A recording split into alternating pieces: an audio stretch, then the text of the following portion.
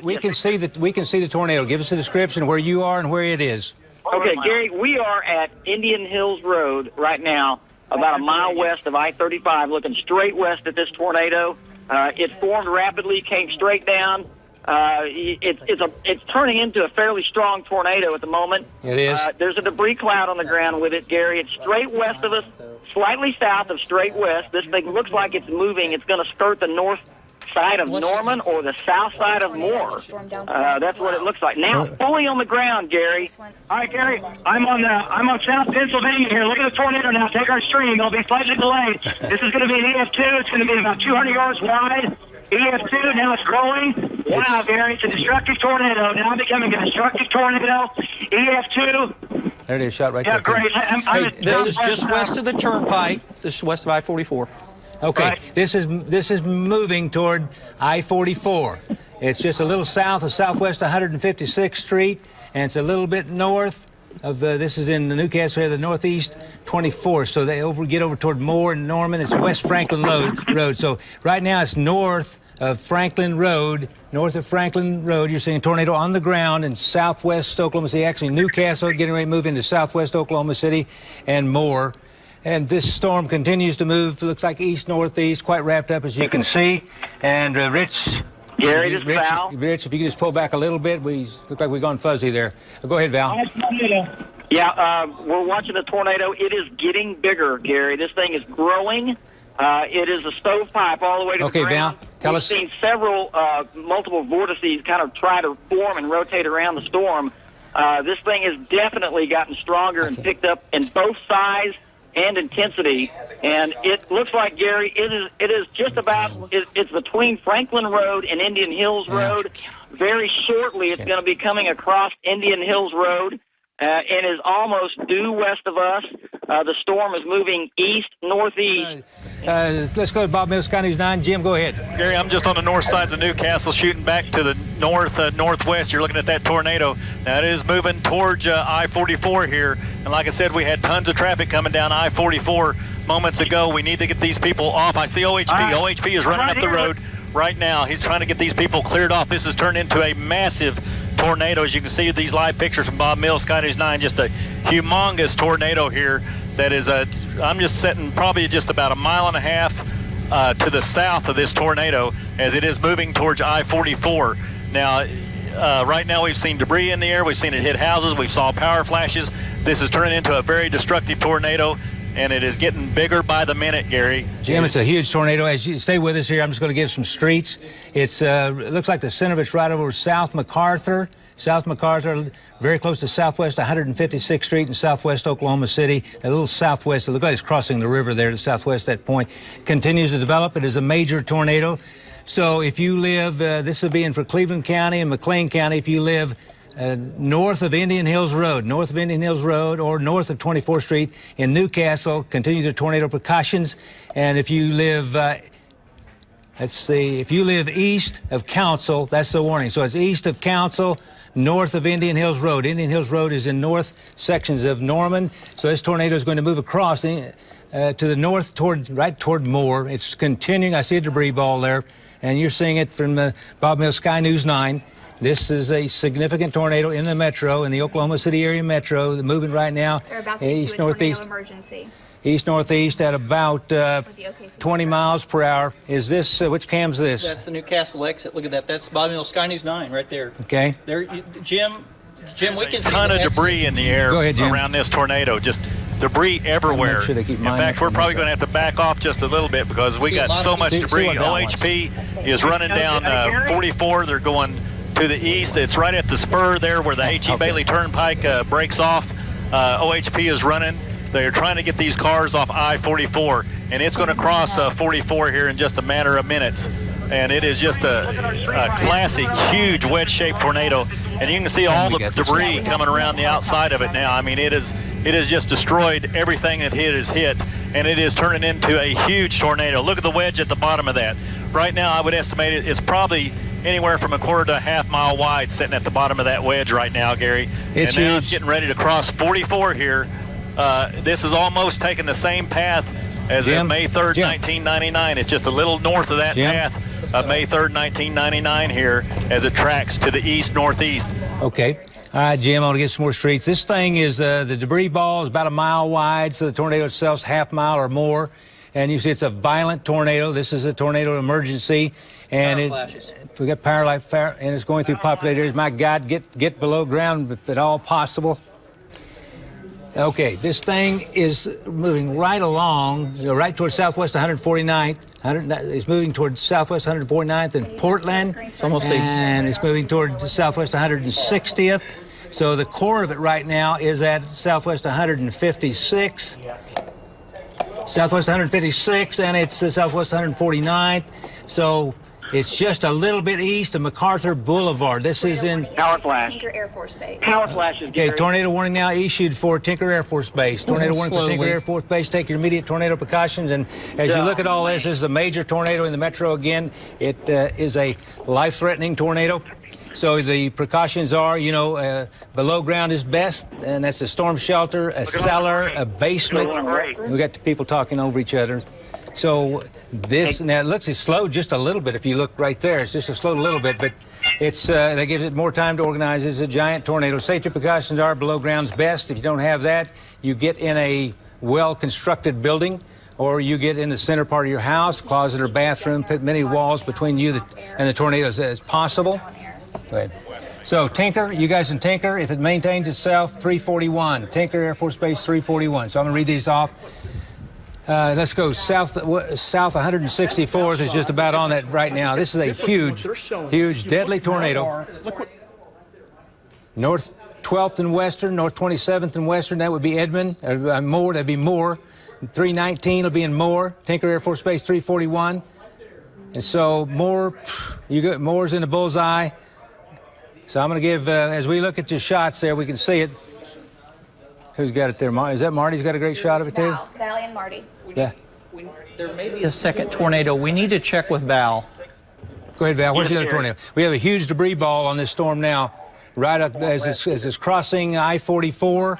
Huge debris ball. And it is right at southwest 104. Let me see. It's just south of 134, southwest 134th, and it's just west of a southwest 149th. Take your precautions immediately, and that means get below ground if you possibly can. Southwest 160th. Dave, Val, go ahead. Yes, Gary, we are on southwest 34th Street, and this tornado is to our west-northwest. It is a giant tornado, just like you said earlier. This is a huge tornado, every bit as big as the May 3rd tornado, Gary. Inflow where we're at is really, really picking up. This thing has just tremendous inflow. Have him pull back again on that shot a little bit. It is, the tornado sirens are blaring out here. The tornado has gotten larger. You see violent rotation around this tornado. This is a deadly thing, Gary. This is very, very dangerous and significant. And I could see debris being spread out ahead of the tornado. All around the tornado, ahead of the tornado for 2 miles. I can see debris being spread out. Val, let me come back up here.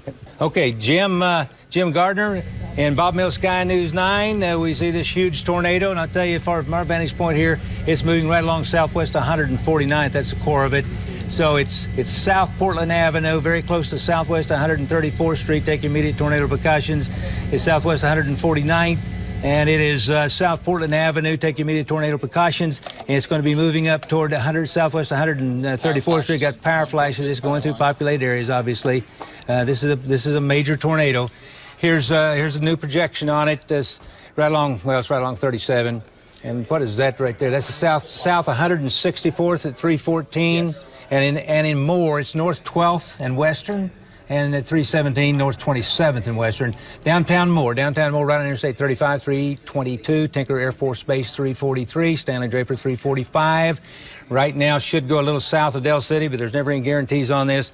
Giant tornado continues. What? We take Pathfinder full. We can't read the time of arrivals on the Pathfinder. We just need to take it full here for a moment if we could. Just very quickly. There it is. You guys can see it there. It's going to stay south of downtown, Gary. It's going to stay it looks like just south of Crossroads. Go back to shot. We're just going to, there's a shot right. Look at David's shot. Can we get a 2-box, Well, with David's shot in there too? There too. And when we look at those 2 shots, a huge tornado. Gary. Tom, go ahead, guys. Yes, Gary, we're on the tornado's right on 149th Street. It's 3/4 of a mile straight west of us. We are right now are 1/2 mile south of 149th Street. I've seen just dozens of power flashes to my west. The tornado is still coming. It's moving east-northeast. I just see violent rotation with this thing. It's 3/4 of a mile or so straight west-northwest of us. It's on 140. Val, appreciate that report. David's right there by. When we get David on, we can still see on the Bob Mills Sky News 9, huge tornado in the metro area, deadly tornado. Tom and Rob shot there on the left. Gary, it's in between Portland and May, right on Southwest 149. Okay. On Moore, you can see the debris ball. Southwest 149, directly between Portland and May. Anybody who lives east and northeast of that location, prepare for a violent tornado right now on the west side of Moore. Jim Gardner, talk to us. Yeah, Gary, right now that's still a massive tornado here, and of course it's getting hard to see, and that's not just from rain, that's from all the debris that is now circulating with that tornado. And you can see the wedge at the bottom, Gary. It's just a massive wedge. As we come around here, we're getting a little bit more in front of it. You can start to see through some of that debris that is circling that. And I can tell you that from a 1/4 mile behind it and a 1/4 mile to the sides, we are having power flashes. So there's a tremendous amount of wind out in front of this thing before the tornado even gets there. So again, we'll just keep tracking it, Gary. We got our trackers on the ground. I'm just going to let them talk because they got better pinpoint streets exactly where they are. But right now, we're just south of it. I'm just staying about 1.5 miles to the south of it, Gary, just slowly moving with it. And I'm hoping that at some point this thing decides to really come up off the ground before it reaches the Westmore. It looks like maybe taking a track right towards the Westmore High School in that area. And so we hope it dissipates here and gets off the ground before it really moves in there because it has already caused a lot of damage. You can see at the very bottom of it, brown. David on there. I'm at Southwest 134th and Penn. It's just south of 134th, and it's crossing Penn right now. It's doing total destruction to every house down here. I'm seeing homes completely leveled. Houses are disappearing right in front of us. It's right here, Gary. It's an EF-4, maybe an EF-5. It's getting ready to cross Pennsylvania south of 134th. South of 134th. It's crossing right now about 1/2 mile south, Gary. It's a 1/4 mile wide wedge. Take our stream. Turn this around. Turn that camera around. Okay, you got our stream, Gary. We're talking to 7-Eleven. The debris is unbelievable.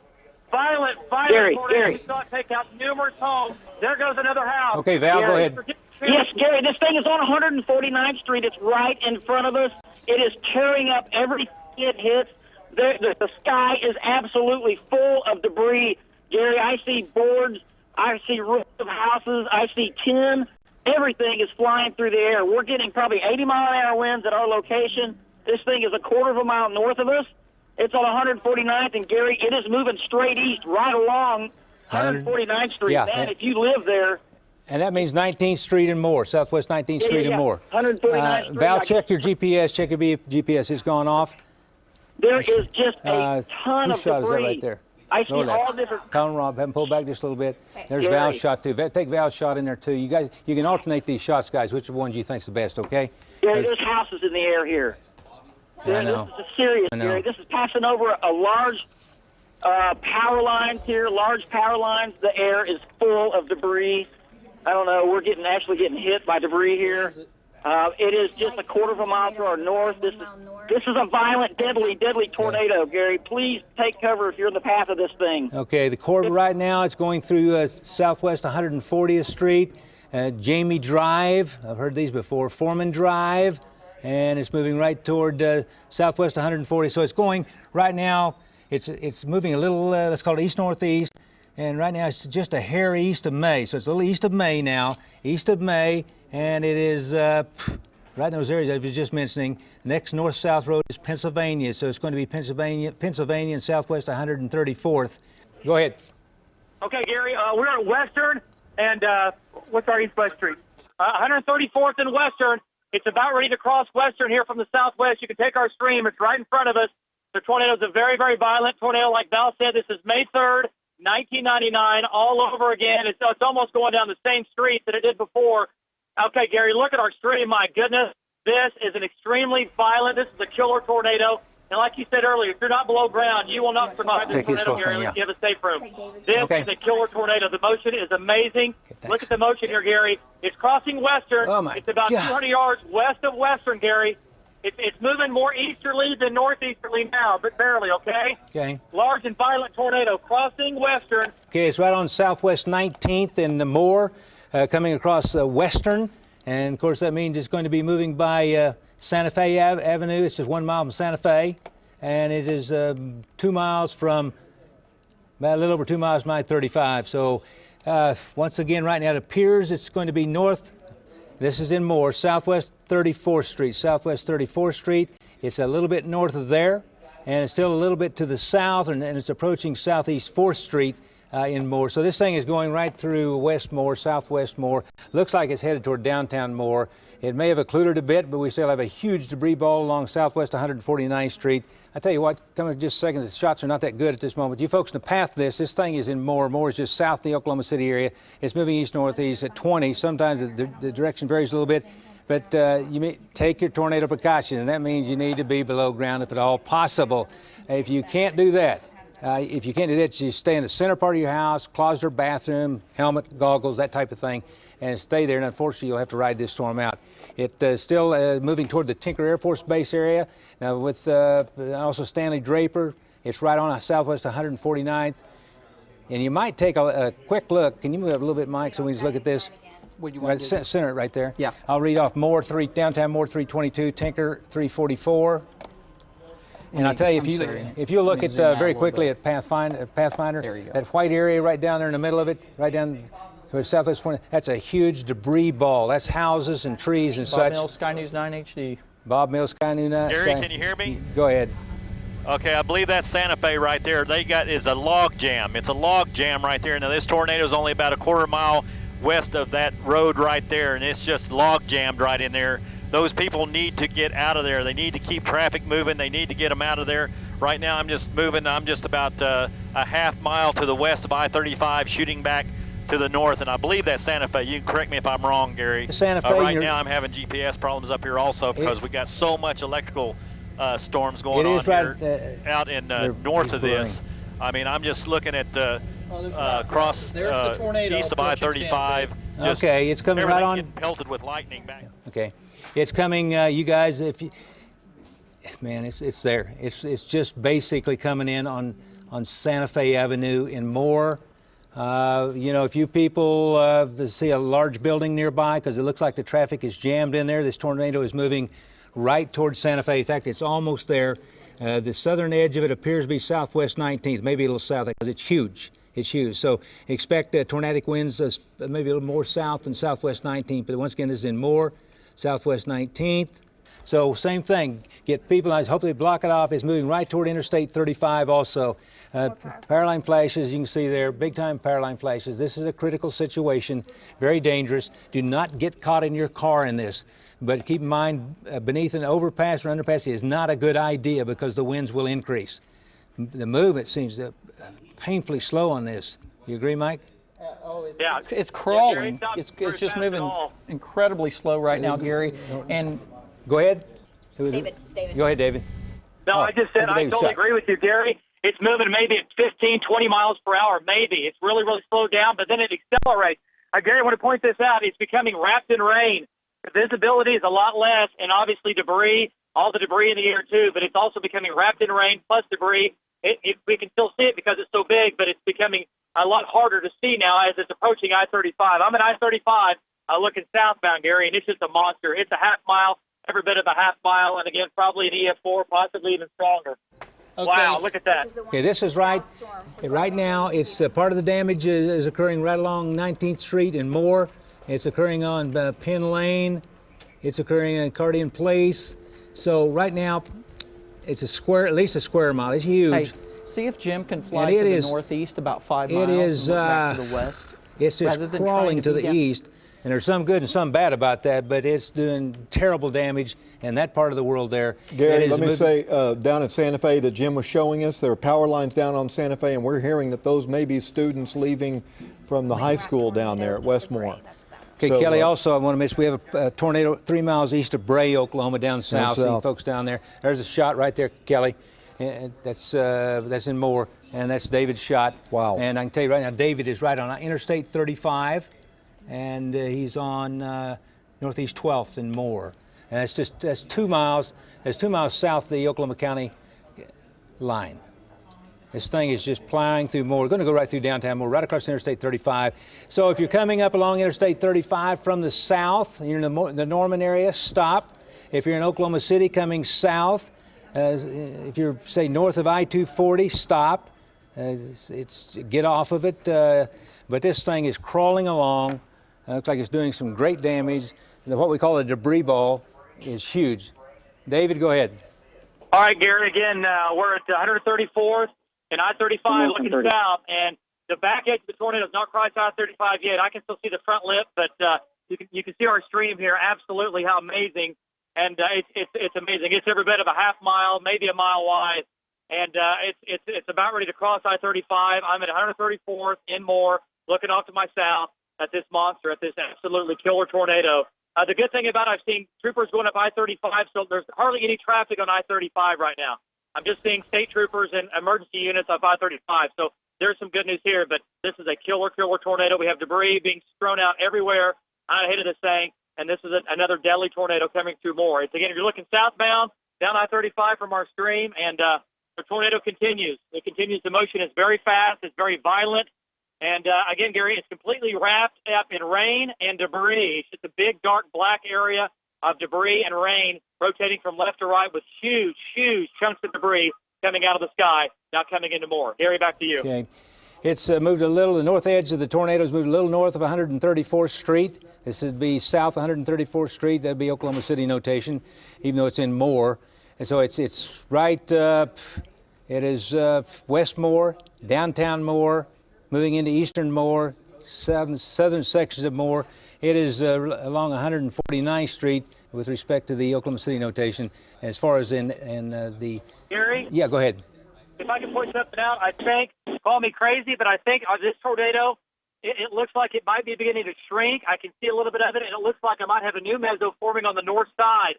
I'm looking at a new area of rotation to the northeast of that tornado. I've got a big new area of rotation that looks absolutely amazing, which is it's just south of 134th. So this thing may be trying to cycle right now. And, again, I'm at Broadway at 134th and Moore, and it looks like it's trying to cycle, Gary, as it continues to move to the northeast. I think that's what's going on with it. I'm not saying that's for sure, but it sure looks like it to me at this point. Gary, back to you. Okay, appreciate that. Hey, jump in any time here. Yeah, the main circulation we had is occluded. It's kind of swept in on itself, so to speak, folks. Still probably still probably doing damage on the ground, but it'll weaken a little bit. And it looks like with this type of cell, just like yesterday, it will cycle. It will produce another strong rotation, another tornado. And so do not let your guard down at all. It's moving east at 20, and it's in the Moore area, and obviously it has done a lot of damage. We've seen a lot of power line flashes and such. The movement is slowed again.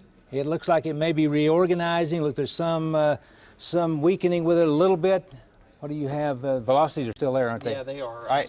There may be still a tornado wrapped in the rain. Got to be. We're not seeing any power line flashes. At least I haven't been. But tremendous damage right now we're seeing on a.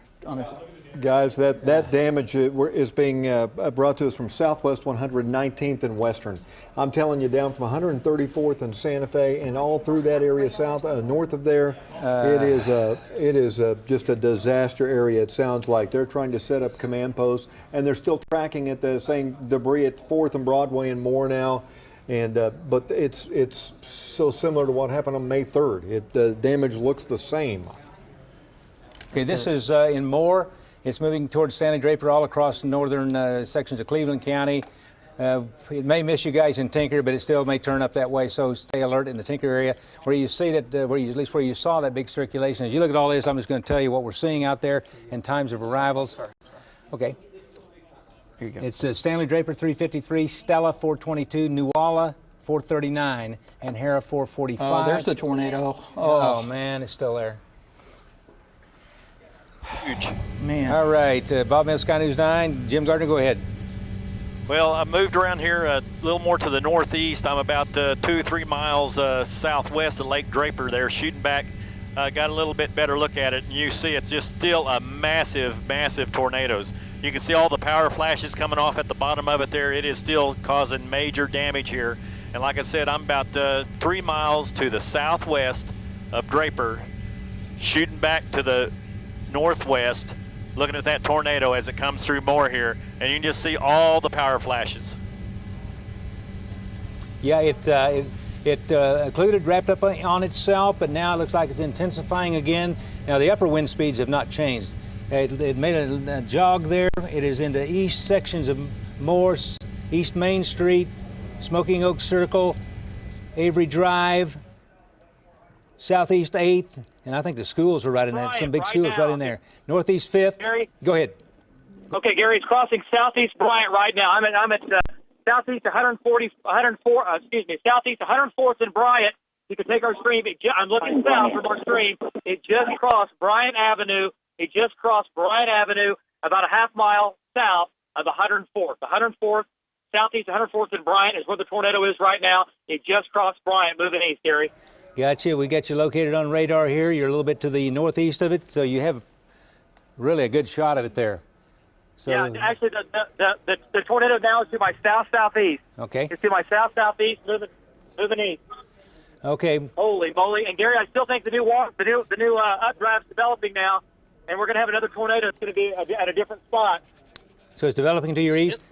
Yeah. It's in the northeast of the tornado right now. There's a new area that's really starting to turn. What's this close intersection? Yeah, no doubt about it. Okay, still moving east, still a large tornado on the ground, but the new area of circulation is getting stronger and south lower to the ground, Gary. South 134th. It's right at south 134th. It's between south 119th, southeast 119th, and southeast 134th, and it's right over Bryant Avenue, and it's moving toward Sunny Lane Road. So that's the little box it in. Now let me put those down there. Okay. And the debris ball is a little bit smaller, so this thing will most likely reorganize and reform and redevelop a little bit to the east, or this may just continue. It's still a major tornado right now, and we're looking at it with live radar, and it's... Gary, it's a lot smaller. Yeah, I can see that. Oh, look at the power line flashes. Yeah. I was going through a neighborhood, Gary. There's a lot of big chunks of debris in the air. A lot of big chunks of debris in the air. Those are homes. Look at it. There it is. It's going through homes. It's still very violent, but like you said, it's just a lot smaller than it was. Oh my gosh, look at the motion. In the rain. Look at the motion. It's on the ground. I can still see it. It's a gigantic circulation. Tornado's still on the ground. It's moving along southeast 119th and southeast 134th. It's right over Bryant. Go ahead. It just crossed Sunny Lane. It just crossed Sunny Lane. Let's go. And I'm in southeast 104th. It just crossed Sunny Lane. Still moving east. It's just south of me, about a half mile. Okay, it just plowed through Elgin Street, northeast 7th, Hilltop Drive, Whedon's Court. It is, boy, it's a slow mover right now. What did we put on there, 15 mile an hour? Yes. 14 mile an hour. So it's weakened a little bit. We still have a debris ball from Bob Mills Sky News 9. We still see a very dangerous tornado. And there may be another one developed from this, or this one just may maintain itself the way it looks, you guys. It's moving toward, that's Draper Lake right there. So if you know people are out at Draper Lake or have houses out there, you know people in advance of this particular tornado, call them, tweet them, Facebook, however you do, get a hold of them, let them know this thing is coming. It is, there it is, not as big as it was, but these storms cycle, and it's still extremely dangerous. It is moving right now right towards Sooner Road. So it's going to be crossing Sooner Road before long. Gary, I'm at Sooner Road right now. Okay. I'm at Sooner Road, and you can look at our stream. It's just southwest of Sooner Road. I'm turning right, headed down Sooner. I'm going to get a little closer to it here. Look at the motion, Gary. Boy, this thing is really moving east. You're just a mile from it. It might have picked up a little speed, Gary. Think so? Okay. Yeah, I think so. The debris balls, the debris ball is increasing in size again. That means trees and houses and such. And it's moving right along Country Lane. It's affecting Payden Street, northeast 7th. So right now it appears the danger is north. Bob Mills Sky News 9, do you copy me? Go ahead. Go ahead, Bob. Yeah, it's gotten a lot bigger. It's cycled back up now. It's getting a bigger wedge on it now. But just look at that, all the debris around that thing, and we're watching it, and we got power flashes well to maybe a quarter to a half mile all the way around this tornado. So what I'm talking about is where you see the wedge on the ground, we're seeing power flashes a quarter to a half mile out around from that wedge. So there's tremendous amount of wind in this push down front. See, there's a power flash right there way behind it. So there's just a tremendous amount of wind, and it's cycled back up, Gary, from this picture shot from Bob Mills, Sky News 9. You can see it has grown again. For a minute there, it looked like it was going to decrease, maybe get lucky here, but now it has just grown into a massive tornado again. Guys, as you're tracking this, we got to tell you, a school down in Moore. We know a school in Moore has been hit, an elementary school. We believe it is Briarwood Elementary School. That's the word we're getting. That's going to be on Southwest 149th and Westmore, which is in between Santa Fe and Western. Our Michael Konopasek is there, and we understand, he says there is extensive damage. We're also getting word that some kids may be trapped. Okay, this is the initial reports we're getting there at Briarwood Elementary. As soon as we get our shot established, Michael Konopasek, we'll go out to him. I just heard Oklahoma City police in South Oklahoma City say they're at 149th and May Avenue, and everything south of there is damaged or leveled up and down May Avenue. So, Gary, a tremendous amount of damage. There are going to be a lot of injuries. We hear people going to the hospital in private vehicles. Tornadoes still on the ground. We'll go back to Michael in a minute. Let's get back over to Gary and Michael Armstrong right now for the update on the tornado right now. Well, it's continuing right now. The main core of the circulation, it's a mile across, at least on the debris, from 134th Street up to 119th Street. It's crossing over Sooner Road right now, soon be crossing over Air Depot. It's moving directly toward Draper Lake and southeastern sections of Oklahoma County. Let me move over here and I'll see very quickly. Hold on a second here. Let's see. Tinker, if it doesn't turn due north, you may be fine in Tinker. It's headed toward Draper Lake. That's the blue area over to the right. But let's do a quick check-in with, and then this is going to last about 10 seconds. Mike Armstrong on the south storm down near Pauls Valley. Go ahead. Okay, Gary, on the south storm, looks like this will be moving into Garvin County. We do have a rain-wrapped tornado reported 3 miles east of Bray. That's going to be moving east or east-northeast up toward Pauls Valley. Could be in the Pauls Valley area by 5 p.m., so do not be on I-35 by 5 p.m. Down near the Pauls Valley area is another tornadic supercell is in progress across northeastern parts of Comanche County, moving into Garvin County. Gary? All right, if you're going east on I-240, if you're in the western part of Oklahoma City, Oklahoma County, and if you're, say, west of Sooner Road, don't go east on I-240. Because it's probably going to hit it or hit 40 over there in southeastern Oklahoma County. Right now, we're going to have to go back north up here at the lake. Leading edge of this, it looks like it's weakened there a little bit. The smaller, sometimes the speeds actually increase when it gets smaller. But it's moving towards South Midwest Boulevard.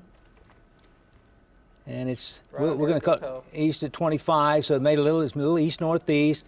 So it's approaching Midwest Boulevard and southeast 104th. Midwest Boulevard and southeast 104th. So it's been a long track storm. It changed in size. There is Bob Mills, Sky News 9. Jim, go ahead. Well, Gary, right now I would estimate it's only South Oklahoma City say over the scanner, everything to the south of here is obliterated. There's a neighborhood to the south of there at Southwest 134th and Robinson, Harvey area. This is on the southwest side of Moore. All the homes down there in one neighborhood, he said, are just wiped out. He said the whole neighborhood is wiped out. It's a terrible situation. It is very reminiscent of what we saw May 3rd, 1999. We didn't think we'd see another one of these, certainly not so soon, and it's turning into a nightmare scenario.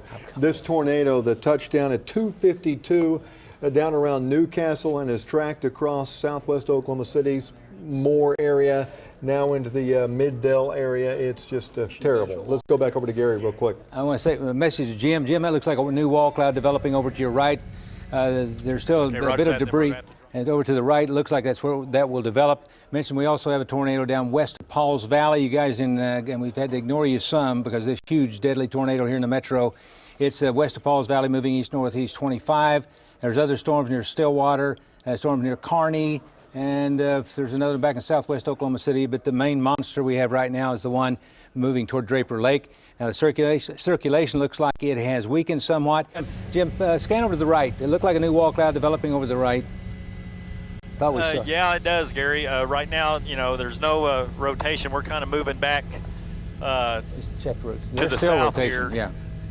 But yeah, it's very low. Let me turn around here, Gary. I'm gonna make a slow turn so we don't tumble the camera too much. But there is another wall cloud.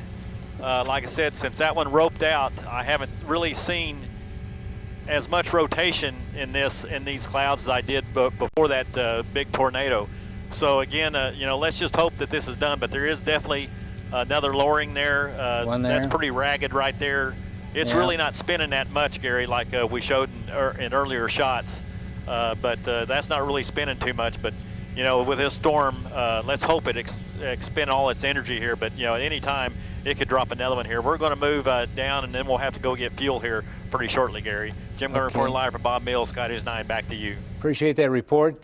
There's a good shot of a wall cloud possibly redeveloping, and maybe the old one developing again. And that's down south. That's over right over Stanley Draper, just a little to the west. Long track tornado. Did a lot of damage, has been doing a lot of damage. This thing is lowering, rotating, so you guys from the Stanley Draper area along 119th Street on up to south to 89th Street, which is the county line, this thing is getting ready to put down another tornado.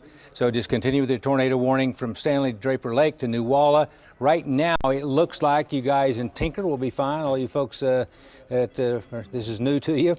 And so we're going to take one more scan right there. It looks like to me it's intensifying again on radar, and the wall cloud is getting a little bit lower. What do you have there, Lacey? David is on 240, just north of Lake Stanley Draper. How about the location in town? This was for Liberty Creek and Shadowwood North are going to be in the path if it stays on its current track. Until this tornado comes down again. Kelly, you want to take it? Update people, the situation in Westmore right now is catastrophic disaster. Homes flattened. Briarwood Elementary took a direct hit.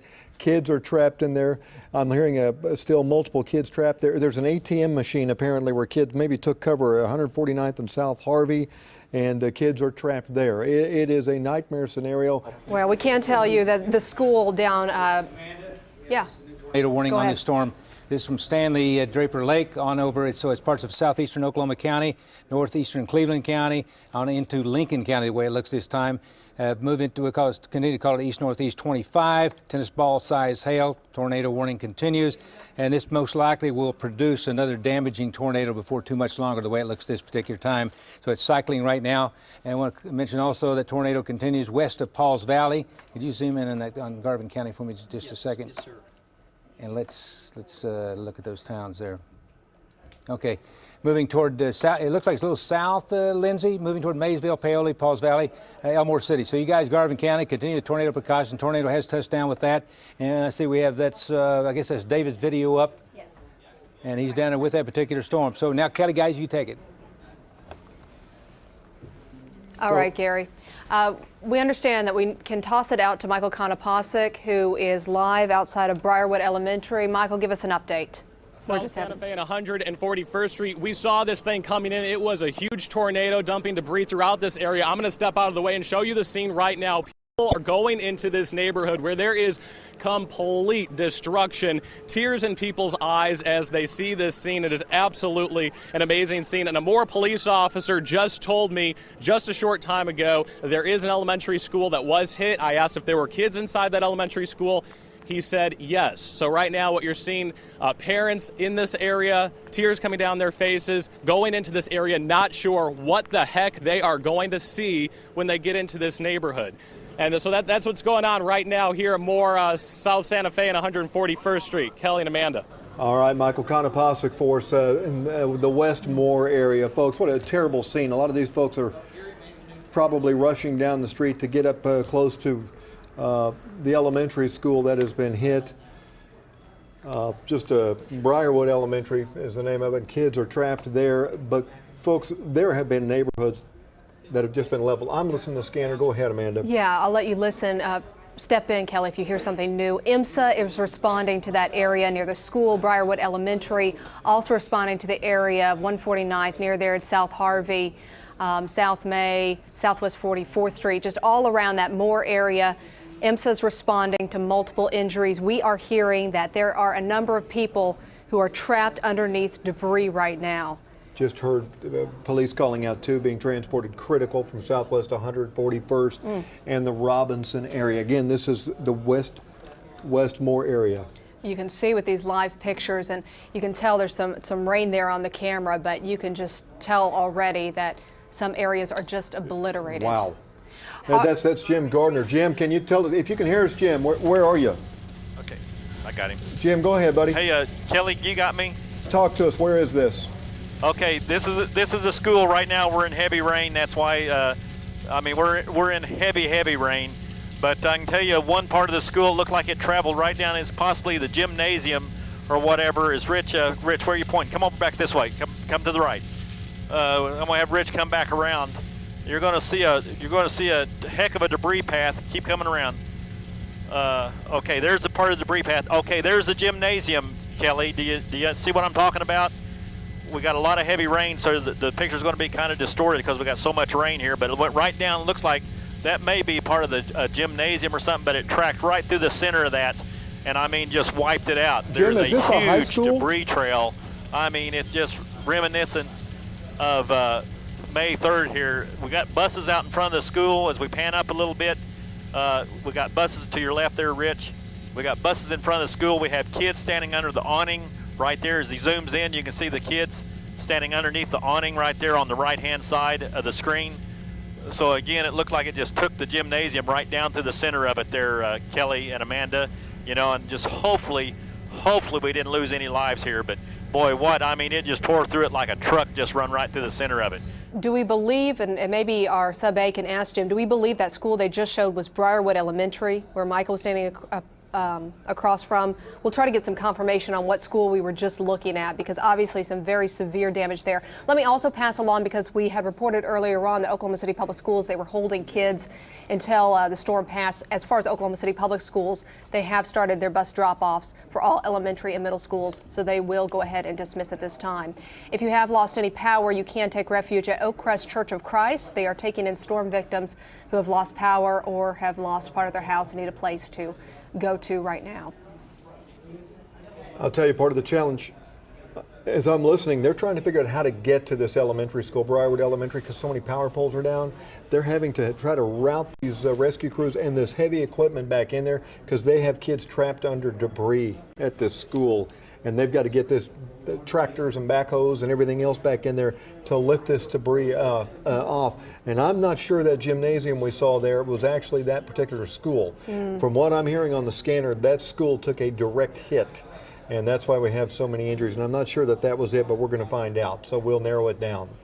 Go ahead, Gary. That's the Warren Theater. That suffered a great deal of damage, sustained a lot of damage there. You can see that. Don't know if anyone was in there. The parking lot is emptying out. How about the restaurants over there to the east along the highway? Haven't seen. Let's get Jim. Jim, if you can hear me, and Rich Kriegel, who's a photojournalist, can you show us a shot to the south of there? No, to the right. To the north of there. There's one of the businesses right there. I don't know if that was the Harley dealership. I think it's back to the south. I'm not sure what that one was. We need to go to Hank. Gary, I'm in Purnell. There's a tornado that keeps touching down just west of Foster. I am in Purnell looking north. This is going to be southeast of Cotton City, west of Elmore City, just north of Highway 29, west of Elmore City. We had a tornado on the ground. It looks like it's lifted. We still have a rapidly rotating wall cloud.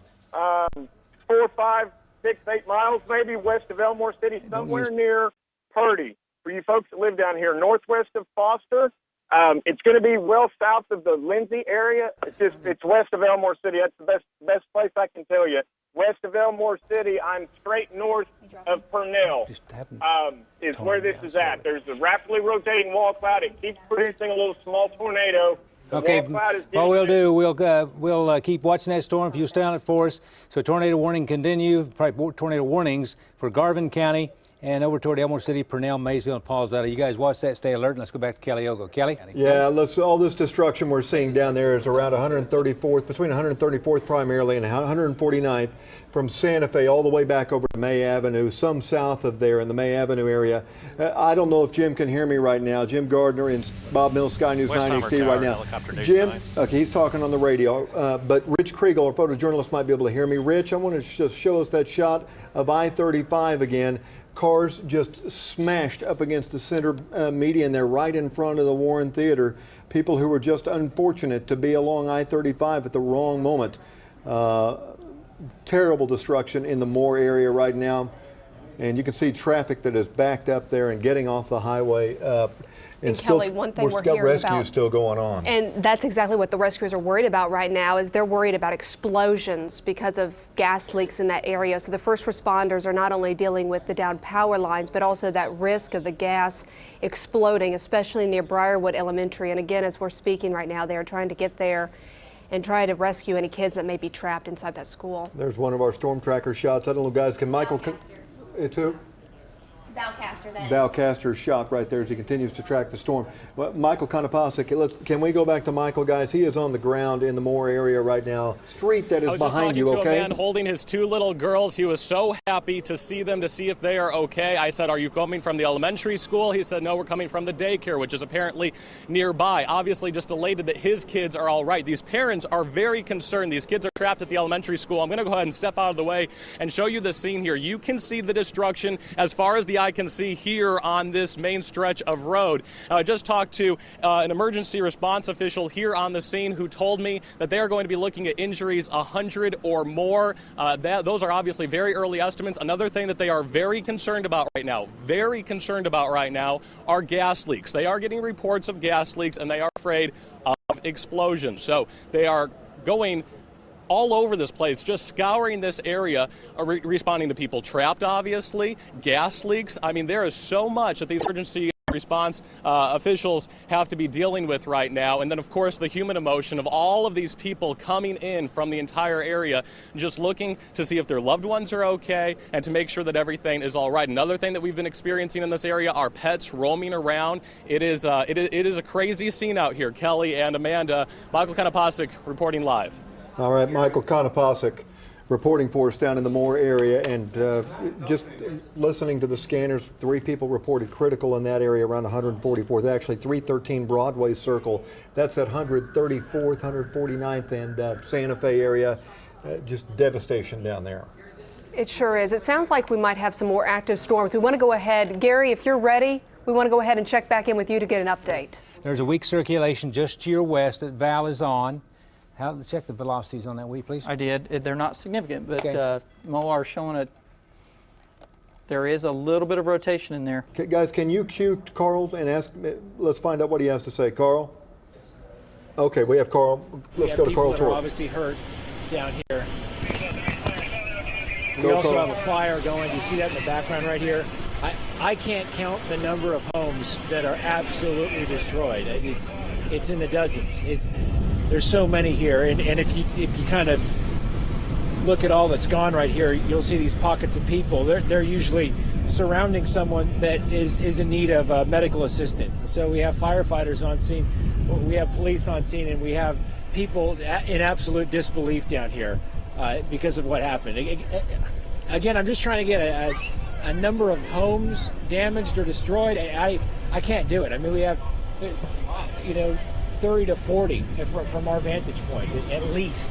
And you got cars overturned, and it's a mess right now, and people need help, and we do have medical personnel arriving and working very, very hard. News 9's Carl Torp. You can hear it in his voice. The damage is overwhelming. It is mind-blowing the first time you see something like this, and really any time. But people just wandering around, you can't even recognize what is yours and what is someone else's, or even where your house was. A lot of times they'll go through their spray painting addresses on anything they can find, so people will roughly know what was their house. Just a terrible situation, and what we're most concerned about right now is people who are trapped in the rubble, those who've been injured. A lot have been taken by private vehicle to hospitals. Go ahead. I can tell you, because we've been talking a lot about Briarwood Elementary School, it looks like more police are there. They're assisting with the children who are trapped in the school at this time.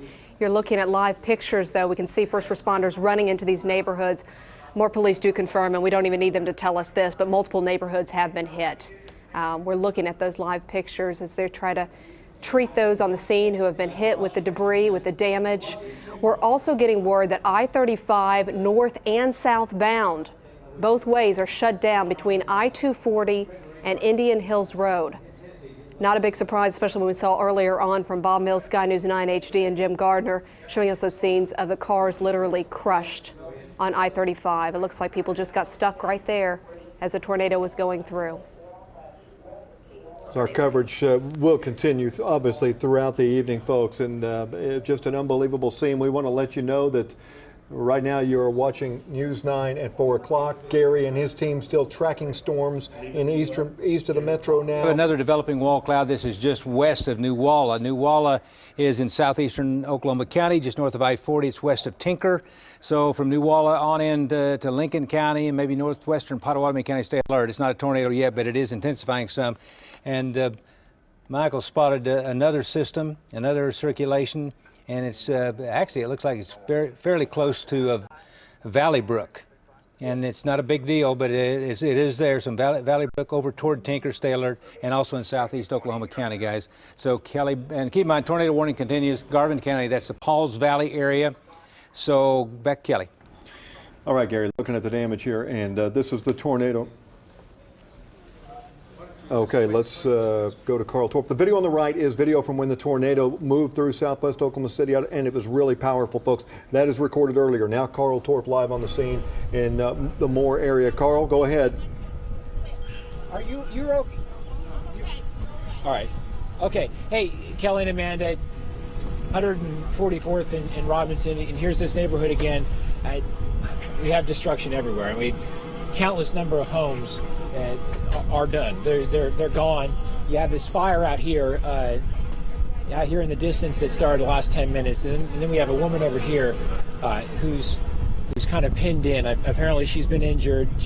Police said she had a board either going through her leg or on top of her leg. She can't move, but she's obviously conscious. She's talking to people here, but she needs help to get out of there right now. And this is just one person here. I mean, you can count a dozen of them everywhere around here that need help. And these, we speak to someone a block away, and they rode out the storm in their hallway. Said they were lucky. I mean, the outside walls of the house came down, but they made it. And then you have people here that tried to ride it out inside their homes, and look what's left of their homes. There's debris everywhere, and so we are constantly hearing sirens as more and more medical crew come in here. They're absolutely needed right now because of all the damage that we're seeing. As you see this, we can just, right, Carl, we can just barely hear you over the emergency vehicles and their sirens there, and that's understandable.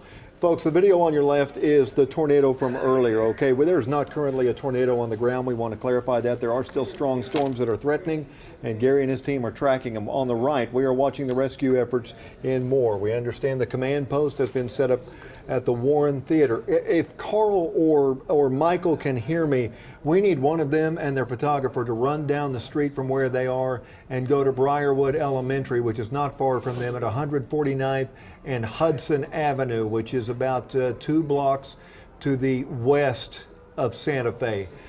Okay, let's go back to Carl Torp now. And again, I think we might be able to hear him over the sirens. Go ahead, Carl. If you can, kind of try to hood that microphone a little bit.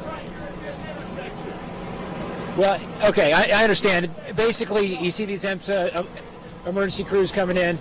They basically said they need to get a way out of here. There's so much debris in the road, and with all these houses now gone, it's kind of hard if you don't know your way around here to understand where you're going. The street signs obviously are gone, the homes are gone, and you have these ambulances trying to get in here and get out. So we just had a guy over here, and he just hollered out, I need a way out, I need a way out. And so these people, as they're being taken out of their homes, and a lot of them are trapped right here, like this woman here, she was impaled by debris here. So this is... I mean, have injuries out here, and you have all these cars that are overturned, and it's chaotic out here as crews are getting in here, trying to help these people as best they can, but at the same time, trying to get them to the hospital as quickly as they can, and that's kind of a challenge now when you have all this debris in the road. So, and we still have this fire that's burning out here in the distance. I'm not sure what that is, but it's about a half mile away from where we are, and it's been burning for the last 30 minutes. So. Chaos, and we keep on using the term war zone, but that's kind of what we have here right now with all the people that are badly hurt by this storm. Kelly and Amanda. Okay, Carl, appreciate that. I do tell you, folks, this damage looks very much like what we saw May 3rd, 1999. And homes losing. Michael, just hold up there. In the bathtub. You just got out of your house right now. Yeah, my neighbors the house. We were stuck. So you were in the bathtub and you had your 2 kids. Yes. I can still see the stuff in your hair right now. You're obviously shaken up. In your house. What your house is destroyed? It's gone. Our car's in where our house was. Everything's gone. How are you and your kids doing right now as far as feeling all right? Well, I think so. He just wants to be checked out. He's scared, so he wants to make sure he's okay because I was on him. And was everything above you just taken off? Our whole house is gone. Everything but where we were is gone. You were in your bathtub. We were in our bathtub. Had you not been in your bathtub, it could have been a much different story, right? It would have been completely different. The important thing is you all are okay. My husband told us to get in the bathtub immediately and put the mattress on, and when we put the mattress on, I got her on top of me and it hit our house. And I held her in by her hair. They were trying to take her away. Did you live here during the 1999 tornado? No. Yeah. This is our first one to go through. All right. Well, I don't want to delay. Go here. Let's try to find some emergency. Michael Konopasek down in Moore. And folks, people are just wondering. We remember this from May 3rd, 1999. Folks, people are just understandably just dazed and lost by what is happening. A fire burning back in the background. We will hope and pray that this does not turn out to be like May 3rd, 1999 was, when we lost 44 lives that day and the strongest tornado ever recorded. I tell you, we've seen what certainly looks like some fatality situations in vehicles on I-35, which is what happened last time as well. But this time they were just smashed up against the center barrier. That's right in front of the Warren Theater right there. Yeah, and you can definitely tell that they just got stuck there right as that storm was coming through, and they had no time to go anywhere else. We do want to pass this along. Law enforcement really does not want people going down to that area right now to help out. We know, everybody sitting at home wants to know, what can we do to help? There will be a time for that, but right now is not the time to go down there. In fact, they have I-35 shut down in that area. They want to make sure that they can get their emergency vehicles out as soon as they can get the roads clear. Plus, there's a lot of power lines down, a lot of power poles down, so stay away from that area. Emergency vehicles, we're being told from Oklahoma City Police Department, they can't get through. Okay, yeah, I-35 shut down both directions. Let's go to Gary now. Gary's still tracking these storms. Go ahead, Gary. Absolutely, and let's check in with David Payne, and if you can put David Shot up in one of those. David, go ahead.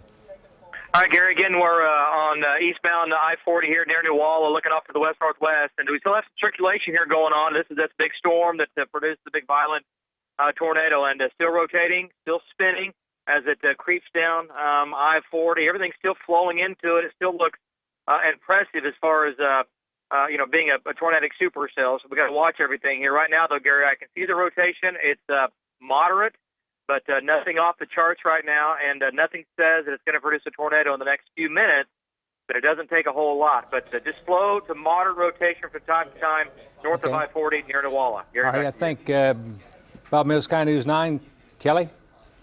Oh boy, a home that was damaged and is now burning. There's a live shot from Bob Mills, Sky News 9 HD, and our pilot Jim Gardner is over it. Jim, if you can hear me, talk to us. That's right, Kelly. This is where the tornado passed through. This home is on fire. This is at the Fairways at Moore area, housing area, and Fairway. We're getting word that Midwest City Fire Department, they've also sent their 2 fire engines there to assist on those fires. They also gave us the address of 8th and Howard and Moore. I'm not sure if that's where Bob Mills Sky News 9 was, but here's another live picture. We're going back and forth between our ground shot and Sky News 9. Yeah, as soon as we get Jim back up, let's... There's power lines down everywhere. There's total devastation through here. I-35 shut down northbound at Indian Hills Road. They're taking traffic off at Indian Hills Road. It's a parking lot. I mean, this is just a horrible case scenario where this burns, it could catch the next house on fire, and they just continue to burn because there's just no way in here to fight this fire, Kelly. Jim, if you can, when you guys can go to a higher hover or something and can you show us a little bit more of the path of what this was? And you flew over May 3rd, 1999. How does this compare? Well, right where we're sitting, Kelly, it's almost an identical path and almost identical destruction. We're going to roll around here. As we roll around, Rich, all he has to do is pan up just from this fire. And okay, now if Rich, if you just kind of pan up and widen out as wide as you can. Well, there's the path, Kelly. That's just from here at the fairways at Moore and up to I-35. You see the Warren Theater there in your picture. You can see the path. You can see the path across I-35. Now it gets narrow, more narrow, once it gets on the east side of I-35 there. It narrows down again. But I could almost bet that if you had a map from May 3rd, 1999 and overlaid it on this tornado now, it'd probably be almost the same path. The only thing I can tell you, the only thing it did different than May 3rd, 1999 is when it crossed Interstate 35, it went more directly east straight towards Lake Draper. Jim, I know that May 3rd, 1999 went straight towards Tinker from this location. Jim, I know that you can. Tinker. I'm sorry to interrupt you, buddy. I know that you can see them, but there are more storms coming in over in the Oklahoma City Community College area, which is along I-240 and Southwest 89th and I-44. They are not tornadic, but they are storms that are going to come in and interfere with rescue efforts. Heavy storms. Lightning. Go ahead, Michael. You talk to us. They're lightning. They may have some small hail, very heavy rain. We indicate that near OCCC, just near Will Rogers World Airport, and right on down toward I-44, right where the tornado came through. So that's going to be moving kind of east over the Moore area. We are watching additional storms down south. We have a tornado warning now in Lincoln County, also with that storm that lifted northeast. We don't have any indications of a tornado on the ground at this time. However, I will tell you the storm that's back to the west of Pauls Valley in northeastern Stevens County, getting ready to move into Garvin County, is looking more and more tornadic for the Pauls Valley area. That could be moving into Pauls Valley around 5 p.m. So as much as I hate to say it, we're not done yet. I'm afraid that might be Briarwood Elementary School, right? Jim Gardner, does that look like a school to you? Yes, it is. It is, Kelly. Oh. This ain't good. That's for sure. No, it's not. People are digging through the debris. Sorry, Kelly. It just gets a little hard to talk here.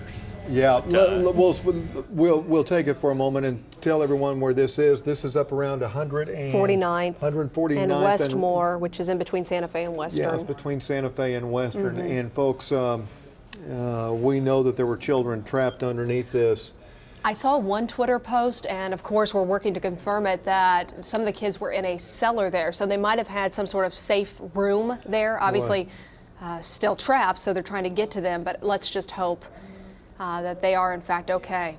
You can tell a lot of people there on the scene. We saw also from Carl Torp's scene earlier on that the National Guard has already arrived, and they're there to lend a hand as well. They're setting up a second triage unit now where they can sort out people who have been injured by the severity of their injuries at 141st and Santa Fe, and they have ambulances and paramedics standing by there.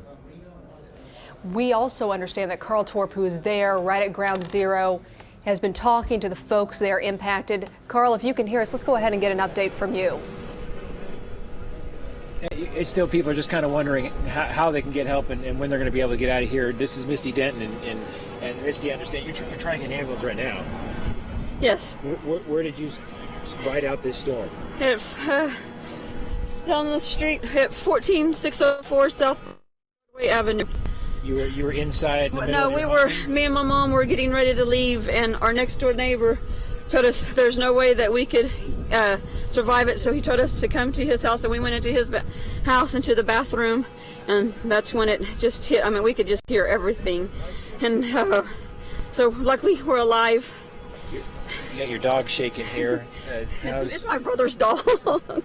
So, but I'm lucky to be alive. My mom is okay. I think she's got a broken wrist and a shoulder. Our friend, she's fixing to hit. She can't move. And then our other neighbor has his head busted open. How many people were inside this bathroom here all together? I assume you had the dog as well. Probably 5 of us, and then our dogs. When you look at this, and then you see that people are being hauled away on stretchers, and you survived this in a bathroom. I can't imagine. I mean, I've been through. I mean, the May 3rd tornado. It hit me by 2 blocks, and you just don't think that it would ever happen to you, and it does. And it's just, I'm amazed to be alive. So I'm very amazed. We're glad you're okay. We hope you can get some help. Thank you. Obviously, for an ambulance, along with a lot of people here. The one thing that we want to again say is that right, I guess this is Santa Fe through here. This is kind of the main drag through here, and we're being told that they don't want anyone on this road because they're trying to clear the debris so they can get the emergency vehicles in and out of here. We have the National Guard also here, and EMSA obviously, and now you see these fire trucks going by, but slowly but surely things are getting organized here as we have people here waiting to get some medical attention. You see them kind of just lined up here on the corners, and paramedics are getting to them as fast as they can. We have this little girl right here wrapped in a blanket. Carl, I'll tell you what, we're going to come back to you. I know there's stories and heartbreak everywhere down there. Getting word now over the scanners that Plaza Towers Elementary had a building collapse. That may have been one of the ones we saw from Sky News 9 a little while ago, Gary. But it's just that everywhere they look, there are more problems and more people hurt. A lot of storms, Kelly, I want to mention that are in southern Oklahoma City, eastern parts of Oklahoma City, and really that New Walla one, little northeast there, is winding up. And there's a big storm, tornadic thunderstorm down west. We'll do a real quick cut on one of these screens with Michael to update you guys in around Pauls Valley. Big time tornadic thunderstorm down there, so be sure you take your tornado precautions. Michael? Okay, listen, you guys down south, I know you're terrified after seeing what happened in the south side of Oklahoma City, and so we're going to focus in just for a minute here on what's going on down here in other parts of the area. So we have thunderstorms continuing again across the metro and to the east. This is the one that continues to be tornado warned, lifting into Lincoln County, but here's what I want you to look at. West of Pauls Valley, this storm that's located in Garvin County, the circulation is south and east of Lindsay. You guys in Lindsay, you're okay. Okay, no problems there.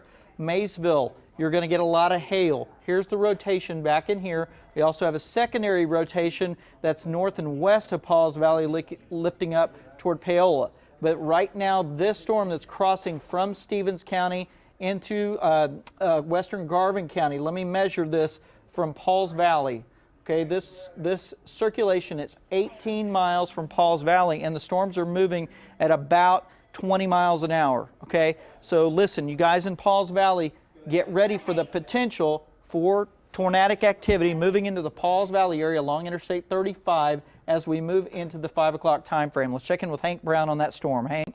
Mike, I'm in Elmore City, looking to the northwest. There's a rotation to my east near Pauls Valley.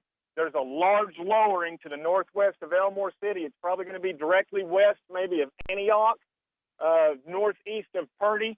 There's a large rotating lowering, Mike, a very large rotating base. That's to the west. Towards Pauls Valley, the front edge of that, there's an inflow couplet. It's got a large rotating lowering with it, too.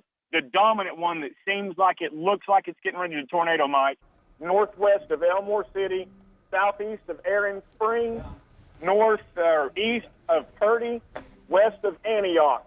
Anybody in this area, take your tornado precautions. This is the most well-defined this lowering and rotating wall cloud has got in the last 30 minutes. Okay. All right, Hank, storms do continue. We've got that one west of Elmore City, so in around Pauls Valley. We won't be back to you as much as we would like to be.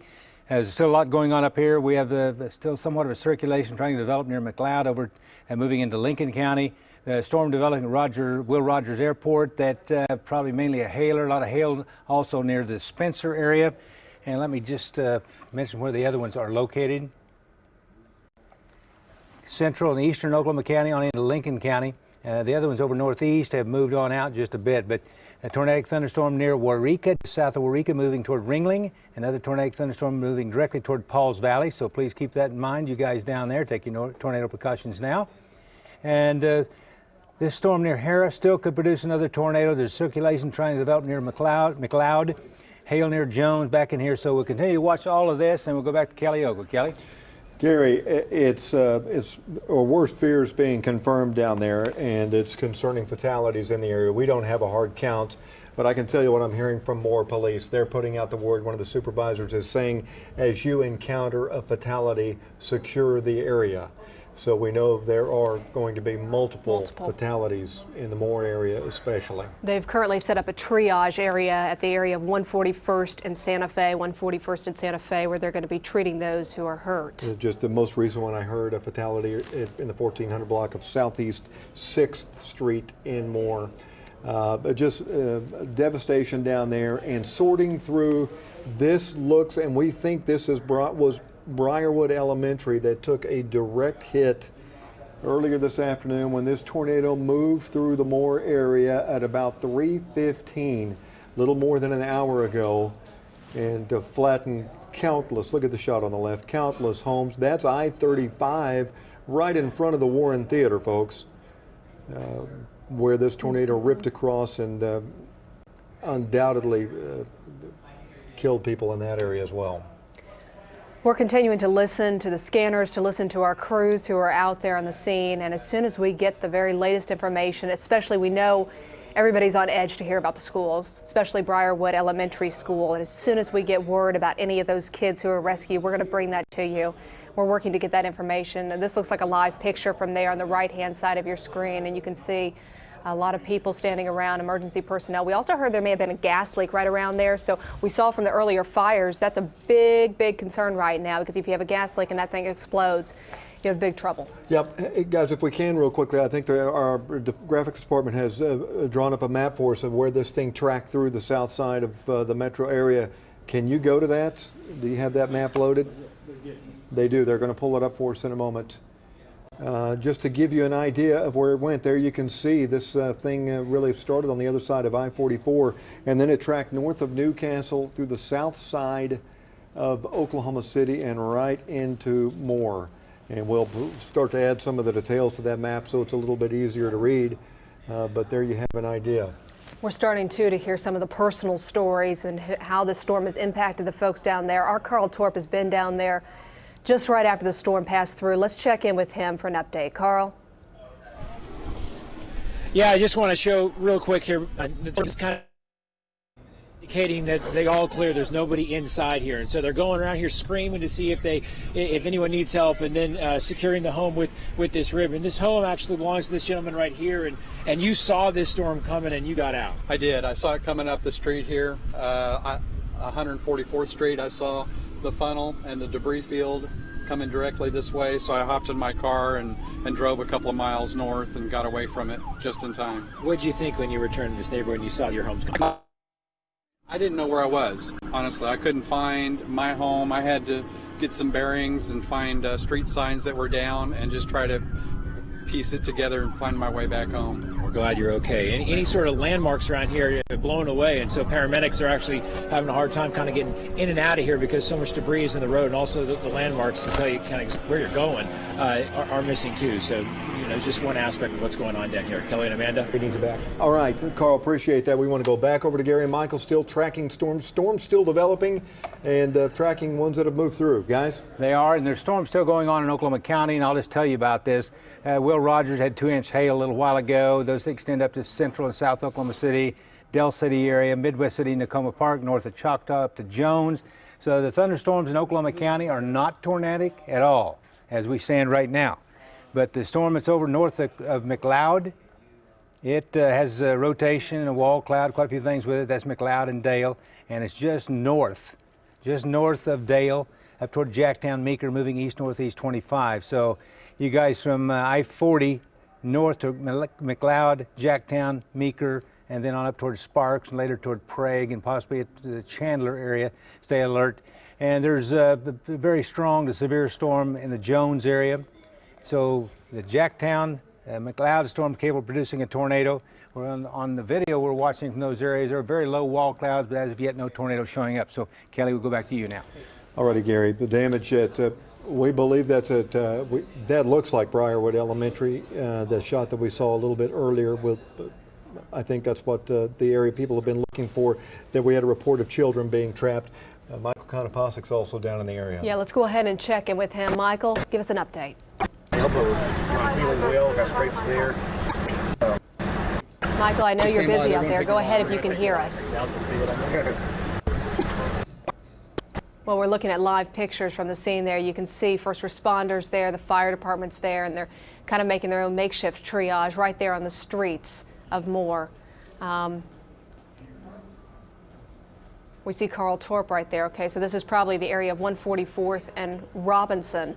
This is not too far from the Briarwood Elementary School. In fact, this looks to be just less than a mile away, probably a quarter mile away from that elementary school where we were looking at those aerial shots earlier on. Edmond Police Department, they're also sending their team of officers down to Moore to help out because they are going to need a lot of help as they have to go through these neighborhoods. We're getting word also of multiple fatalities in the Moore area. We're working to get some more details on that, but not a big surprise when you look at the devastation caused by this tornado as it ripped through the area. Kelly's currently monitoring a lot of the scanners too to get us some more information. I'm listening to Moore PD right now. Hold on one second. Sure. I might need to relay something to our helicopter. Let me go ahead and just fill folks in on what we know so far. There was a fire at the fairways at Moore that was going to be near South Santa Fe and Southwest 19th Street. So they're not only dealing with the devastation, but they're dealing with fires. And as soon as the fire happens, it's almost next to impossible to get the fire truck in there. Is that shot on the right from Jim live, or is that that is live? Okay. The rescuers down in the area are searching for people under rubble, and there is a helicopter hovering overhead. I would assume it's not ours because it's on the move. There's a helicopter overhead that they need moved because they can't hear the people in the rubble. And whether it's news or police, a rescue helicopter of some sort, that's one of their problems they're having right now, trying to listen to people who are trapped in the debris. Boy, look at that shot. That looked, guys, Gary, Michael, that looks like it did 14 years ago. Absolutely. It looks a lot like the May 3rd, 99 damage. Maybe even worse in some areas. Yeah, huge. We're looking at that. I'll tell you, you guys in Meeker, there's a strong circulation, a tornado warning just west of Meeker, moving toward the Meeker area, and it's moving, looks like northeast. We'll have to put it northeast, 30 miles an hour. I think we have Val's in south central Oklahoma City. Val, go ahead. Yeah, that's right, Gary. We're just south of Meeker right now. A matter of fact, we're about 3 miles south of Meeker.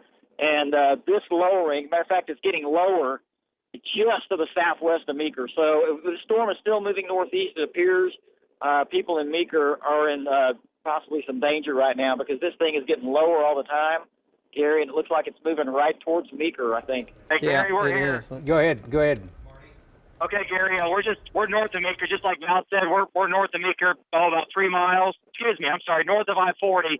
And Val's absolutely right, Gary. This thing is starting to spin a little harder, a little bit lower now than it was 10 minutes ago. So we got to really watch this thing as it moves to the Meeker area over into Lincoln County. It's getting better organized for sure. Gary, back to you. Appreciate that very much. Lincoln County is just the east of Oklahoma County, a little ways. It's north of, this circulation is just west of Meeker. That would put it north of Shawnee. So Shawnee, you're not in a risk with this. But this is the same cell that produced the huge tornadoes earlier. And it is Jacktown area over to Meeker, to Sparks, and it's going to be moving on off northeast. So it looks like south central and southeastern sections of Lincoln County. You guys in Prague should stay alert in case it moves more to the east. We have it moving northeast at 30. And so time frame Meeker 428, Sparks 443. But keep in mind, they can vary somewhat from right to left. So that one looks pretty suspicious. Also the one south, as you may look at Storm Shield, that one down near Pauls Valley. Let's check Pauls Valley on a Storm Shield. And it is still a tornado, has a tornado warning with it. So in and around the Pauls Valley area, continue with that tornado warning. The one over near Meeker is looking more and more interesting all the time. We have several storm trackers right there with it. We might take a look at David's stream if you have a spot that you want to put that video up. It's David's stream. And so you guys, southern and southeastern Lincoln County, just be alert. Tornado warning there. Kelly? Right, Gary. Just heard a call from one of the Moore police officers, and they're talking so rapidly it's difficult to keep up with all the information. But off the police scanner said one area. Hold on one second. We're both monitoring the scanners 800 block of Southwest 11th. They just rescued someone from the rubble, and they say in several neighborhoods there are still multiple people trapped under rubble in the Moore area. Again, this is west of I-35. Right now, law enforcement, they do not want anybody else trying to go to that area because they have their hands full right now trying to just clear away and get enough space for their own rescue units to go in. But on the left-hand side, on both sides of the screen, we're looking at live pictures, but on the left-hand side, that hard-hit neighborhood right off 144th and Robinson. We don't know the exact number, but we do know that there are going to be fatalities out of this. Gary and his team, meanwhile, continuing to track storms. The storm trackers are out there on the road, and Gary, we'll just ping-pong it back and forth here as we look at the Highway Patrol helicopter. Go ahead. Go to Val. Let's go to Val. Go to Val. Val, go ahead. Tornado on the ground just to the southwest, just to the west of Meeker. It's There it is. Yep. rapidly formed Right and dropped, and the funnel is about 2/3 of the way to the ground. And Gary, this is going to be, I'm going to tell you, it's going to be about a mile and a half or so, 2 miles west-southwest of Meeker. It looks like it's moving directly towards Meeker. Now, this is not a massive tornado like the one we saw before. It's a smaller tornado, but nonetheless, there is damage being done right there, and it's in a bad spot for Meeker. It looks like it's moving right towards Meeker, in my opinion. Not a huge tornado, Gary, still on the ground. I see the funnel. Intensity is increasing with it. Let me say to the folks in Meeker, take your immediate tornado precautions. It's almost on top of you, if not there, at this time. So, Meeker area, take your immediate tornado precaution. The below ground is best. If you don't have that, you go to the center part of the house, closet or bathroom, get in there and cover yourself up. A helmet, shatter-resistant goggles, and shoes. And well, this thing passes by. So apparently it's touchdown. David, what do you have? A mile south of Meeker. David, what do you have? Go ahead, David. Yeah, okay, Gary. Coming on the south side of Meeker. I don't quite see it yet. I'm still just on the south side, about a half mile here, trying to get up north. I'm looking for it, but I don't see it from my location. Hang on. All right, there it is. Yeah, okay, I see it. There it is. Yeah, Val's right. It's just west of town. Not very far, Gary. Looks like it's west of town, like you said, maybe a mile and a half just west of town. It's like you said, it's a cone. It's about halfway to the ground, and it's hanging out the backside of it. You can see the mezzo right above it. It's very impressive. And I don't see the debris cloud. Doesn't mean there's not one from my vantage point, but I definitely see the tornado right there. It's about halfway to the ground. Again, like Val said, just west of Meeker. Coming into Meeker now on the south side. Gary. Appreciate that report very much, David. So Meeker area, and also, gosh, let me just click this one button here, and we'll look at this. It's well north of I-40 by 1, 2, 3, 4, 5, 6, 7, 8. It's 10 miles north. And it's right along in the vicinity of, is that 60? I think it's make it a little bit larger here. So I can read it. Still can't read them in here. State Highway, let's just call it the north-south road through there, State Highway 18. So it looks like it's very close to 18 in the Meeker area. And it's not extreme, but it definitely is there. And so tornado warning, Meeker area. You guys that live in Prague, just keep in mind it may continue eastward. If it does, you'll be in line too. So that gives you some idea on the movement there. East, northeast, 30 miles per hour. So tornado warning 62. So along Highway 62, and let's just call it right along Highway 62 right now. So whose shots we have? Val, what do you have now? Val, go ahead. There's Val's shot, Storm Action 1. Gary? So, yeah, go ahead. Yeah, Gary, we are right in the heart of Meeker right now. We're right in the center of town. Rotation is just to the northwest of town right now. It has moved to just northwest of Meeker. I don't see the pronounced funnel that we had a little bit earlier. It has since lifted for the most part. There's still a pretty decent lowering right there.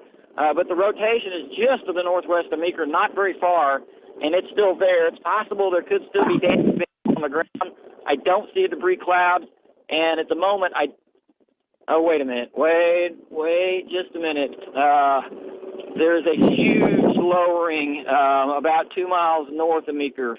Okay, there it is. It's a large lowering, but I do not see a funnel all the way to the ground. It's just kind of a large lowering, now about a mile and a half or so straight north of Meeker, Gary. Yeah, here it is, to move right here. to the east-northeast. Yeah, we've got it moving to the east at 25 now. So from Meeker over to Prague, southeastern sections of Lincoln County. Also, right after that will come Payton. So you folks in that area continue with a tornado warning, and it looks like it's continuing to wrap up some, as is the storm down near Pauls Valley. It's moving east 20, very, very slow 20, so continue tornado warning in and around Pauls Valley. Very significant rotation there. Go ahead, Val. We still see debris on the ground. There is still debris on the ground. There's a small funnel above, and this is going to be 1.5 miles north of Meeker, and it's still just west of the north-south highway. There is debris on the ground still. It's going to cross the highway. I'm going to look at the map here. It's going to cross the highway about 1.5 miles north of Meeker. It's not real strong. I mean, this is not a wedge or anything major, but there is damage being done right there. Probably 1.5 miles to 2 miles north of Meeker at the moment, Gary. Okay, just a broad view, guys, on Storm Shield. Severe thunderstorm west-southwest, and Storm Shield west-southwest. You guys in Ardmore, tornadic thunderstorm there. Also, that we're moving into the Pauls Valley region. We have storm trackers down there that do not see that tornado at the moment in Pauls Valley, but it could easily be there. And the one in Lincoln County continues to be there. And Val or David, either one of you have anything on that? Well, Gary, Go ahead. Go ahead. Go ahead, David. Yeah, we're still watching this.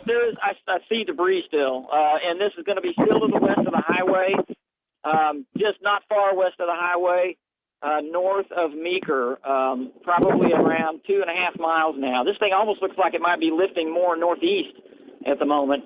But anyway, there's emergency vehicles out here ahead of us. Looks like they're trying to keep people from going into it, but they're following it also. It's not, like I said, it's not a major tornado. It's not huge, but any tornado is significant, and it is doing damage. There's not much of a funnel with it, and I need to get out of the trees here to see if there's still debris being lifted up. But this is going to be about 3 miles north of Meeker, Gary. Okay, appreciate that. Tornado warning continues over there, Meeker toward Prague and Arlington. Here's Sky News 9, and we'll check in with Jim Gardner. Jim, if you're with us audio-wise, talk to me. Yeah, Gary, right now there's a lot of activity going around this gas station that is just, it's going to be just, trying to get my bearings here, exactly what street we are on. Looks like it may be around 4th Street, around there right behind the Warren, but they're really digging in this debris right here. They backed up a tow truck, they're running a cable out, and these people are frantically digging right down through here and trying to get this debris pulled out of here. I don't know exactly what they were waving their arms. We got police officers down there, but you can see a large group of people and workers digging through this quite feverishly. And like I said, they have a tow cable to start dragging some of this debris away. So I believe there's possibly some people trapped underneath. This was a gas station. Now, as I come here, it looks like this is Telephone Road that I'm crossing over. This little road right here is Telephone Road, and around 17th and Telephone Road. But you can see all the police vehicles right there, fire department, another store right there. But it looks like they waved everybody down, and they've been frantically digging in this debris here. So hopefully that they pull somebody out alive here, Gary. Thank you very much, sir.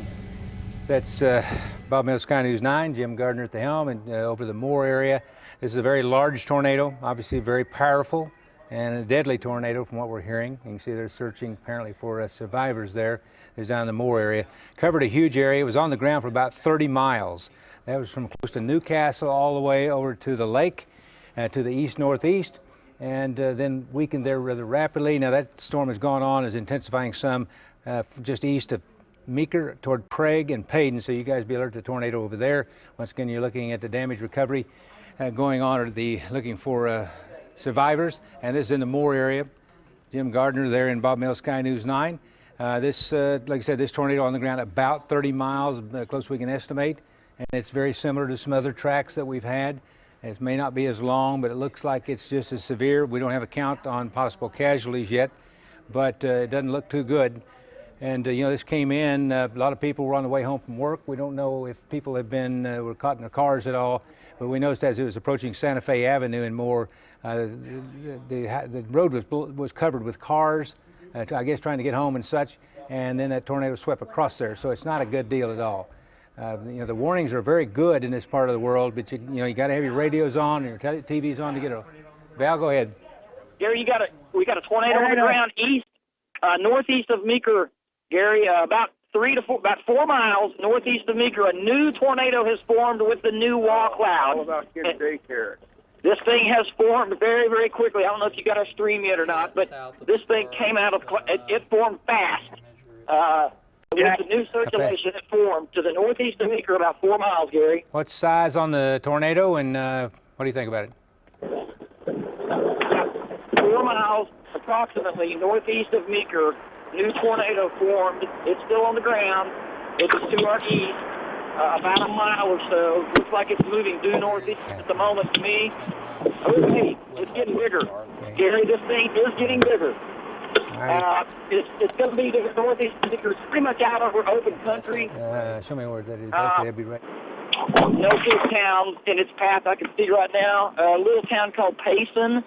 If you see that on your map, it's a tiny little spot on the map. I don't see Easton. I see Arlington. I don't see that on the map. Oh, wow. I Gary, don't see take it. our stream. You can take our stream, Gary. Okay, take David's stream. Okay, there it is. Yeah, wow. It's like Val said, Gary, I'm 4 miles northeast of 3 miles northeast. And again, there it is. Yeah, it's like you said, it's a lot stronger than it was just a few minutes ago. But and here's the deal: we're in trees, so it's kind of hard to take our stream. We're seeing a bunch of trees right now. Yeah, but it's a lot stronger. It's definitely getting stronger as it moves northeast, Gary. Okay, we're looking at it moving northeast at 30 miles per hour. I'm doing a new projection on it. So it looks like it's a little south of Sparks, and it's how far is it? It's northeast or northwest of Prague, 7.25 miles, and so we look good there.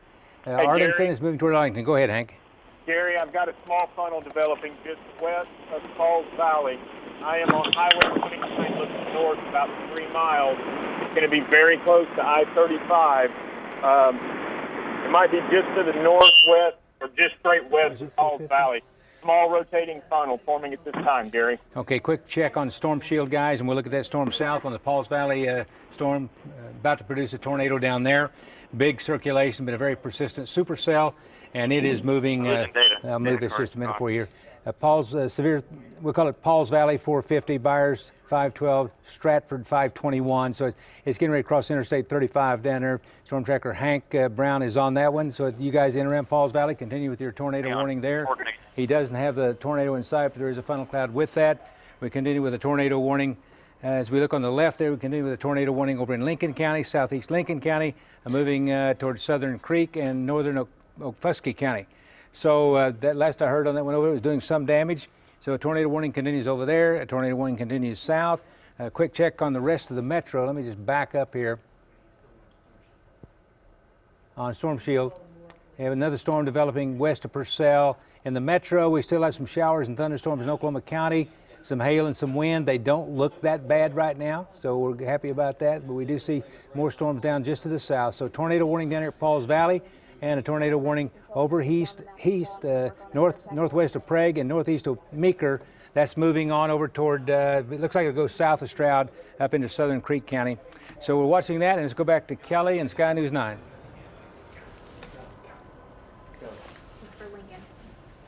All right, Gary, sorry, we're taking information together coming to us from our assignment desk and also from off the scanners as well. Yeah, we're getting some devastating news from our crews. The Orr family farm, which is right there around the western 134th, 149th area in Moore. Our crews are telling us that Orr family farm has been destroyed. Okay, we're also hearing about more fatalities, folks, and we're not even going to try to keep count at this point because they're not really running a total, but there are multiple fatalities in the Moore area. If you remember the May 3rd track, it looks like this one may have been about a mile or so, or maybe 3/4 of a mile further south. But these are some of the businesses by the Warren Theater. You can see cars. That's if Jim Gardner can hear me right now. Jim, can you hear me? I can hear you, Kelly. Talk to us about what we're looking at, Jim. Well, this is going to be right around Southwest 4th Street, I-35, where the tornado crossed across I-35, where we showed you that shot before we had to go get fuel, where all the cars were just crumpled up. There, they have removed all those cars. Now, as we come back to the left there, that was a medical building. The Warren Theater, the medical building's at the top center of your screen. That's where the medical building was. Also, the gas station that they were digging apparently is just tilted up right from right there. Tilt up from right, no, tilt up. Yeah, right there on the corner. That's around Southwest 4th, just west of I-35. They're still digging, frankly, now. I've been asked by OHP and some other agencies for us to clear the area, to clear the area around it because they can't hear the cry for help and everything. So we're moving off way wide here, Kelly, and going to give them all the room they need to try to listen for the people that are hollering for help here in this debris. Jim Gardner reporting live from Bob Mills, Scotty News 9. Back to you, Kelly. Hey, Jim, hang with us here if you can. I'm going to turn my... We're hearing there's a daycare that's right next to the medical center. All right, so there, folks, that right there in the middle of your shot, that's the Warren Theater that sits on I-35. That's a landmark that most people know at 4th Street, and it has a substantial amount of damage. We just lost Jim's shot there. Seems like we're getting some rain here on the studios, and that may be part of the challenge that they're facing down there as well. It doesn't look like it's raining, but that tornado tracked back to the west and just a little bit south of there, all the way back to Newcastle. That's a line that might help you kind of understand what we're talking about. There you see it. That's looking back to the west, back over toward the Newcastle area, and it just devastation right through neighborhoods. Just like last time, only about 3/4 of a mile further to the south this time. I'm hearing from some of my friends on Facebook, and they say, Lacey's saying her sister lives in Moore. She says it's like a war zone. She's helping pull people out, devastated. Janie Brown tells me she just heard they're pulling 3rd grade children from Plaza Tower School. Ooh, And yeah. we thought that was one of the schools that had been That was one of the schools that was hit, and we know the gym was totaled, and it looks like more of the building. Carl Torp is standing by right now. We had Carl shot there for a second. Carl, if you can hear us, go ahead and start. Where we are, we kind of walked just a few blocks from where we were reporting from earlier. I want to point out what's going on here behind me. This is basically a crew of people going through debris looking for a 17-year-old girl who tried to ride out the storm inside there. They don't know where she is. No one could find her. And just where we are right now, and that's her father over there, just trying to go through and we still it out. Just where we are, there's also a 4-year-old boy, we're told by neighbors, that did not make it, and also a 3-month-old baby that we saw a police officer holding, and neighbors told us that the baby did not make it either. So that's just kind of within just a few houses of where we are right now. Carl, can you repeat that last part? That it looks like they're looking for the 17-year-old girl, but we also saw a police officer actually holding a baby. The baby was wrapped in a blanket, and we were told by neighbors, and we haven't heard from police, we were told by neighbors the baby did not make it. A 3-month-old baby did not make it, and also heard that just where we are right here, a 4-year-old boy also didn't make it. This is what we're hearing from neighbors, though, just in the immediate area. Okay, Carl Torp, it's a tragic, heartbreaking scene down there. It is very much like it was May 3rd of 1999, which we never thought we would see another storm like that. And here we are, not too far removed from that. And we're looking at the exact same kind of situation down there, folks. And I got to tell you, from the shots we've seen from the air, some of this looks more devastating than May 3rd to me. Maybe more homes. It may have gone through more of a densely populated area. Go ahead, I'm going to listen to the scanners, Amanda. Yeah, and I know if we you're can getting even, information. I am, and if we can even listen in to Carl, I don't know if he's actually interviewing that lady. But this is 149. Okay, he's probably just getting some information. As soon as we get something more from him, we'll check in with him. We have learned they have put up a no-fly zone around the Moore area, and what that means is they're trying to keep a distance. So we're getting, this is going to be earlier video from Bob Mills, Sky News 9 HD of the devastation there. We believe this is Briarwood Elementary School, where they were searching for any kids that might be in there. But they have put up a no-fly zone around Moore, and what they're trying to do is keep any helicopters away from the area so they can listen. And what they're listening for survivors. So we're complying with that. We're staying back a little bit, so we're going to get you some ground shots. We're going to show you some video from earlier on. We're going to work on getting the newest information. As for that Briarwood Elementary School, I know we are all still waiting to hear the very latest on what's happening there. We are still working on getting information out of there. We understand that some people were bringing kids. It looked like they were bringing kids out from the school, but the gentleman who was doing that said, no, these are kids from a daycare. The daycare is right next to the school. And so we've seen now, or heard at least, of 2 families bringing kids from the daycare. So it appears like the kids are okay there. We have not gotten word yet, though, from the Briarwood Elementary School, although we still are working on getting information. But you can see the devastation there. It's really difficult right now to even get through street by street by street. Heard, too, they were just transported somebody critical from Southwest 104th and Western, so that's going to be north of that neighborhood there that we're looking at. Transported somebody critical, and unfortunately we've heard now from Carl that just from his scene there, a 3-month-old baby has died, as well as a 4-year-old child. Kelly, are you listening to some scanners? I'm still listening to scanners, and I'm monitoring more fire and more police, more emergency management, and the more hospital at this point. And I am frequently hearing more fatalities, and I'm going to be very careful about releasing the location of those, because I don't want to unduly alarm people. So as I get more information on it, I'll pass it along. But it's enough to say that there have been a number of people in this Moore area, especially west of I-35, and there may be a few east of I-35 as well, that have been killed by this in just huge tornado that blew through Moore at about 3:15. Started at 2:52, really down around I-44 in the Newcastle area, and tracked across southwest Oklahoma City into Moore. And it was a huge tornado. We knew it was going to be bad, and it was it tracked right through a heavily populated area. At about 3:11, David Payne was right there on the scene at 134th and Penn, and his words, and I quote, "Homes are totally leveled. Homes are disappearing right in front of us." And this is the devastation. This is the aftermath here of this tornado. Earlier on, we also saw some shots. I want to give you an update from Bob Mills, Sky News 9 HD. They were showing us, looked like right behind the Warren Theater, it was a gas station that was leveled. And we believe that people were trapped there, and they were searching for a woman. Looking up that location, that is the 7-Eleven right there off Telephone Road near Southwest 4th Street. And so they are still actively searching that gas station for anyone who may be trapped. We understand that Evan Anderson, another one of our reporters, is down around Southwest 19th and Santa Fe.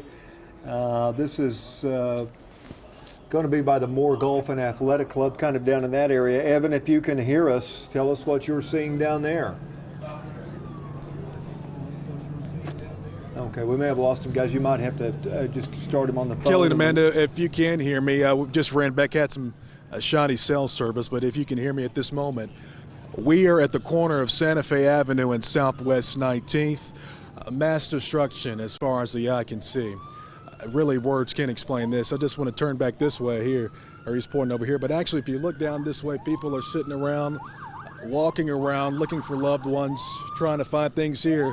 Taking a straight shot here down Santa Fe Avenue, lines completely down. No one is really driving through here at this point. Police are asking anybody that is not from the Moore area, especially in the worst hit areas, the path of destruction, to please stay out the way and let emergency vehicles come through.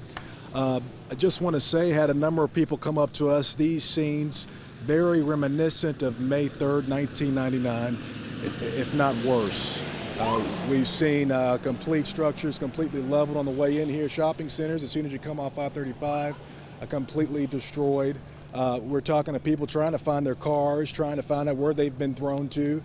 This CVS here is actually helping people out, trying to give out water and do anything they can to help. There is no power, obviously, so people are just trying to kind of scour through. A lot of people didn't realize all this destruction. Some were taking cover inside the CVS pharmacy right here on the corner of Southwest 19th and Santa Fe Avenue, walked outside to see this. I want to take a look down this way too. If you can see, point in over here, several yards from where I am, you can see homes completely obliterated. These homes here, see how the tornado kind of skipped around. There's still some rooftops on this end, but if you take a closer look down the way, you can see that homes are no more. It's just piles of debris right now. I think at this point, people are just shell-shocked. They're still walking around looking here. Here's a young man here. Where are you going? My house right here on 16th. My kids are supposed to be safe, and my wife, and me and the dogs got in the closet. And it wasn't pressure. You really couldn't feel the pressure. You could just hear it. And then the house caved down. The door hit me first, and then everything was just like ricocheting off the door. I mean, Tell me where are you? On you, you would feel it. You know what I mean? Where do you live? Where is your home? I live this 1st Street, 16th Street. I live right there. You see those trees? I mean, you can see somewhat of a house. My house is just gone, man. And I was in there. I don't know how to put it into words. 20 seconds went by and it was still happening. I was like, if this is it, I want to see it. And I looked out and I don't know how to explain what I saw, man. Is your house leveled? Is it anything to salvage? There's nothing there, man. It's leveled, gone, nothing. I mean, nothing. I don't know how we survived. The 3 of us were in the closet covered. I have no clue. You got your 2 dogs here. They're okay. A little shaken, obviously. Who all was in the house with you? It was just us 3. My kids were supposed to be with my mom in a shelter, and my wife works down here in Qdoba, and they were supposed to leave, and I can't get a hold of anybody. I don't know what to do. This is my home for tonight. Way to get better. Thank you for talking to us, sir. At least we're alive, you know? That's the most important part. People are alive. We're going to get stories like that for quite some time. People all across this area who are still shocked, still walking around, really in awe, not really understanding what's going on at this point. We'll have updates here in a little bit. I'll send it back to you guys. All right, Evan Anderson at Southwest 19th and Moore area. We have also, and we're all been sitting on the edge of our seats waiting to hear more about this Briarwood Elementary School. You're looking at some of the destruction from the area from earlier on. Well, Carl Torp has made his way now to the elementary school. We want to get an update from Carl. Carl? Yeah, Maya. Okay. Hold on, let me get situated. Carl, we know you're getting situated, but the school, go obviously, ahead. And we're getting our first shots here on the ground. You can see all the cars here in the parking lot. The school itself, and I know we've seen some shots from the air, absolutely obliterated. I just talked with a neighbor who said all the kids are accounted for. I asked her about injuries. She was not sure. We spoke to another lady here who said, you know, all the people that rode up the storm, they sheltered and they're okay. Right when this thing came through, right, they came here to the school. So they're just trying to assess the situation, but obviously we have a perimeter around the school. And according to a neighbor, and we hope to learn more, but all the students are accounted for right now. Whether or not, how many of them were injured, we don't know at the moment, but we're going to try to find that out. Kelly and Amanda? Okay, that is the best news we have heard in quite some time, Carl, that all the kids at Briarwood Elementary School have been accounted for. As for injuries, we're still working on getting that information. You can tell that the school severely damaged, but all the kids have been accounted for. Also getting word from the National Weather Service that when this tornado went through the Moore area, it looks like about 3:36 p.m., they have a preliminary report of this tornado as an EF-4. That's the timing. I mean, obviously it went through before. Okay. So from 2:56 to 3:36 is when they tracked this storm? Correct. 2:56 Gotcha. to 3:36, so 40 minutes on the ground, and it was big most of the time and chewing everything up. And we're preparing a map for you that will show you the track here in just a moment, a little bit better, where you can see some of the streets. But it's fair to say it's in the West Moore area primarily, just a little bit across I-35 where we had damage, but mainly west of I-35, behind the Warren Theater, back to the west-southwest from there, and then almost all the way back down to I-44. That gives you a good idea of how long this thing was on the ground. And there's the National Weather Service map. Might help you a little bit, but we're making you one that you can see some of the streets on a little bit better. And when we get Sky News 9 back up, it would be good if we could get a shot back over by the Warren Theater, because I'm hearing that the bowling alley is an area they're working over there that's right by the Warren Theater. Our Adriana Wshinski is also in the area. She's going to be live for us at the Moore Medical Center. Let's check in with her. Adriana? Well, Amanda, right now we are at the corner of Southwest 4th and Telephone Road, and as you can see, we are at ground zero. We have devastation all around us. This is where the tornado tore through, and there was a 7-Eleven right there at the corner, and we are told that there were people found dead inside. There were at least 3 fatalities that we know of. Now, right over here, that is actually the Moore Medical Center right there. It has been destroyed. They have taken everyone out of there, but as you can see, it is lying in ruins. We've got fire trucks here. We've got Cache and Oklahoma police here. I mean, departments from all over helping with this effort. Now, I am joining Derek over here. Derek, you were actually around here and actually helped try to recover some of the folks here, right? Yeah, I was storm chasing in. We heard about everyone's needed help. We came in and we pulled up over here. and everyone was already at the 7-Eleven trying to pull cooler doors off and everything, and they got a record truck in, and sadly they found a man and then a woman and a small baby. Oh my goodness. I don't know what to say about that. That's horrible. Are you okay? Are you and yours? I mean, looking around here, this is horrible to see this. One thing we did hear, though, is there is a daycare nearby, the Agape Child Care Center, and they do tell me that everyone made it out of the Agape Child Care Center alive. Those kids are accounted for, and they are okay. I've had several people come here and tell me that they're okay, and they wanted to make sure they got the news out here. But, I mean, look at this. We're looking at total devastation. Again, we are at the corner of Telephone Road and Southwest 4th Street. Over there, you can see the tornado tore through this area, ripped through this area. We have people coming on foot because all the roads leading in here are pretty much blocked up because people are trying to get through, and they are being stopped and told, if you want to see if everyone's okay, you're going to have to walk. But it's dangerous. We have power lines down. We have debris all over. It's a huge debris field around here. We were driving in, from Oklahoma City, and it's a parking lot trying to get through here. But I can tell you this, we have, horrible news here that just there on the corner, we know of at least 3 people whose lives were claimed in this tornado, and I'm sure we've got several more. Reporting live in Moore, Adriana Ivashinsky, News 9. Right, Adriana, if you can hear me and check while you're on the ground down there, you might check on the bowling alley where I've been hearing some reports that I can't tell if they've set up triage there or if they have several people who are trapped at the bowling alley. It's kind of it's right by the Warren Theater. So if you can check that, we'll check back in with you. And she's checking We'll have to check. We're about 4 blocks away from Yeah. that, and getting to that is going to be a challenge, but we'll see what we can do. I mean, they've got a lot to do right here and just all through Moore. It's horrible. Horrible. It's like a war zone out here. All right. Adriana Ivashinsky reporting live for us, and we are continuing our coverage of this deadly tornado. You are watching live coverage at News 9 at 5 o'clock. Let's get back over to Gary for an update on the storms that are ongoing. Gary? All right, let's take a look at Storm Shield, and we'll see what storms are going and what warnings we have. The storm moving up towards Stroud. You guys, that one has had a tornado warning on it. We'll have to watch for it. It still has a circulation. It'll soon be passing into Creek County. Looks like it'll go south of you guys in Stroud to your southeast, and then toward Depew and Bristow. So that one's just about to move out of Lincoln County. A few showers, thunderstorms across the metro, some west of Stillwater. They're not significant, some near Will Rogers. This one has intensified fairly rapidly near west of Purcell. It has probably some quarter-size hail with it, moving northeast 30 miles an hour. So it's going to affect Purcell and Lexington and maybe parts of far south Norman. Right now it's headed, looks like just a little bit to the east of Lake Thunderbird. And this storm down here, a little bit disorganized at the moment.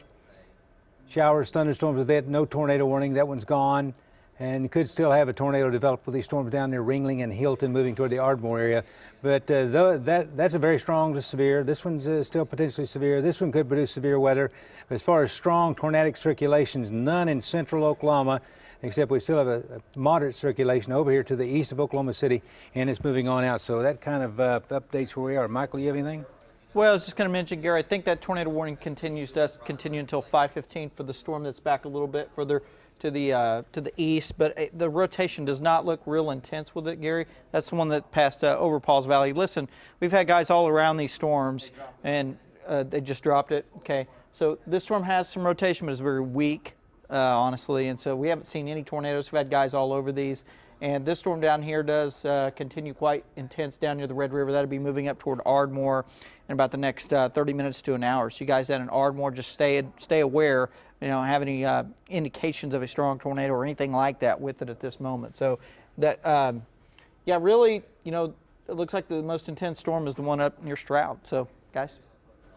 All right, Michael, thank you. We are also getting word from Briarwood Elementary School. This is the elementary school we've been watching so closely because it just looked like the school was destroyed. It was flattened. It was really flattened. We're going to go to Carl Torp, who has an interview, has been talking with one of the teachers there. We want to see what the situation is there. Carl? Any idea on the kinds of injuries we're seeing? There's some head injuries and cuts and things like that, but things falling on us. that there was like a head injury, but I think she's going to be okay.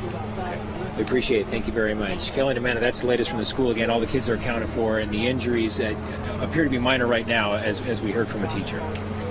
Well, that is some good news. Carl, if you can hear us, would you repeat what she said, because your audio was really spotty there for a moment, on where she said the kids were?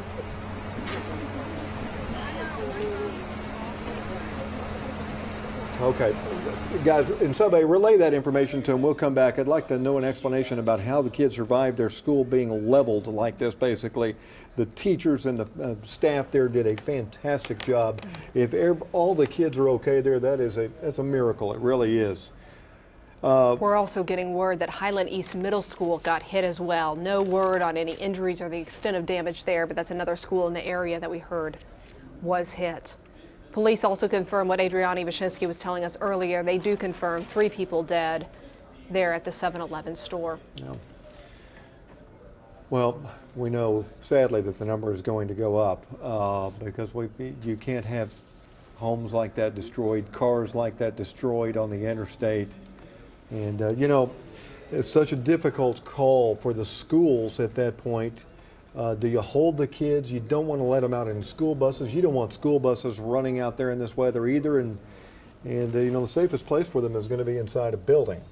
OHP now confirming that I-35 is still closed both directions north of Highway 9 in Norman and south of I-240.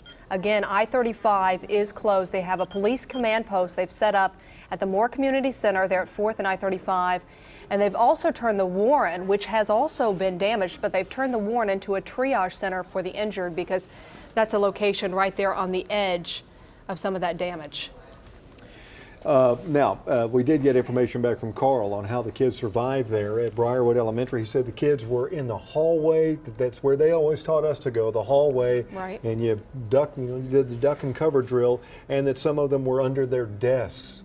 And some minor injuries and 1 head injury apparently at Briarwood. But I'm telling you, if that's as bad as it is there, that is definitely a miracle. And IMSA is confirming that all the kids are accounted for from that school. That is a miracle indeed. Video on the right from earlier today, video on the left. I'm not sure where that shot is coming to us from. That looks like it's a mast cam shot from one of our live trucks. If somebody, if you can let me know where that is from. Is that the Orr family farm by any chance out there? Yeah, that looks pretty accurate.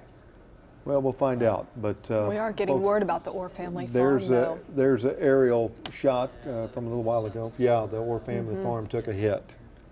And that's a popular place for people to take field trips and big pumpkin patch and all sorts of stuff down there. I think that's it. 149th and Western looking east, that shot on the left. I'm pretty sure that's what it is. There are people taking now to social media, families trapped in their shelter, and they're asking for help getting them out. Because you can see if a shelter's underneath all that rubble, they're going to be having to dig for quite some time to get to those families. Yeah, I think that shot on the left, it may be the Orr family farm. It is certainly in that area out there, 149th, and it's right there at that intersection as well. The cell phone networks also, we're hearing, they are getting clogged down there just like the roads can. So we've been asked to relay to our viewers that if you are in the damaged area, to use text messaging whenever possible to communicate with your loved ones. That's going to use less bandwidth, if you will. Less information needs to be used when you send a text message. So if you're down in that area, it's going to free up some of the cell phone lines if you can just use text messaging opposed to calling. We definitely want to make sure the emergency responders can make and use and receive those life-saving calls that they need to today. So just if you're in that area, something to keep in mind. We're also hearing there is a Tinker Federal Credit Union there at Southwest 6th Street, and it has been, they say, considerably damaged, and it is closed indefinitely. We're getting our first view here of a lot of the damage in the Moore area. Kelly's currently listening to scanners and getting information. Our meteorologists are also tracking any other storms that might be popping up out there. I'll tell you what they're doing right now. They're going neighborhood to neighborhood right now. I mean, you know, they do that rush in, that initial check.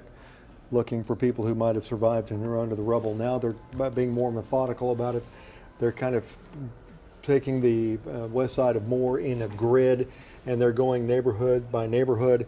They have several, they have the command post set up at Warren. They're calling for a search and rescue at the 4th and Tower. So this is what is going on right now. They're going methodically through the neighborhoods, asking if anyone has been hurt, if anyone needs to be transported, if every home has been checked, and then sending them to triage centers and so forth. A lot of the people, we remember this from the May 3rd tornado, a lot of the people were transported to hospitals in private vehicles, majority. They're setting up a triage center at the Warren Theater right now, and maybe what we're looking at right now is just some person in shock, because we've seen a lot of that. When Michael Konopasek got there on the scene, he was one of our first reporters. He just said there are tears in people's eyes, and they're just running toward the devastation. They were running at the time toward the school. We can see Evan Anderson there. He's been in a hard-hit area. And if Evan can hear us, we'd love to get an update from him. Evan, if you can hear us, give us an update. We are in the path of destruction. You've been taking live looks for the past couple of minutes. People are still in shell shock, as I was saying, and people are walking around right now, just taking a look down here. And I want to stress, because police are asking, if you do not live in this area of Moore, again, we're on Southwest 19th Street in Santa Fe, to not come over here and take pictures and things like that. But people are really trying to just figure out what's going on, where their loved ones are, make sure everyone is accounted for. You're taking a look now at power lines completely toppled over, no power anywhere in this area. Walgreens completely obliterated over here. We talked to one guy who said his home completely wiped off its foundation, pushing his 2 dogs, had 2 children inside, said they were in there, rode out the storm. He took a look outside and saw the massive tornado literally going over his home. None of them were hurt so far. We do expect, though, as police are saying, multiple casualties after this. We expect to be out here a little longer, and just looking around, lots of dogs running around, reminiscent of any tornado seen. Looks a lot like about 13, 14 years ago, May 3rd, 1999. These 2 young guys here, where are you guys coming from? Southmore. We were just going to check on our friends. Okay, how's he doing? Everyone's doing all right, I think. Okay, anybody you know that got their homes? My brother lives right down that way. His home doesn't look too good. Okay, what about you? Most of my friends, I don't know, I just seen a lot of people walking. I mean, most people don't know how their houses are going. So are you okay? Everything I'm fine. okay? I just want to know where the OG&E trucks are so people can get their kids out of the 2 schools down here. Yeah, and we're here. I've seen one in the last 3 hours. People wondering, again, sir, what school? Sir, which school? South Moore and then a grade school down there. He said South Moore and another grade school down the street. Right from your house? What are you seeing across the street from your house, ma'am? I live Westmore in 19th Harvey, right here. Everything is gone.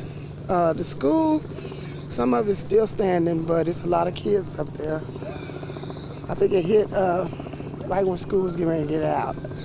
I crawled out. This is Westmore. Which one? Westmore? It's Westmore neighborhood here. Okay, what's the school? 147. Okay. There's a lot of children out there, and there's a lot of officers up the street. Our street is totally gone. I don't know where my car is. There's a lot of people that were waiting on their children to get out of school, and the cars are smashed all into each other. Some of them burned, I think, and luckily I had a hole that I could crawl up out of. I was in my closet, and the dog was blocking me to get out. Okay. Get down. You dirtied him up. Okay. So you were inside a closet. You wrote it out in the closet with your dog. I crawled. I got out. So you're okay. I'm going over here to CVS to get oxygen. Okay. I need oxygen, and it's hard to get it because they got other people up there. I did hear some woman might have lost a baby up there. Okay. I'm not for sure. Take care. Thank you. Number of stories we're hearing right now. This woman here who rode out the storm in her home in Southmore neighborhood.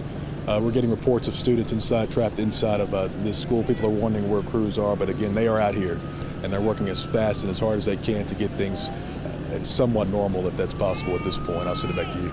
All right, Evan, video on the right of this tornado earlier as it was ripping across southwest Oklahoma City. I have been listening to the scanners, and I can tell you now, I'm beginning to get a clearer picture of some of the damage now. There's going to be quite a bit of damage on the east side of I-35 as well. It hit many homes on the west side, back west of the Warren Theater, hit the Warren Theater, crossed I-35, and then up in the 4th Street area. It kind of traveled parallel along 4th Street of Moore, past Tower Drive, past Broadway, over to Eastern.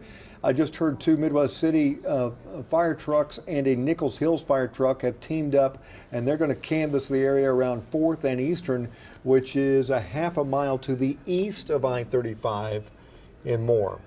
So right now I'm hearing a woman who's trapped in a bathtub, and I'm having a hard time understanding some of these streets, but a woman still finding people under debris down there. Yes, they sure are, Kelly, and I want to pass along some information for people who have been displaced. If you know somebody and you're in communication with somebody that needs a place to stay, Graceway Baptist Church is available for anyone who's been displaced. They're at 1100 Southwest 104th Street in Oklahoma City. Graceway Baptist Church, they're taking anybody who's been displaced. We have Betsy Randolph with the Highway Patrol with us on the phone. Betsy, tell us what the Highway Patrol is doing right now. Brother, we are out in full force. We've summoned all of our help from all over the state to help us as we go house to house to search for victims. We know we've got people still trapped right now. We've obviously got a lot of congestion just in the city of Moore on the interstate. In fact, we've got I-35 shut down from Highway 9 going north and 240 going south, and both directions are shut down. We do have traffic that's at a standstill on the interstate and even off on our side roads. So we're asking folks to please stay away from the area if you can. We know that you're concerned if you've got friends, family, loved ones, or maybe even a house with pets. We understand all that. Right now, our main concern is getting to those people that are still trapped right now and hoping that we can save lives today. Trooper Betsy Randolph, we saw some video earlier on from not too far from the Warren Theater there on I-35 where cars were just crumpled. Can you give us any update on the situation right after the tornado went through on the highways? Well, I can just tell you, after being down here for the May 3rd tornado, I think this far exceeds that damage. The devastation that I've seen firsthand down here today, I just can't explain it. It's like nothing I've ever seen before. Cars on top of buildings overturned, power lines down, people walking around bleeding. I mean, it's just, it's unbelievable. We've got so many people that are out moving around taking pictures. A few moments ago, I helped a lady that had some deep gouges in her back, washing those off and putting bandages on her and then giving her a ride over to where the triage center is there at the Warren Theater. And she was telling me how insulted she was that people would drive by taking her picture. Guys, we can do better than that. We're Oklahomans where we don't take pictures of people that are hurt. We help people. And we don't need to be out in the way. If you see emergency vehicles trying to get around, remember, state law requires that you yield immediately to the right. Don't try to move a different direction thinking you're going to help them out. You yield to the right so we can get around you and get to these folks that are trapped and are desperate to get out from underneath this rubble tonight. All right, Betsy Randolph, emotional plea there. I mean, it's something quite different, folks, when you are on the scene and see this and experience it. It's terrible enough watching it on your TV, but down there in it, it's heartbreaking. And Betsy, we appreciate the update. We'll check back in with you a little bit later. I want to ask the control room, what's the shot we're looking at on the left there with all the emergency vehicles? Do you know what street that is, guys? Whose mass cam that is? That's Santa Fe? That's 4th and Telephone. The headquarters, the command post is set up not too far from there. It's at Home Depot on 19th Street, kind of by the big Walmart down there. 4th and Telephone, that's going to be right near that 7-Eleven where we heard earlier on three people lost their lives. Also getting word at the Journey Church. They are also open as a relief center there. They have food, water, and also shelter. And so they wanted to get the word out that it's Journey Church in Norman. Michael, let's come over to you and Gary and get an update on what's going on with the weather right now.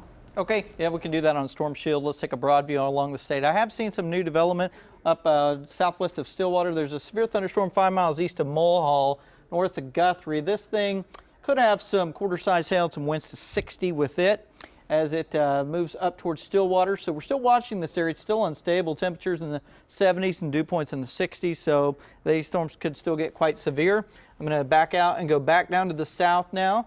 So we have another storm that's moving up the Turner Turnpike that's near Bristow. That one does have some rotation.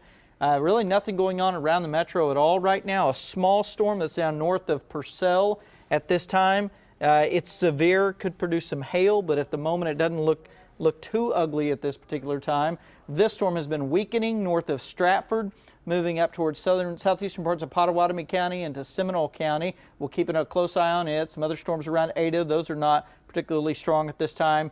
The storm that's really probably the strongest in the state right now, as far as we're concerned, is west of Ardmore near Reeling and Hilton, and that storm does still have the potential for some very large hail with it. And also back to the south and west down near Waurika and Ryan, still an intense supercell down there, but the rotational part of that storm is actually south of the Red River at this time. So a lot of the area still seeing some thunderstorms. The good thing is they are nowhere near the intensity of what we've already seen today, nowhere close. So there's no large tornadoes on the ground to our knowledge at all with any of these storms. There's no tornadoes confirmed in anywhere in our viewing area at this time. So for those of you who may be concerned about storms, at this moment, it looks okay. Okay, so we'll continue to watch it. If it gets worse, we'll break right back in and let you know, guys. All right, Michael, I want to pass along, because as we watch this devastation, as we have a chance to look and see what this deadly tornado has caused, we're all sitting here wondering what we can do to help. Well, we at News 9, we want to get involved, and we want you to as well. We're going to start accepting donations right here in our News 9 studios. And I'm going to give you a list of things that we know that they're going to need, and above all, cash is going to top that list. If you turn over cash to us, we're going to make sure we turn it directly over to the Red Cross for their Oklahoma relief. If you want to drop off a check here to the News 9 studios, we're at 7401 North Kelly, right at the corner of Wilshire and Kelly. The checks need to be written out to Oklahoma Relief Red Cross. That way that money's going to stay right here in Oklahoma.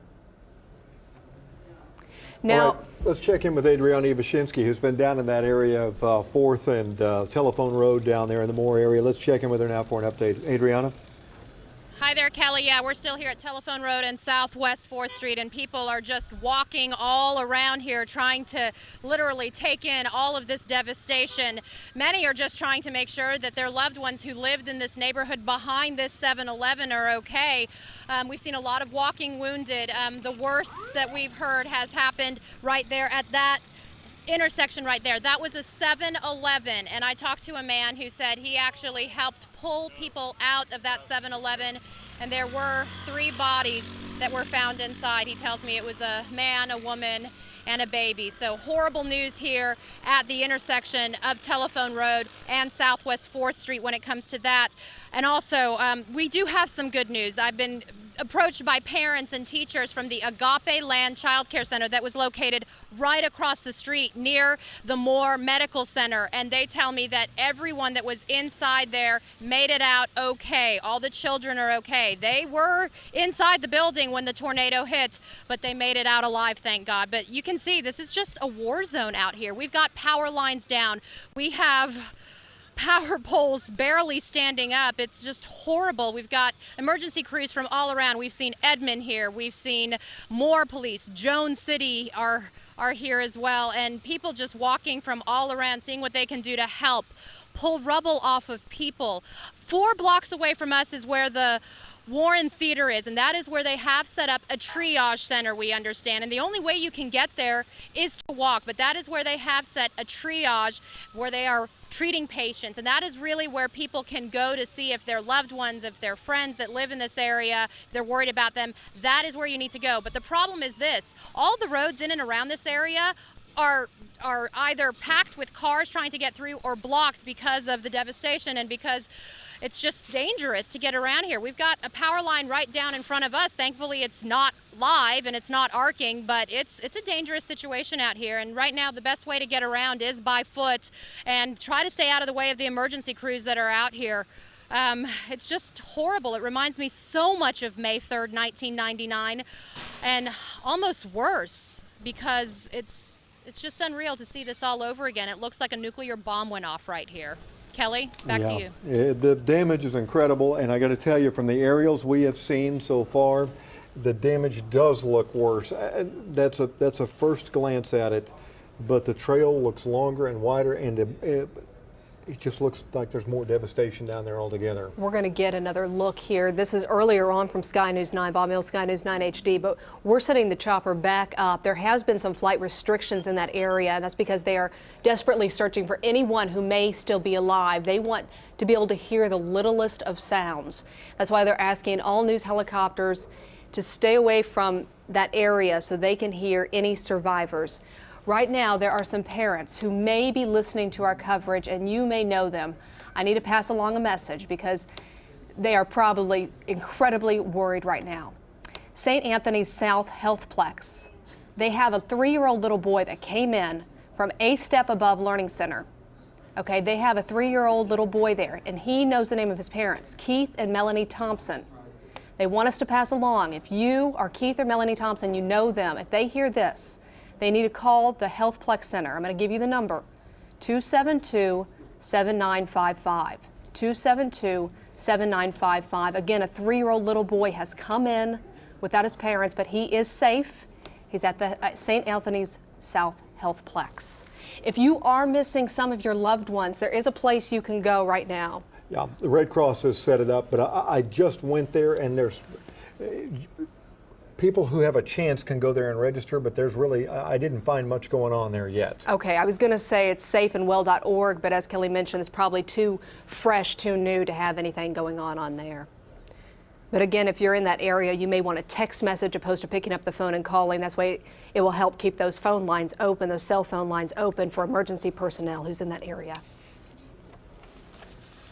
Listen to fire department down in Moore right now talking about Highland East, which is a school that was apparently damaged by the tornado, but their understanding is that there was no one hurt at Highland East. The kids were actually out waiting out front to go home after the tornado came through. But we know at least 2 or 3 schools down in the area were hit. Just getting this information too, and this is the Oklahoma Standard right here. We're going to be hearing more and more about this. The University of Oklahoma is opening up spaces in their housing area for displaced families. So if you know someone or you are someone who has had their house damaged or destroyed, the University of Oklahoma, they do have housing there that they're going to open up for you guys. I'll pass along the number. You can write it down if you have a chance. 325-2511. 325-2511. That's going to be University of Oklahoma, and they're opening up houses for those displaced. There's a flight down the damage line that Jim Gardner showed us earlier. I think the shot on the left, I think that's around 149th and Western. That may be the Orr, part of the Orr family farm down there. Let me, Amanda, go ahead for a second. Sure thing. Kelly's. I'm monitoring the scanner. Now we're watching on the right-hand side, Bob Mills, Sky News 9 HD. These are live pictures. Jim Gardner is up in the air piloting Sky News 9. Jim, we are just looking, we've been looking at your video, and we are looking right now at this devastation of the track of this deadly tornado. Give us an update from what you're seeing. That's right, Amanda, and it's a very large track. Like Gary said, it was on the ground for about, I believe, almost 30 miles is the track. But it almost took the exact same track as May 3rd, 1999. The only difference is once it crossed I-35, it bent more easterly and went straight east towards Lake Draper instead of going up towards Tinker. Now, they have put up a flight restriction over this area, which is 3 miles and 2,700 feet AGL, which means we got to go up to 3,300 to 3,400 feet above to maintain clearance of that TFR, that temporary flight restriction that they put up over this area, because they were having a hard time with all the helicopters hearing for people cries for help, which doesn't bother me a bit. I would be more than happy to get out of the area and to get away to let these rescuers go in there and search for people. Right now they got the OHP Oklahoma City helicopters down there going way down in the rural areas, because like I said in earlier reports, even though the devastation is through here, out where it started down towards around Newcastle, and stuff. A lot of rural areas. A lot of the homes are just completely gone through there also, and there's no emergency crews or anything down there. So we don't know if those people in rural areas are trapped or not. So we're going to give them a lot of space to work. Again, there's just, all afternoon they bringing heavy equipment in now to start moving some of this debris to start looking for people. And, I'm hoping for the best, but I'm fearing the worst here since this tornado seemed to have hit several schools. And I mean, when it hit them, it absolutely just took them away. There's nothing left. Just like Adriana's report a moment ago when we were shooting that gas station at Southwest 4th and Telephone Road just east of I-35, they found the man, woman, and the child in the freezer, and unfortunately they didn't make it. Now I-35 is shut down coming northbound at Indian Hills Road. They're taking people off there, diverting them over to Sooner Road. So Sooner Road is just a parking lot also because there's so much traffic traveling on Sooner right now. So all the side streets around east and west of I-35, I haven't been up north to find out. You probably know where they've shut I-35 down coming southbound, but all the side streets are just pretty much a parking lot due to heavy traffic and diverting this around I-35. So as we get more details, I mean, there's just not too much we can tell you anymore. Everything is just gone through this area, and but we'll just keep you updated, and if we hear of anything, we'll let you know. Jim Gardner reporting live for Bob Mills, Sky News 9. Back to you. Jim, if you still have me, I want to ask you guys, can you show us the damage that is east of the Warren Theater? We've seen so much of the damage on the west side. We know the tornado crossed I-35, okay, and into that neighborhood, and that damage, we're getting reports of damage up all the way up to 4th Street. Yeah, there you can see it on the right side of your screen. That's 4th Street. That's it. That's on the east side of I-35. Right. Now, as we follow, I'm going to roll around here real slowly. You can see it. You can see the cars spread out in that field there where it took the cars off the road there and scattered them out in the field. Now, as we pull back some more, you're going to see the path going up to. Now, this is where it gets kind of different from May 3rd, 1999. Rich, can you pan up? Just pan up, follow the path wide. There, you'll be able to see where it took more of an easterly path. Now, I'm directly north-south right now with the nose pointing to the north right now. So looking out my right-hand door, you can see that's pretty much of an easterly direction straight off to Lake Draper. And when you pan up a little more, you're going to see Lake Draper in the top of your screen come into view as it comes up here. There's Lake Draper. So just right before Lake Draper, that's where the shot we showed you, the tornado roped out and ended right there before it got to the water treatment plant there at Lake Draper. So again, there's still damage along here, but you can see where the path, it got narrow as it was really wide west of I-35. It started narrowing down as it crossed I-35 to the east, got smaller, and to where it was only maybe 50 yards to 100 yards wide at the end. But still whatever it hit, Kelly and Amanda, it completely wiped clean. So again, this is going to be a long, really long process to go through all this damage and try to account for people and to get names, and relatives will call, and finally, people that are missing and still hadn't checked in. That's the people that are really going to be hard looking for and stuff. So, just get ready to set back, and this is going to be a very, very long process. Jim, is that, I'm trying to get a handle on what street that is. Is that eastern? What? That is eastern, and I'm flying over right now. That's going to be going north-south out my wow, door. I mean, there's a lot of damage on the east side of I-35. Yeah, Eastern Avenue. Right now, we're northeast 21st Street and Eastern Avenue, shooting back to the south. There's the Rich comes on around a little more to the right. You're going to see more high school there, I believe, coming into view. Let me find out where he's shooting here. Okay, yeah, he's shooting towards I-35. We'll pull out a little bit here and stuff. That's eastern right there, and then you're going to see I-35, Kelly. Okay. I mean, we've seen so much of the damage on the west side of I-35, but the east side of I-35 took a real hit too. It did. Like I said, it narrowed. Look at that. There's a whole neighborhood there. This is where it crossed. This is east I-35. That's eastern right there. I'm not quite sure what road that is that we're going to cross. Right. And Rich made a point. This is where it kind of came through before, because most of these houses are in here are brand new, Kelly. Yeah. But anyway, as he tracks this damage, you'll see it narrow down. That could be 19th Street in there, bud. We're right here at the end. It only gets to where it's maybe 50 yards wide. But like I said before, Kelly, whatever it hit, it absolutely took. There was no, let's just take the roof off or leave the building standing. No, it wiped it down to the foundations. Yeah, Jim, okay, that's look at that. I mean, it's just, those homes are splintered. This is on the east side of I-35. So much of what's been going on has been focused on the west side, but folks, we have tremendous amount of structural and damage and human loss, I'm sure, over there as well. So this tornado crossed right through the heart of Moore. You see people walking down, but you don't see any emergency crews over here. In fact, I'm looking, you don't even really see a fire truck over in this area. Now, we got an ambulance right there. There's another ambulance, but that's about all we've seen as far as emergency personnel. But, with something like this and as devastating as Kelly, I mean, we're stretched to the limit. When I took off from Norman Westheimer, I flew over Norman Hospital there, and all their ambulances had their lights flash and stuff. They were bringing people into Norman and stuff. So, everybody's just getting inundated with patients around here. So, you really can't. I mean, there's going to be some people that are really going to have hard feelings towards some of the rescue personnel or why they were slow to respond. Well, it's just a gun numbers game. It's just there's so much devastation that there's just not enough help to go around.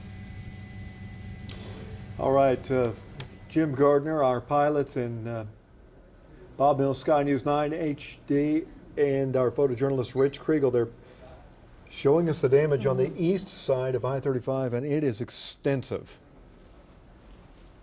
Both sides of I-35, folks. Moore straddles I-35, and the tornado hit both sides. Cars are just flipped on top of what used to be homes in that area.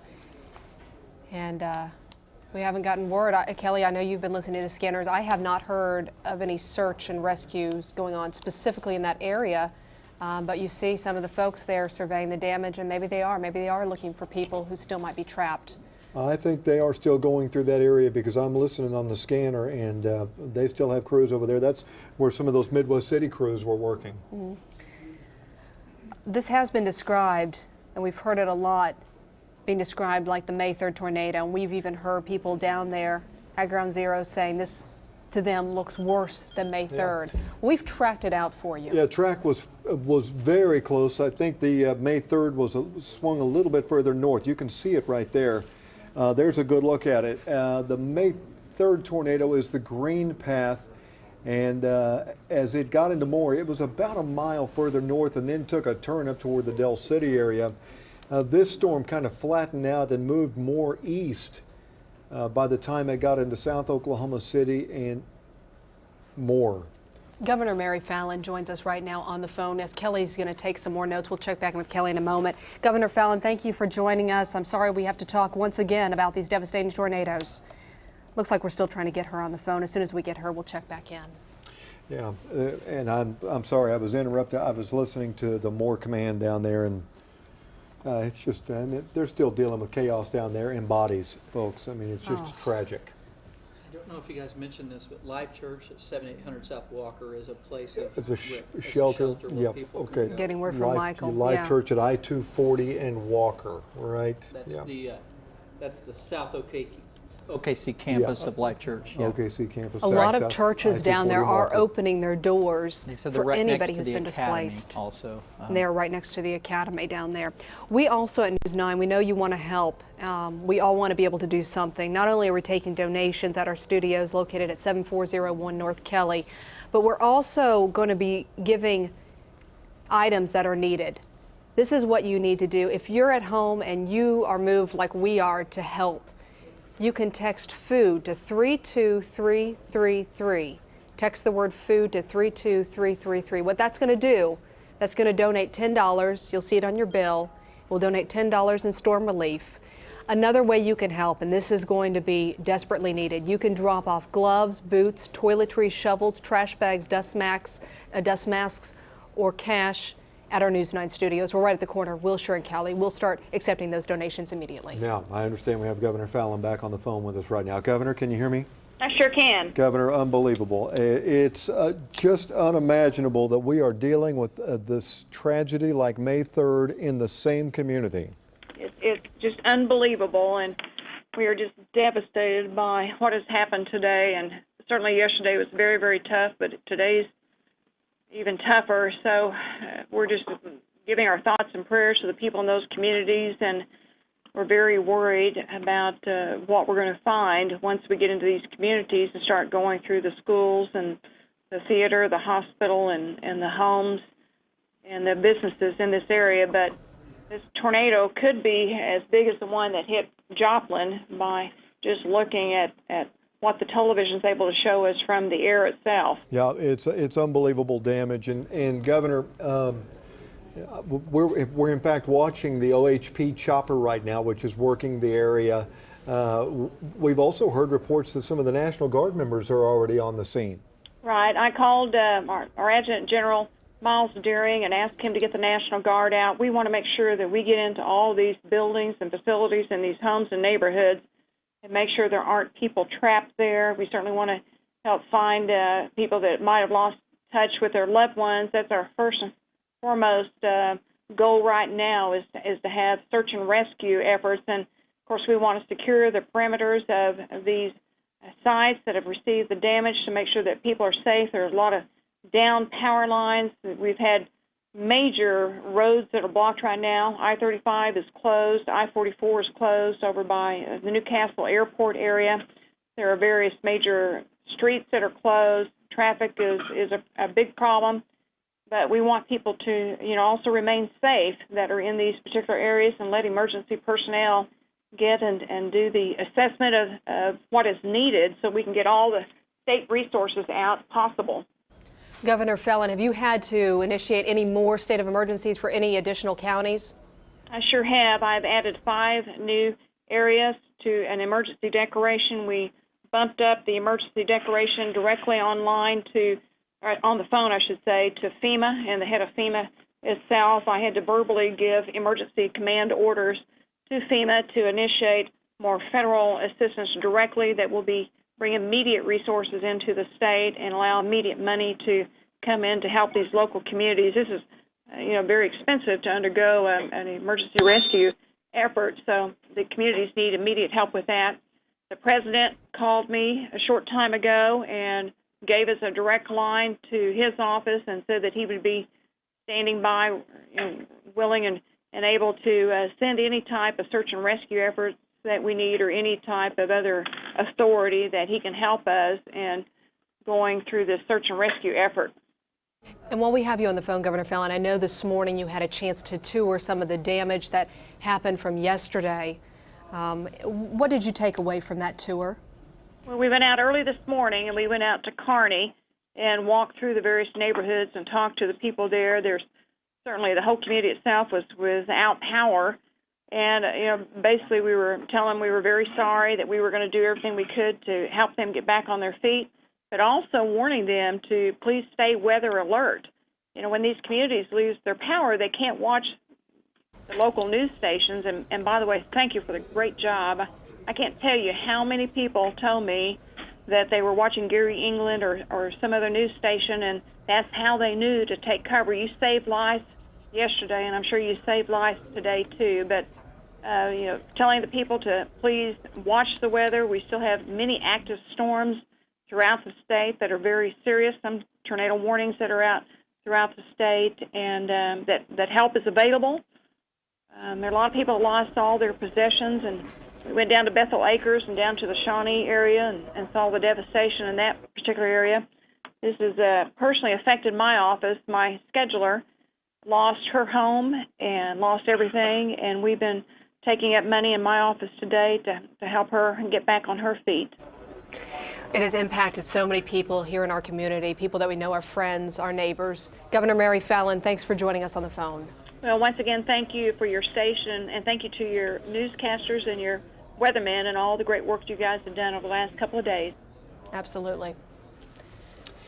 All right, we continue to monitor the situation down in Moore. We have crews, many crews on the ground down there. We continue to track some of the weather that's moving through the southern and eastern parts of the state right now. We'll check on that in a moment. But the rescue efforts, I will tell you from listening to the emergency scanners out of Moore, 2208 Southeast 5th, 2208 Southeast 5th just now came out. Someone's trapped. This has been going on all afternoon. People trapped in bathtubs, people trapped in shelters down in Moore. This tornado hit Moore 3:15, so 2.5 hours ago, and there are people still stuck, under debris and rubble, and hurt. And it's on both sides of I-35, folks. It's not just on the west side. You take the Warren Theater, and you basically go east and west of there couple of miles, you're going to see total devastation on about a half-mile path, Gary. It's an amazing and horrible sight. 30 miles was the path on this thing. Yeah, about the length. Newcastle all over to the lake. I can't remember the name of it now. Yeah, over by Draper. Yeah. And it got unbelievably, it just got bigger as it approached more populated areas. It did.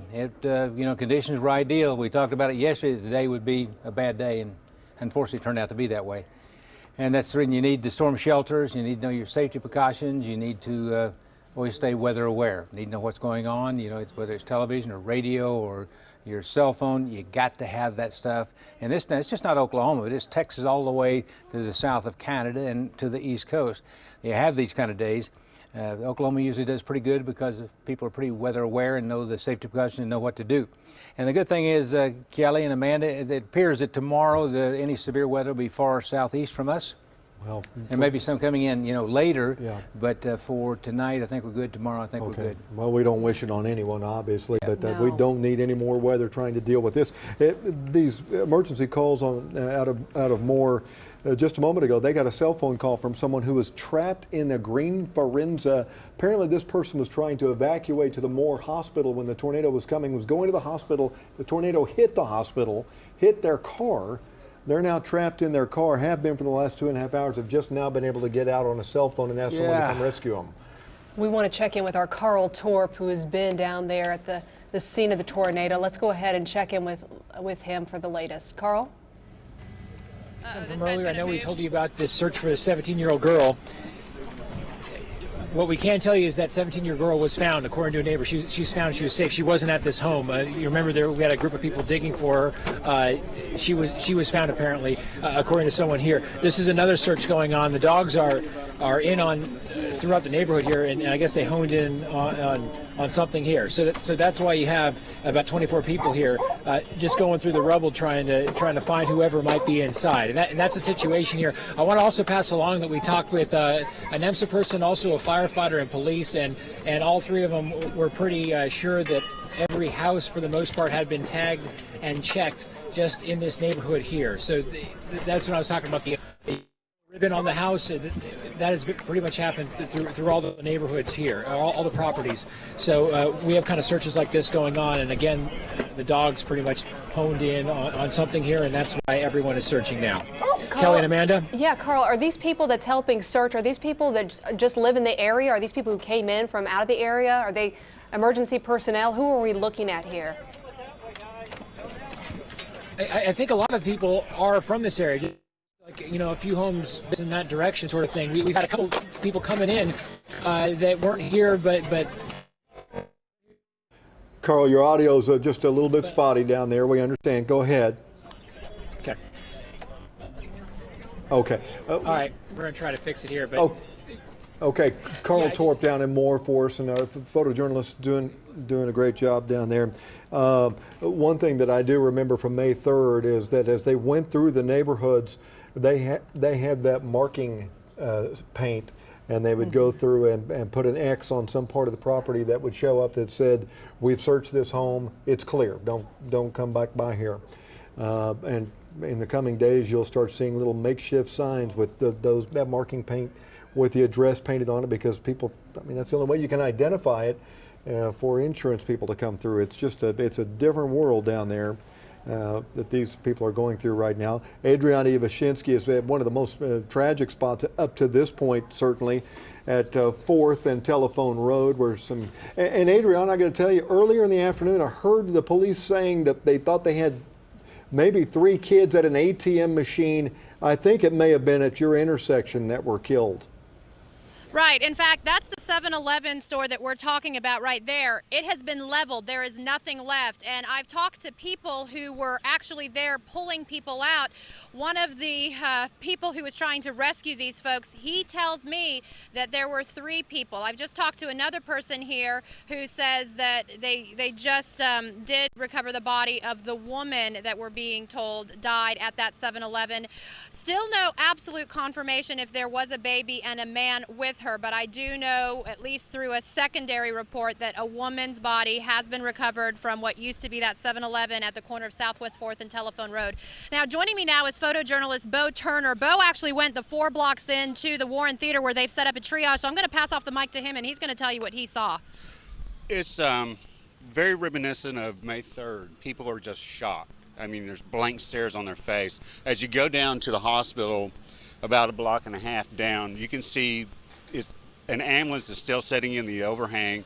Cars have been pushed up against it. There's not a single window in any building. As you look back toward the southwest, I mean, it's just a clear path. You can see for almost a good half to a whole mile of nothing. Now, we've set up a triage over there, I'm understanding. Did we see people coming to find family members? What did you see there? It's hard to tell because there's so much foot traffic going in and out. I mean, it's just, there are literally hundreds of people just like meandering. This. Yes. I mean, people wandering. Down at the theater itself, there are close to 150, 200 ambulances and medical people, police officers, you name it. They're all down there, and they're working frantically trying to help these people. I know we've had some volunteers actually come up to us here at the corner of Southwest 4th and Telephone Road, finding out how they can help, and that's where we've been directing them. And Bo, was the theater itself damaged? I can't really tell because it's so far down there. I didn't make it down in the short time I was able to go in, and there's so much to process in your mind at once. It's hard to really fathom what has happened. I mean, it looks like a war zone out here. I mean, we've got telephone poles down. We've got power lines around us that have been collapsing as we've been standing here. So we've been really keeping a close eye on them because, of course, we don't want to get hurt out here either. And we've got National Guardsmen coming up here trying to lend assistance. We've got people coming up asking, do you know if the children that were in the daycare, are they okay? We're happy to report, yes, they are. There's a neighborhood that's right behind that 7-Eleven there. We don't know the name of it. We don't even know if it had a name, but we know that all the homes that were behind that 7-Eleven have been leveled as well. You can see there's just people walking everywhere, taking in the devastation, seeing if their family members and their loved ones and their friends are okay. I got a text from a friend of mine who lives in Moore, whose home has been destroyed, but luckily he was at work. He's okay, but now he's trying to find his daughter, make sure that she's okay too. This is what we're hearing down here in the heart of Moore. You know, tales of just horrible, horrible devastation, homes lost, people hurt, people's lives lost as happened here. So we're keeping an eye on it, and it's just, you know, say a prayer for all of these families. Say a very, very big prayer that, you know, God will watch over them. Reporting live in Moore, Adriana Ivashinsky, News 9. That's Adriana Ivashinsky on the left at 4th and Telephone, and this is Carl Torp. If Carl can hear us, we want to go to him. They are, and we know that they are maybe trying to rescue someone who is trapped in a shelter, Carl? Yeah, we just heard from police, and here's what's going on. And I'm going to be quiet because we are told to be quiet so they can hear for this woman who may be in a shelter in this home. That's according to police. So there's a woman possibly inside a shelter. Police say that they did hear what they believe was a woman's voice, and so that's why you have 20 to 25 people here just trying to clear whatever debris they can to get down to the shelter. And it looks like they're in what would have been the garage here, just trying to get all the little things out of there. You know, we have 2 cars here, and there's a whole lot to get to. But again, they believe they heard a woman's voice coming from this shelter, and so they're just asking everyone to kind of be quiet, and that includes radios and sirens and that sort of thing, just so they can better hear exactly what might be coming from shelter at home. Okay, Carl, your audio is a little bit sketchy again, but that's okay. Let's leave that shot up on the right. And folks, this is the reason, and perhaps this person has done this, and that's how they know she's there. This is the reason you register those storm shelters. You're absolutely is so right. they know when your house comes down like this that there's a shelter under there, and you're probably in it. And hopefully she's okay down there. They have kind of an assembly line set up where one person is removing a piece of rubble and they're passing it along to the next. And they're desperately trying to get there to her if she is stuck in that shelter. I am really, really happy to tell you this. We had our first person walk in here to News 9 and just dropped off a $500 check. So we really appreciate that anonymous donation to the American Red Cross. We'll keep those dollars right here in Oklahoma to this effort. Again, you can drop off any donations to our News 9 studios. Folks, this has been really a devastating day, and I know very few of you are just joining us, but I do want to remind you, this started at about 2:50 this afternoon with a tornado down around the Newcastle area. Our storm trackers were on it. I'm sure others were as well. David Payne and Bowcaster and Sky News 9, they tracked this thing block by block, and you know that's all we can do. It's very difficult to sit here and watch it happen because you know it's tracking through neighborhoods, but it looks like a lot of these people did the right thing and got below ground. Some people might not have been able to. Some people got in their cars and drove off, but I'll tell you, this thing tracked right across Moore, went right through the Warren Theater, on across I-35 over to Eastern, and it may have done a record amount of damage. We're looking at live pictures from Carl Torp, who's there as they're trying to do a rescue to save a woman who may be trapped in a shelter. Let's go ahead and check back in with Carl. You have an update for us. Yeah, I'm talking to a police officer here at the scene, and exactly, officer, what happened here and why are we honing in on this house? We had reports of at least one voice underneath or beside some of these cars. We're making sure that there's nobody inside trapped and trying to get down to the ground level in case there is a storm shelter that we don't know about in order to try to get somebody out. So we don't know whether or not there is a storm shelter, but we're sure we heard a voice maybe? We have two different reports of someone hearing a voice. And I understand you guys also got a report that there was a woman in a shelter on this road? Correct. Correct, but we can't determine whether or not this was the address or not. They just said that there was somebody on this road, a female, that was screaming for help. What's the game plan here? Take us through what's going to happen. We've been as we can. We've run a couple of dogs through here to see if we can actually pick up a scent. At this point, that's what we're trying to do. We're continuing to clear debris in front of the vehicles where the house itself would be in order to try to make sure that there's nobody trapped. Were the dogs able to pick up on a scent? A neighbor saying yes, but was not sure. I wanted to ask you. Well, to my knowledge, so as far as someone being trapped in here, that would be good news because obviously they were able to get out. We also just got word of St. Anne's Church at where is this? Southwest 119th and May.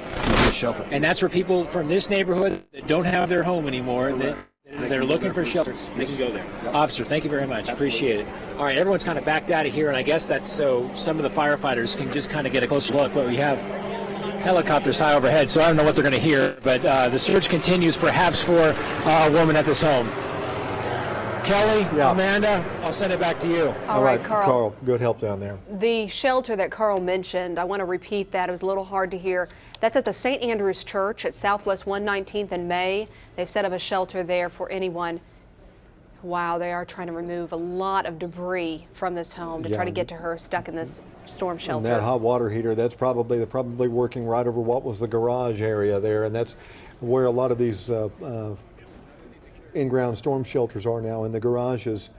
Hopefully there's she's in there, but if she was there, she probably didn't register it, it doesn't sound like. I want to give everybody a really good update. I had said earlier on, we put it out here on News 9, that there was a little 3-year-old boy that was taken to an area hospital and his parents were nowhere to be found. He was found at a school. And we're just getting word that the parents have been found. They heard this on News 9 and they had a chance to go and get their son, Caden. So some good news there. A family has been reunited. Yeah, just getting something from Jed Castles that was passed along to him, that there are still kids at the Plaza Towers Elementary School on Santa Fe, waiting for family members to pick them up. So, and perhaps that's Santa Fe Elementary as well. There are still children at those two schools. They're okay. That's good news as well. You're watching live coverage. This is News 9 at 6 o'clock. We're continuing to follow the devastation of this deadly tornado as it ripped through the heart of Moore. The tornado started in southwest Oklahoma City about 3 o'clock in that area, and at about 3:15 is when it started to hit the Moore area, and we've been following it ever since. When Michael Konopasek arrived on the scene, there was a sense of shock, and there still is, as people were running around. He said there were just tears in people's eyes. This is a live view. It looks like it's from Sky News 9 HD. Let's go ahead and check in with Jim Gardner.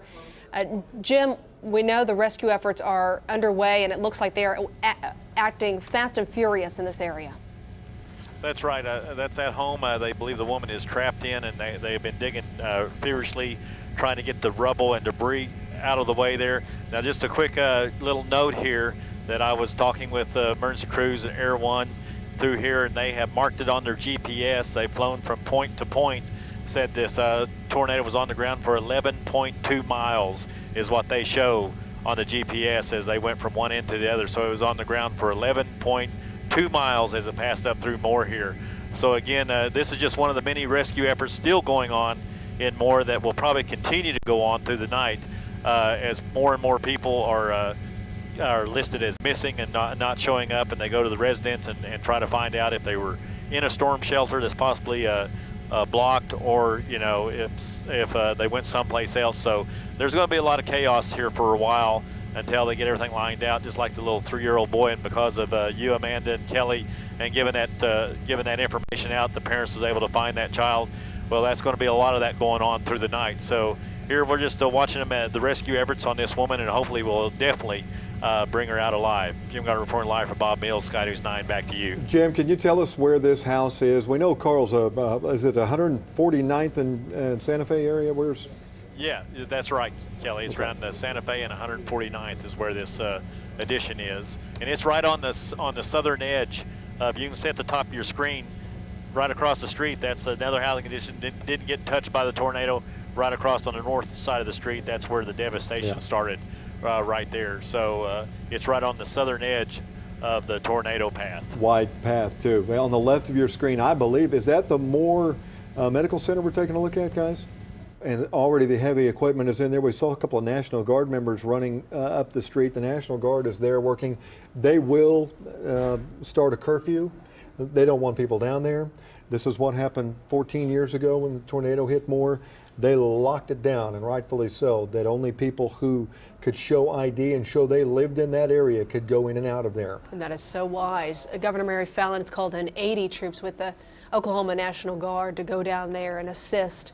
Also law enforcement from all over, from Edmond and all the surrounding metro areas. They've come in to help out too. And we're also getting word that the Association of Oklahoma General Contractors, they want to provide equipment down there. And let me tell you, that might be needed. So they are saying if anybody needs any equipment down there, they can provide it right now. They just need to be contacted. Okay, we're going to check back in with our weather team, and these particular storms have moved well to the east. There are some in southern Oklahoma. Let's check in with Michael right now. Kelly, most intense storm is actually just outside our viewing areas down east of the Ardmore area, moving toward Tishomingo. So if you know somebody in the Tishomingo area, I would go ahead and call them, text them, go ahead and have them take their tornado precautions at this point.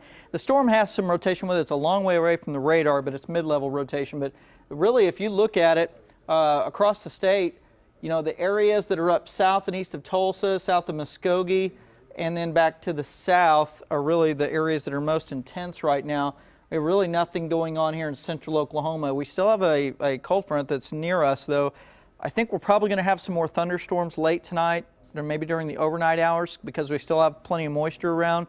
But eventually, we believe that a cold front will come through later tonight into tomorrow morning, and that will really then diminish the threat of severe weather. It'll shove it further to the south and east again for tomorrow. But looks like it'll be some time for recovery tomorrow. With respect to the weather, here's the storm that I want to point out that's down. It's east of Ardmore now. It's just east of Ardmore. Let me measure it from Tishomingo here for just a moment. Here's Tishomingo.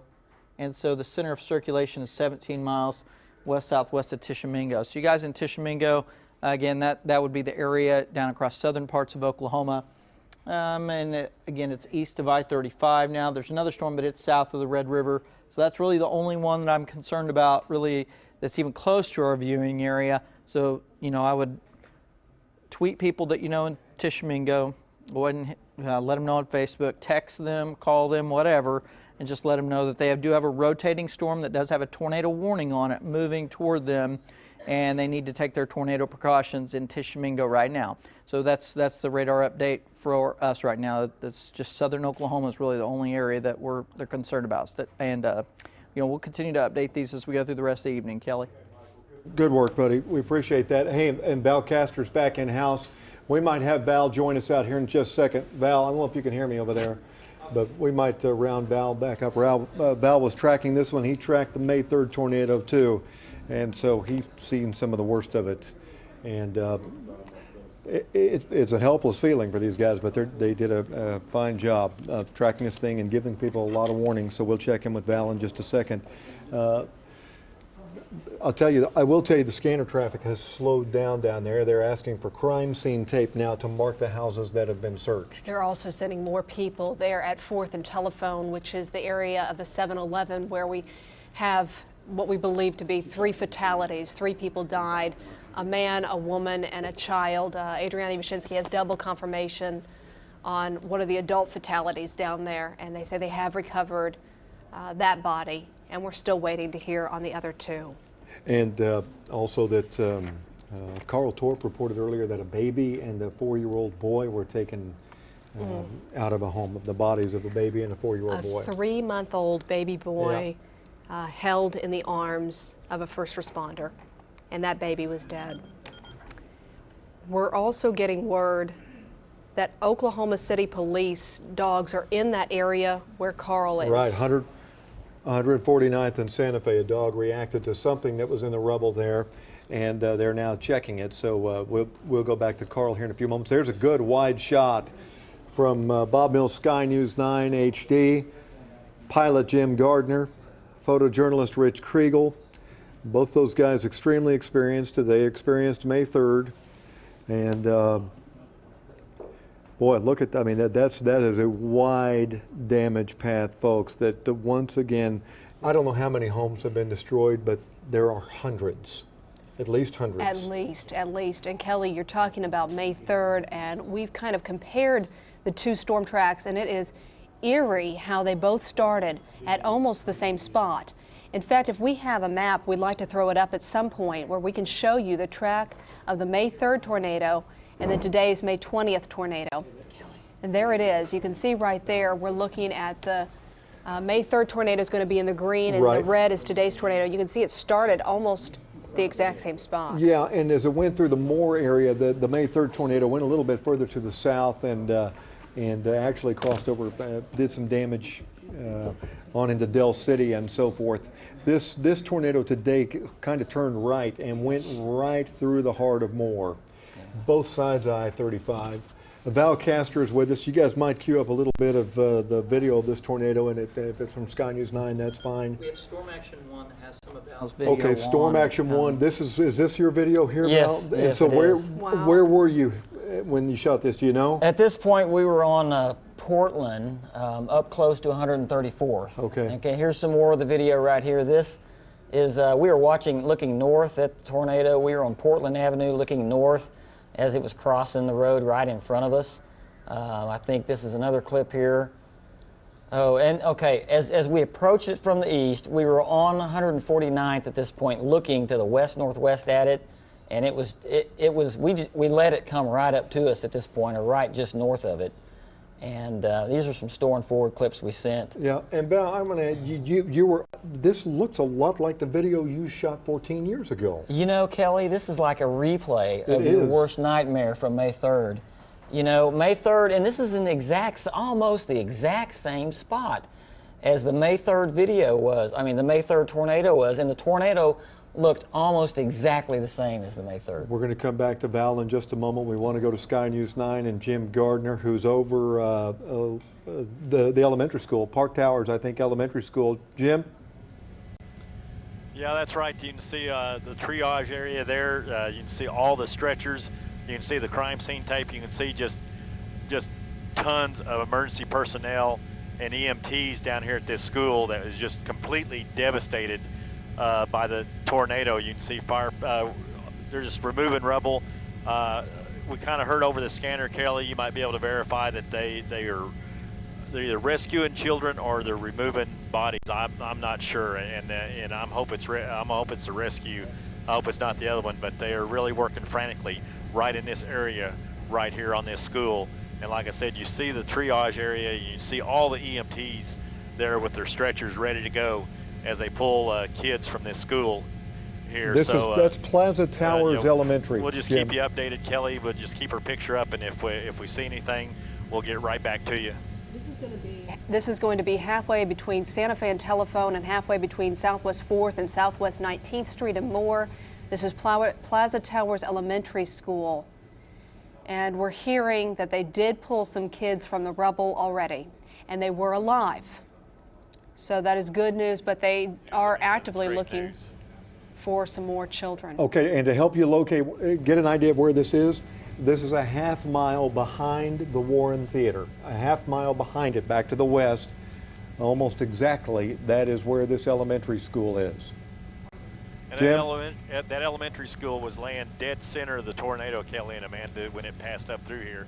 So there was no chance of it at all. I mean, it struck it dead center as far as the width of the tornado. It's right in the center of the width of the path of the tornado. So there was just absolutely no hope of that school surviving anyway. But again, it's good to hear that they are getting kids out. And this is just one of many rescues going on as we speak. We just can't cover them all, but we have our ground crews are doing a great job. Everybody's doing a great job in a time of great despair like this. I mean, everybody's really coming through and helping out. And like I said, we had a TFR put up. We were asked to move 3 miles circumference and 3,500 feet over that. For people listening, when the FAA or emergency management requests a TFR, it has to go through the administrator of the FAA, Federal Aviation Administration. They issue a TFR. Basically, they put up an invisible screen around this airspace, and we cannot fly into this airspace at all. And that's just to keep other aircraft from flying in when they have, like, the OHP helicopters working low, Air One working low, to keep traffic separated and to let the rescue workers work. Now, there is FAR 91-137, which is an accredited news station, which we are an accredited news helicopter. I could have filed a flight plan and probably came in here lower and worked in this TFR with everybody, but as far as I'm concerned, they requested it, and I'm going to honor it no matter what. Even though we could probably file a flight plan and go in, I'm going to give those workers plenty of room to work and let them try to rescue these people that's in this area. Jim Gardner reporting live from Bob Mills, Sky News 9, back to you. Absolutely, and guys, I might ask you all up in control room, you might try to pull off a picture of this school on satellite, and we can compare it to what it looks like now. This was a pretty good sized elementary school that has been wiped away there. This is going to be the Plaza Two Towers buildings, yeah. Elementary School. And they were working very methodically there, trying to get the rubble off of the area where they think maybe some students may be trapped. It's a big school to search. I mean, look how big it is. Back in Val, we can continue to look at this video. Val, how close were you to this storm? I know you were right there, but how close were you to this school? Amanda, we were about a quarter of a mile away from the tornado when it passed through that area. And we were so close, we were getting debris.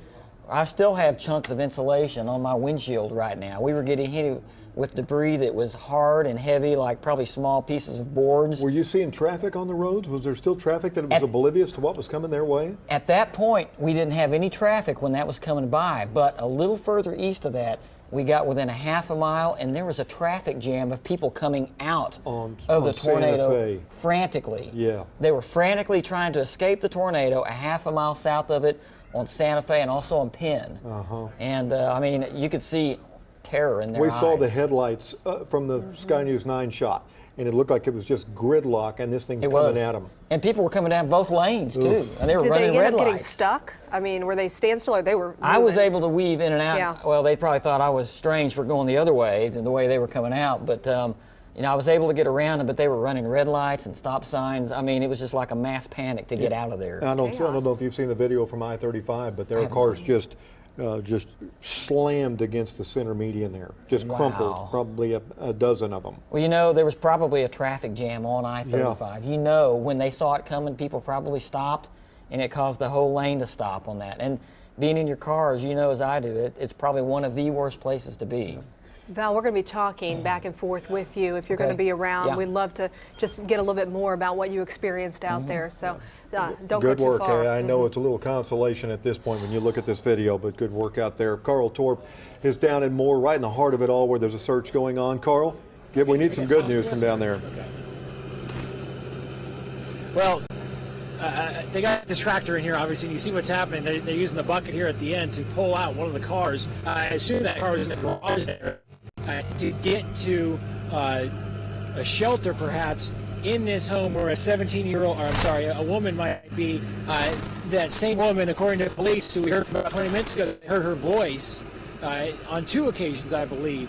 So they're just trying to remove these cars, and they got the tractor in here and removed the debris, and now this is the way they're towing this vehicle out of here. Check this out. I mean, this is on the end of the bucket is hauling it away here with this tractor, and so they're going to get this car, and I don't know if they're going to get the Mercedes next door or not. But again, it's all to get down to what I assume is a shelter in the garage of this home where a woman may be.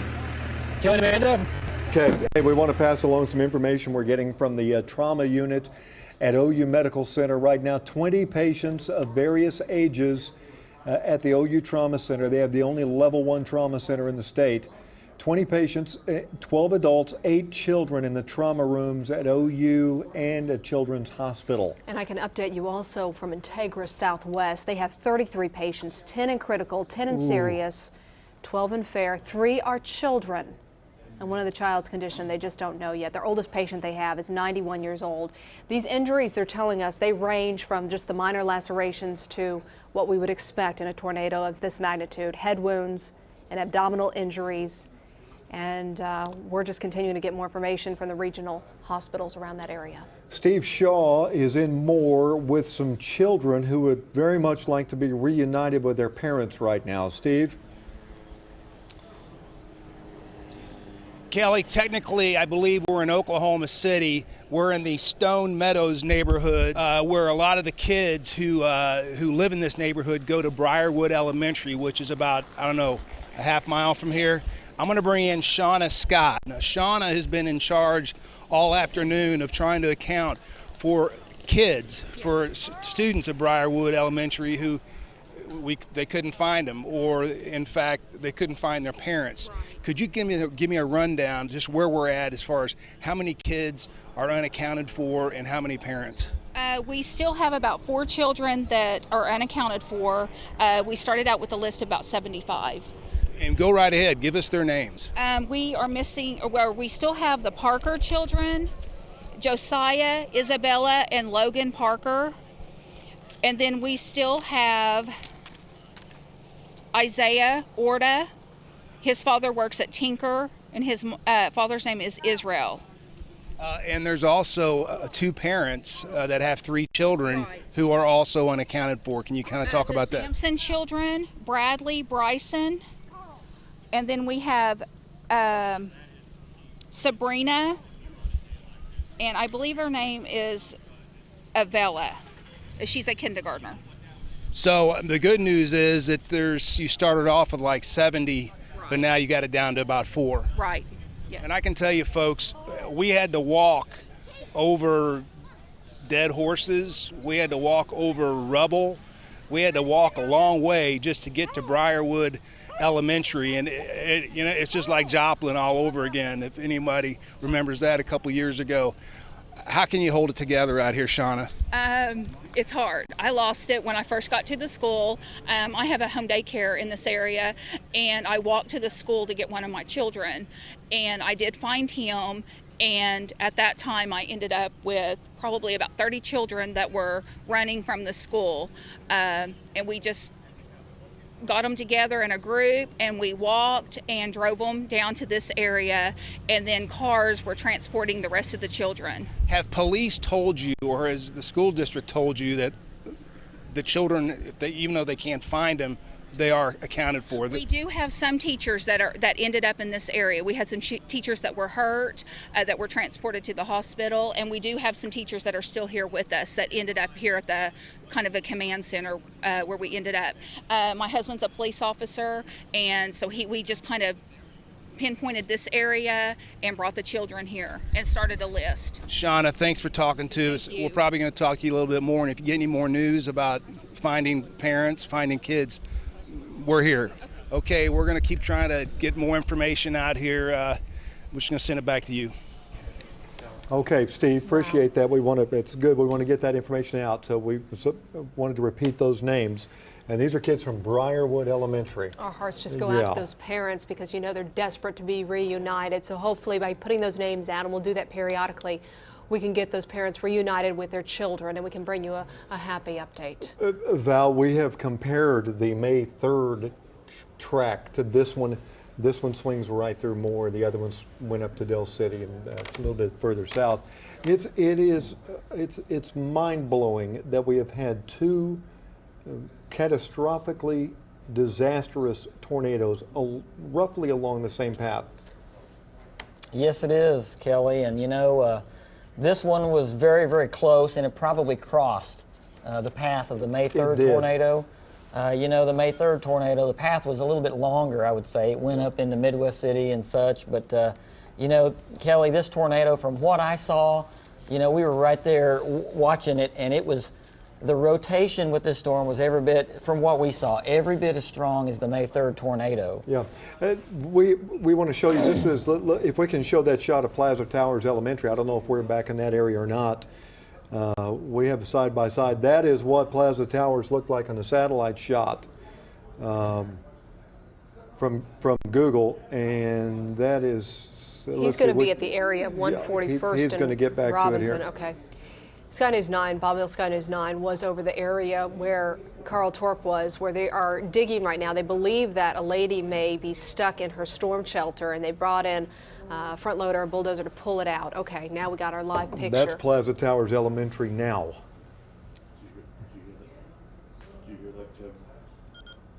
And Rich, if you can pull back just a little bit, we can see more of it. And there you go. It's just devastating. Look at that.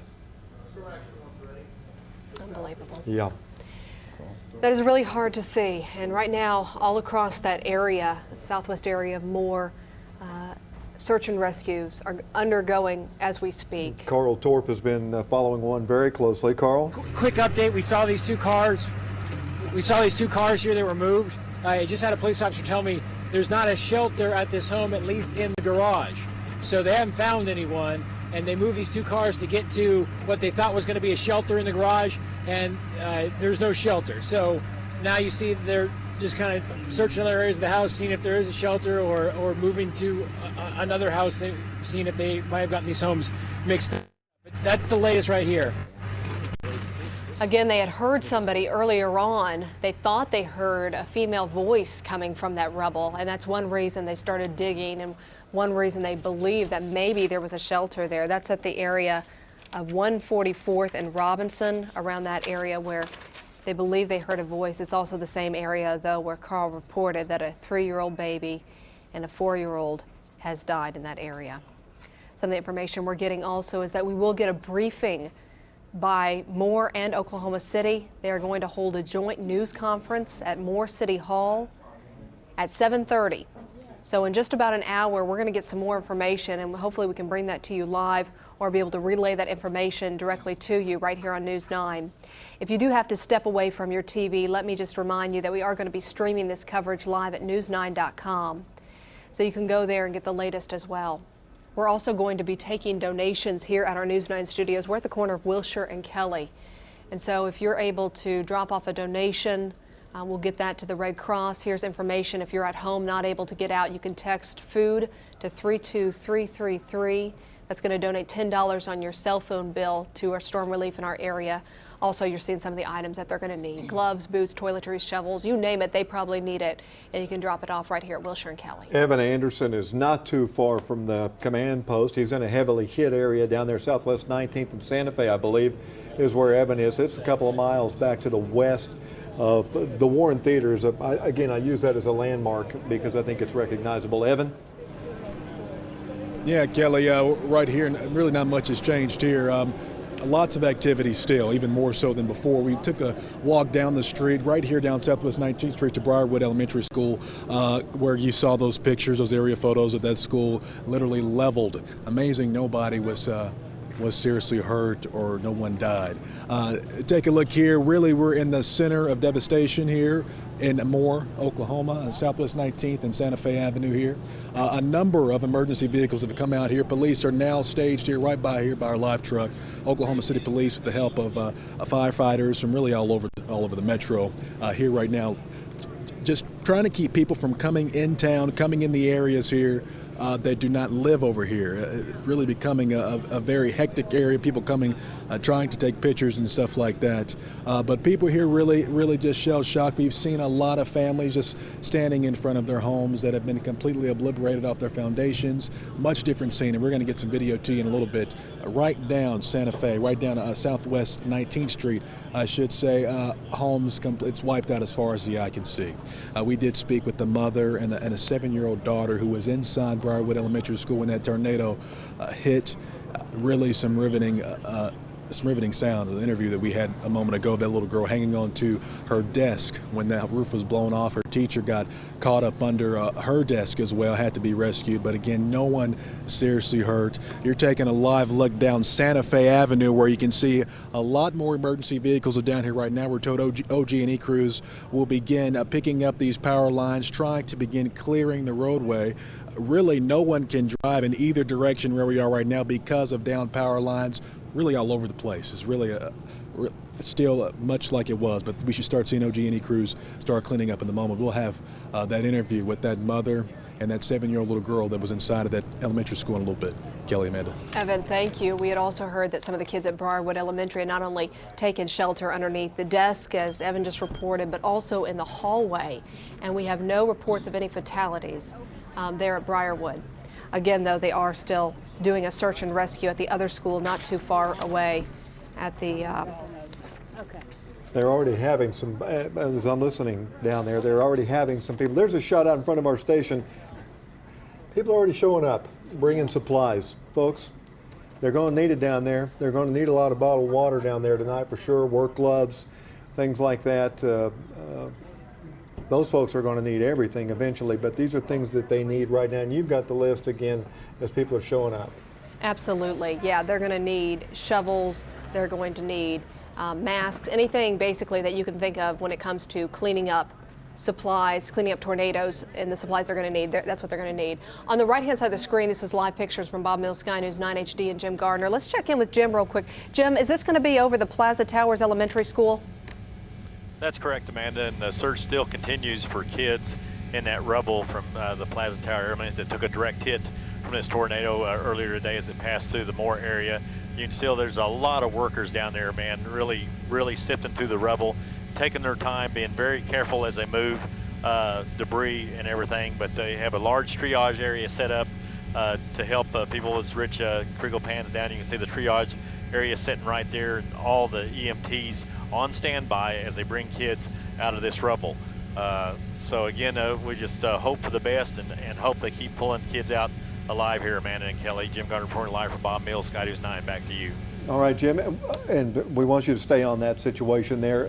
If you can, at some point, give us a shot of the command post. It's up at the Home Depot. It's on 19th Street. We understand one of the things that they're doing. One other quick note, Kelly. Yeah. One other quick note. Go I ahead. see a whole group of OG&E trucks now coming down the road.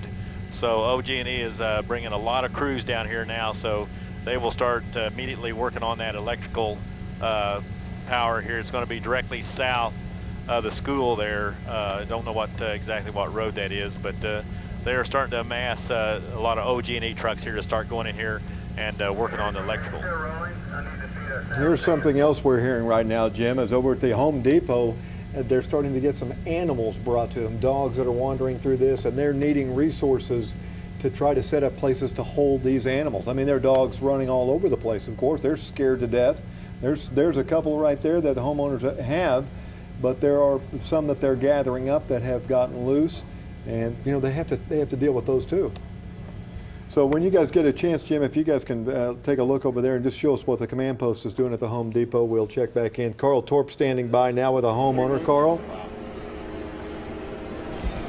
Hey, you know, we're just in this neighborhood here where the search continues, and right next to that home where you saw that backhoe taking the cars out is a home where a new search has started. And with me is might be your uncle inside. This is where he lives for sure. Yes, for sure. And when's the last time you heard from him? Why are police now searching here? Right before the tornado hit. I hadn't heard nothing from him since.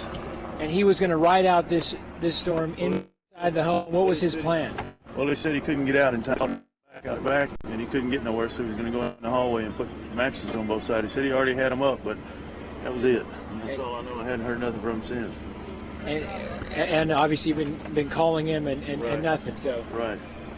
Called everybody in the neighborhood that I know, and I hadn't gotten nothing yet. We used to live 2 streets over, and it's all that's tore up.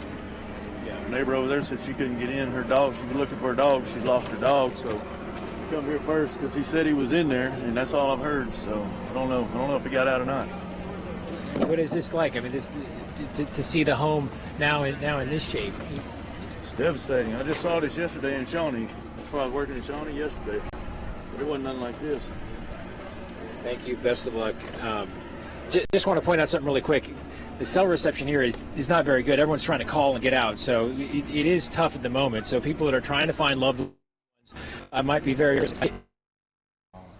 working, but I just want to pass it along as the search continues out in this neighborhood for perhaps someone in this home right here. Kelly and Amanda? All right, Carl Torp reporting from the 141st Robinson Road area. The live picture on the left-hand side of your screen, we appreciate that, folks, so much. People dropping off donations right here at our News 9 studios. We're at the corner of Wilshire and Kelly. If you can drop off a check. We'll make sure that gets to the tornado efforts for the American Red Cross or any supplies you think that they might need in regards to cleaning up some of this tornado devastation. We're just getting word also, more police confirming that there are 400 kids at Westmore High School, and they're waiting on their parents to get them. This is the problem, that even though these people and these kids are okay, the roads are just slammed with people and they can't make their way to the school. We have power lines down, power poles down. There's devastation and destruction everywhere. So the kids, everything we're hearing, they're safe, they're there, but they don't have any way to get out. So we'll keep on top of that situation here. As we're looking at live aerials from Bob Mills Sky News 9 HD on the right-hand side, this is going to be at the Plaza Towers Elementary School. They're actively searching for kids who may be stuck there. I want to bring back in Val Castor, who's sitting next to me. He was out on this storm. And Val, you were telling me that this was a slower moving tornado, and that was one difference between the May 3rd tornado and the May 20th, today's tornado. Yeah, that's exactly right. My wife, Amy, and me chased the May 3rd tornado as well as this tornado. And this tornado was moving quite a bit slower, in my opinion, than the May 3rd tornado was. And anytime you get a tornado this size, with this intensity that's moving slow, it has a lot more time to do damage. And since it hovers over one area for a longer period of time, it has the potential to do a lot more damage. And we were seeing that. If you see this shot right here, the tornado was probably a quarter of a mile north of us. And you know, we were just getting hit in the side of the truck with debris, all kinds of debris with that thing. And Gary talked about a debris ball being, you know, a mile wide. It actually probably grew to more than 2 miles wide at one point. We were seeing up above us large pieces, and I'm talking about pieces of debris that were as big as the roof of houses, as big as cars. Now, I don't know if there was any cars in the air at that point, but there sure was debris above us. And one thing I might add about that, Amanda, too, you know, there's a lot of people right now clinging to life. And if you're out there listening to me, prayer. We need people to pray for those people right now. That's probably the best thing we can do, along with the donations and bringing the articles in to help, is to pray, because there's a lot of people out there right now clinging to life. That is so true. And also pray for the search and rescuers as they are going through there and looking for those people who still might be trapped. Right. Val, did you realize it was going to be this bad as you were watching this tornado go through the Moore area? Oh, you know what? When it first touched down on the west side out near I-44, you know, it was not nearly this big. But just like I was talking with David Payne today and also yesterday, it had that look to it that it was going to get bigger. And sure enough, it grew bigger. And when I saw that, I mean, it brought back memories of May 3rd. And a tornado that big going through a populated area, that is absolutely bad news.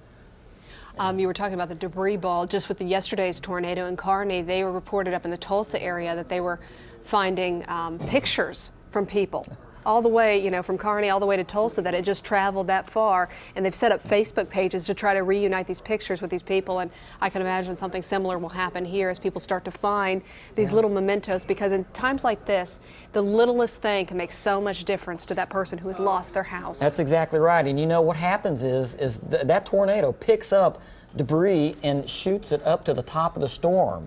And it goes up to the anvil level where you got stronger winds, and it carries it way downstream. I mean, you might have debris falling, you know, 20, 30, 40, 100 miles downstream from where the tornado was.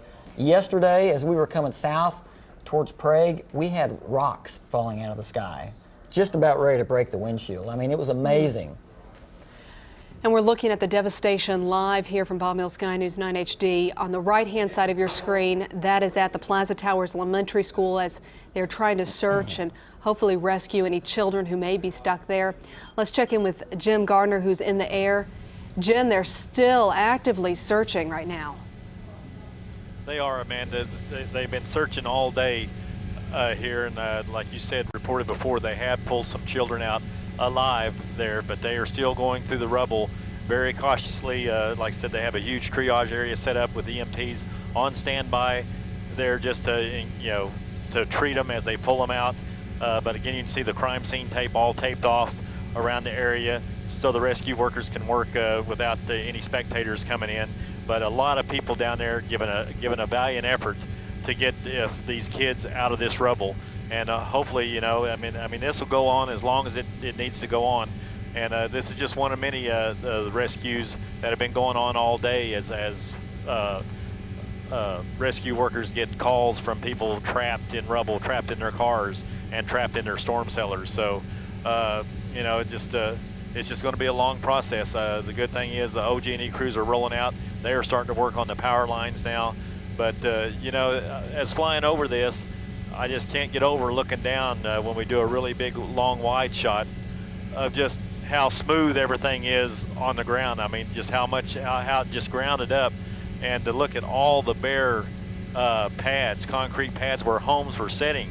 I mean, it's just all gone. It's just, you know, even though I was in the May 3rd, 1999, followed from start to end, and flew for several weeks after that, you know, to look at that devastation and look at those concrete pads, you just don't see how it can possibly do that. But it's just an amazing thing that anybody lives through that. You're right, Jim. It is heartbreaking as we take live looks at this damage left behind from the tornado. It really, really is, because people's lives, they have changed forever there. We're getting word from OU Medical Center, and we reported some of this earlier on, that they have 20 patients, various ages, 12 adults and 8 children. They're in the trauma rooms as we speak. They're getting treated from everything from just minor to critical injuries, everything from head injuries to abdomen injuries. And that's, of course, the level 1 trauma center. So, and they say they expect those numbers to change, which doesn't sound very good. Our Dana Hurtnicki, I understand, is at the Moore Medical Center. Dana? Yeah, that's right, Kelly. The Moore Medical Center is right here behind me. This is Telephone Road here. This is Southwest 4th Street. We were just walking that way toward the Moore, or the Warren Theater there. The bowling alley that was there, I think you've seen that video, is completely gone. The Moore Medical Center took a direct hit. Now, we did talk to some people that were inside that medical center. We were told that they all went into the cafeteria there. They put the doctors actually in the freezer because they knew that those doctors will probably be needed later today. And then everybody, we're told, survived. There was just some minor injuries there out of the Moore Medical Center.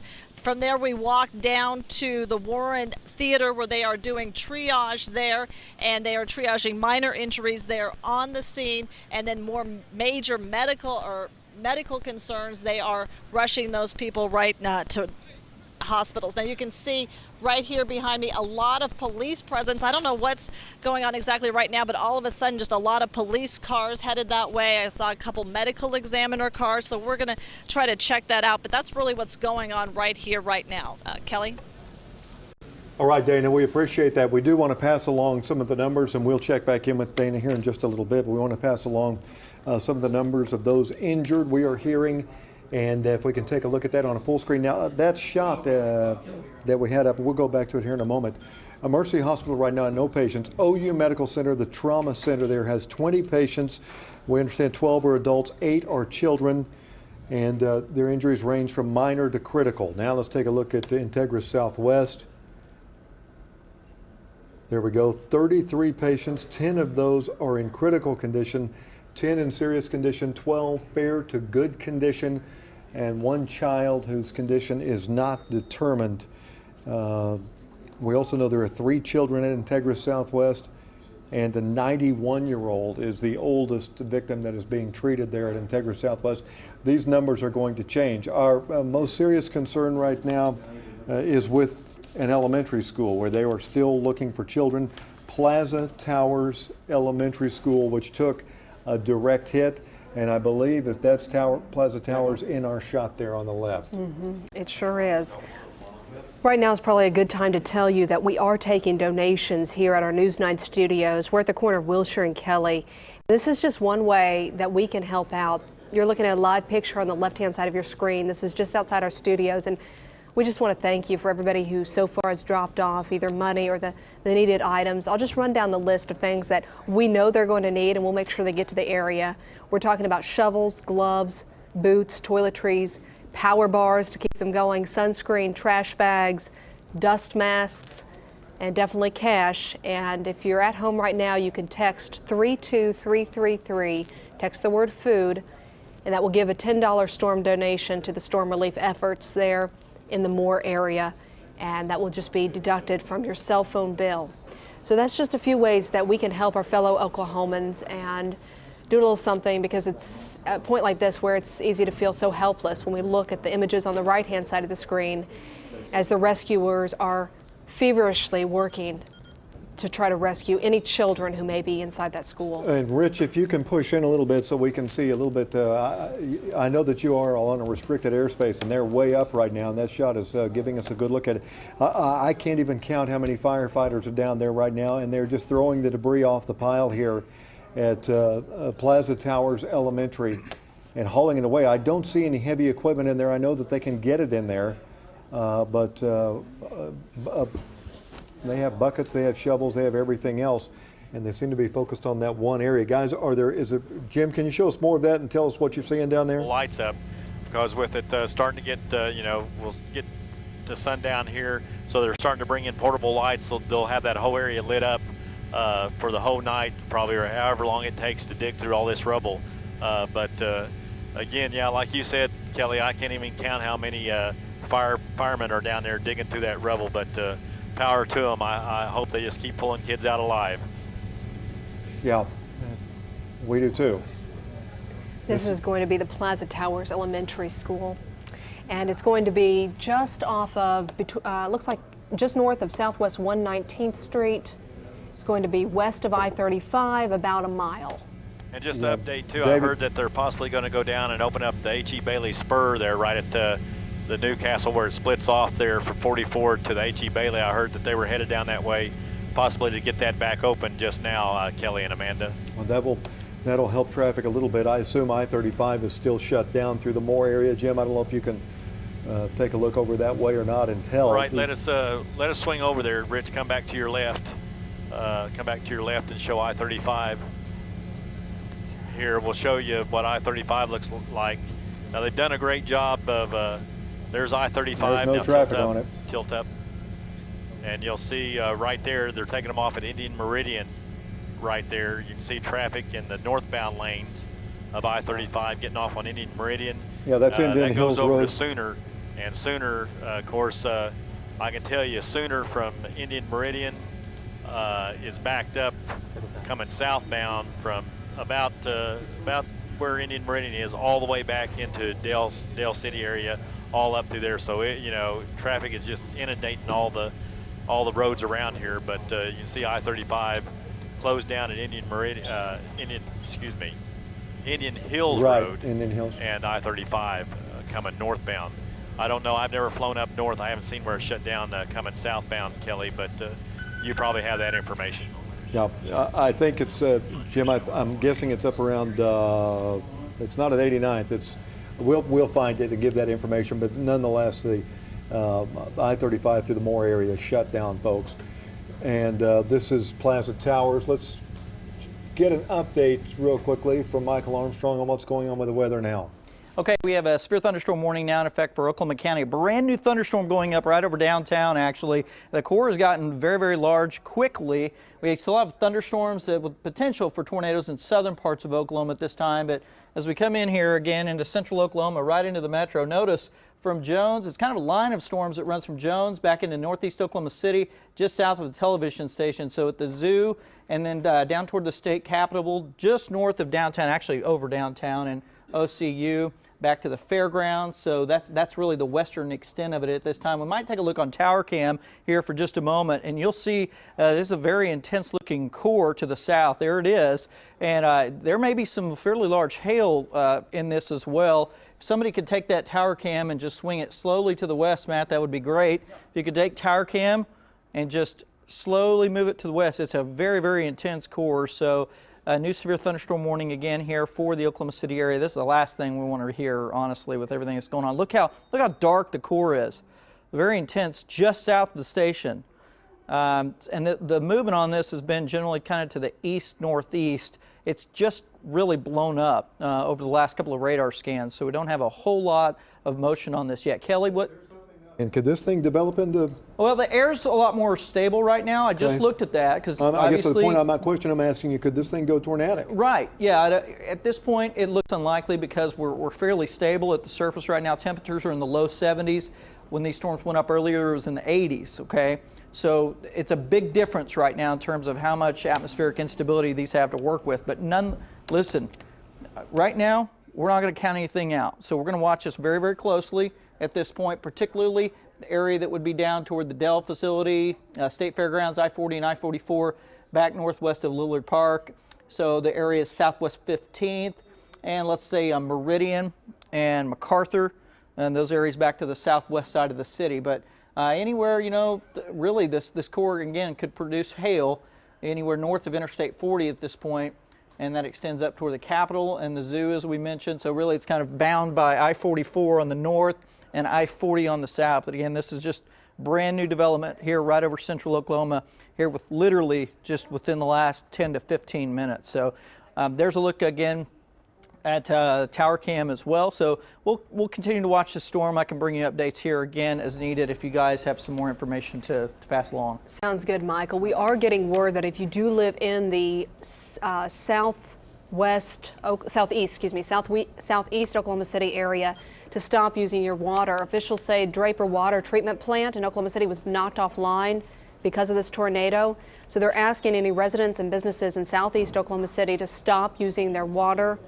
Right now they're working to get that problem fixed, and they just want to make sure that if you do live in the area, you have your sprinkler system off, postpone washing any dishes and clothes, and don't operate any appliances that use water, and just take any precautions. I would just use some bottled water in the meantime.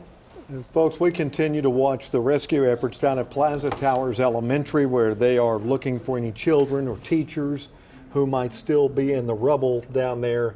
There's a lot of conflicting information coming out right now.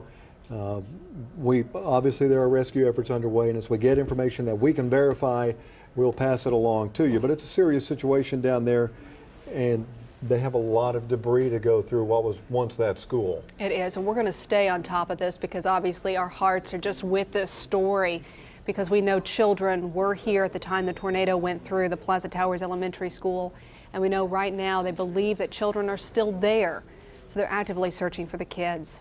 In about 40 minutes or so, we're going to hear from a press conference between the city of Moore and Oklahoma City. They're going to hold a joint conference. The left-hand side of your screen, you're looking inside the State Emergency Management Center right there. And if Abby can hear us, let's go ahead and check back in with her. Abby? Okay, it looks like we'll still work on getting a connection with Abby.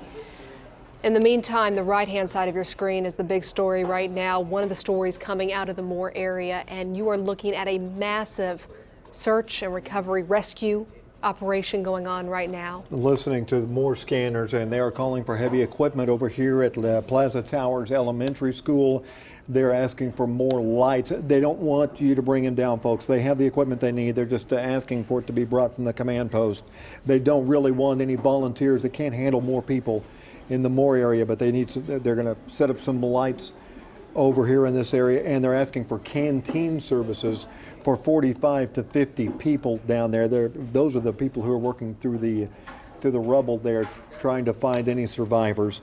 So this search could be going on for quite a while. The Associated Press reporting about an hour ago that several children were pulled out of the rubble alive at the Plaza Towers Elementary School there in Moore. So we do know that there is hope. Several children were pulled out alive there at the elementary school. So again, we'll continue to monitor that right now as they are searching for more survivors. Let's go to Adriana Ibashinsky, who is standing by right now. And Adriana, where are you? Kelly, we're still at Telephone Road and Southwest 4th Street. I'm just giving you another angle. Over here is a strip mall, and you can see all of those windows there got shattered as the power lines that were all twisted in that debris cloud went plowing through this strip mall. I mean, every single window in there is smashed through. No one is in there, of course, but we do have some, law enforcement officers here to prevent looting. Now, over there is the overpass to I-35. You can see people are actually walking across the overpass, heading into and out of this area. And you can see entire trees have been sheared off. We have siding up in the power poles. Again, we're going to do a flip around here. It's just horrible. It's like a war zone. Okay, again, here is where the Moore Medical Center is behind me. There is damage, but all the people that were in there were able to get out. There was also the daycare, the Agape daycare that was back there. All the kids, the teachers that were there, they were able to get out as well. But as you see, more people have gathered here now that folks have left work and have come out here, many of them just to help. They want to see what they can do to help, whether it is to lend assistance cutting down these power lines which have been slowly falling down at this intersection. People are trying to see if a lot of nurses have come up here to see if they can help at the triage about 4 blocks down. But you can see we've got a debris field everywhere we step. We really have to be careful. So I sometimes see people walking barefoot or in flip-flops, and I'm really concerned because while a lot of these power lines are not live, you never know if one might flare up, but it's just dangerous out here. I mean, homes right behind us, I went and took a look over there, and the homes there have a lot of debris, a lot of trees down, but their homes are still standing. But right behind that 7-Eleven, all those homes there, they're gone. Now, I did talk to a family that lives in a house just up the street. They tell me they were one of the folks that actually ran over to that 7-Eleven to see what they could do to help, and they did confirm to me that there were 3 people that they did pull out of that 7-Eleven that used to stand there. It was a man, it was a woman, and it was a baby that they think was probably about 5 months old. So our hearts definitely go out to those people and their families and all those that know them. Again, you can just see people walking all along the street here at Southwest 4th Street, seeing what they can do, just taking in this devastation. It looks like a war zone. It looks like what May 3rd did back in 1999. And everyone here is just doing what they can to help out. We're trying to do what we can to help out. Reporting live in Moore, Adriana Ibashinsky, News 9. Adriana Ibashinsky, it's the only way you can describe it, like a war zone. All right, we appreciate the update from right there near the 7-Eleven, where unfortunately we did get confirmation just then that 3 people were pulled from the rubble there at 7-Eleven, including what might have been a 5-month-old baby. Standing by is Carl Torp, live at the area around 144th and Robinson. Carl? Yeah, I just want to share a story here. This is Gerald Mobley, who's okay. He's kind of muddied up here, and for good reason. Explain what happened to you. You actually saw this tornado while you were racing home? Yes, sir. I was at the office, and of course saw on your News 9 app on my phone the direction it was coming. Immediately called my wife, and she told me the situation, that she was at home and she was going to get in the storm shelter of next door neighbors. Left the office coming down 134th and was behind me. Luckily enough, got home in time and got most of the animals in the shelter. But when the tornado hit, such force that it literally sucked water through the walls of the concrete walls below the ground. That's how you got so muddy, basically. Yes. Yeah. I mean, it shot out the walls like a syringe shooting muddy water out through the solid concrete walls. I don't know what this registered, but it's something that will be embedded in me. I won't forget it. How many people inside that shelter? There was 2. But it looks like we're having some audio issues there. And it's kind of breaking up on you, Carl. We'll check back in momentarily, but is that the school right there? That is the school. This is Plaza Okay. Towers. I want to bring in David Payne because he was tracking this storm right as it went by that school. David, did you know it was as bad as it is when you look at these images? Yeah, you know, if I told you it wasn't as bad, I'd be lying to you. I knew it was bad. I knew it was going to be really bad when it set down east of Newcastle. The shape of the tornado, when it came down, it was fairly narrow, but it was very, very violent, even at a smaller state, even at a smaller size. And then as it crossed I-44 and came up southwest 149th, it became very, very large. We're talking a quarter to a half-mile wide tornado. What's funny is I stopped at the same location that I stopped at. Here's some of my video right here.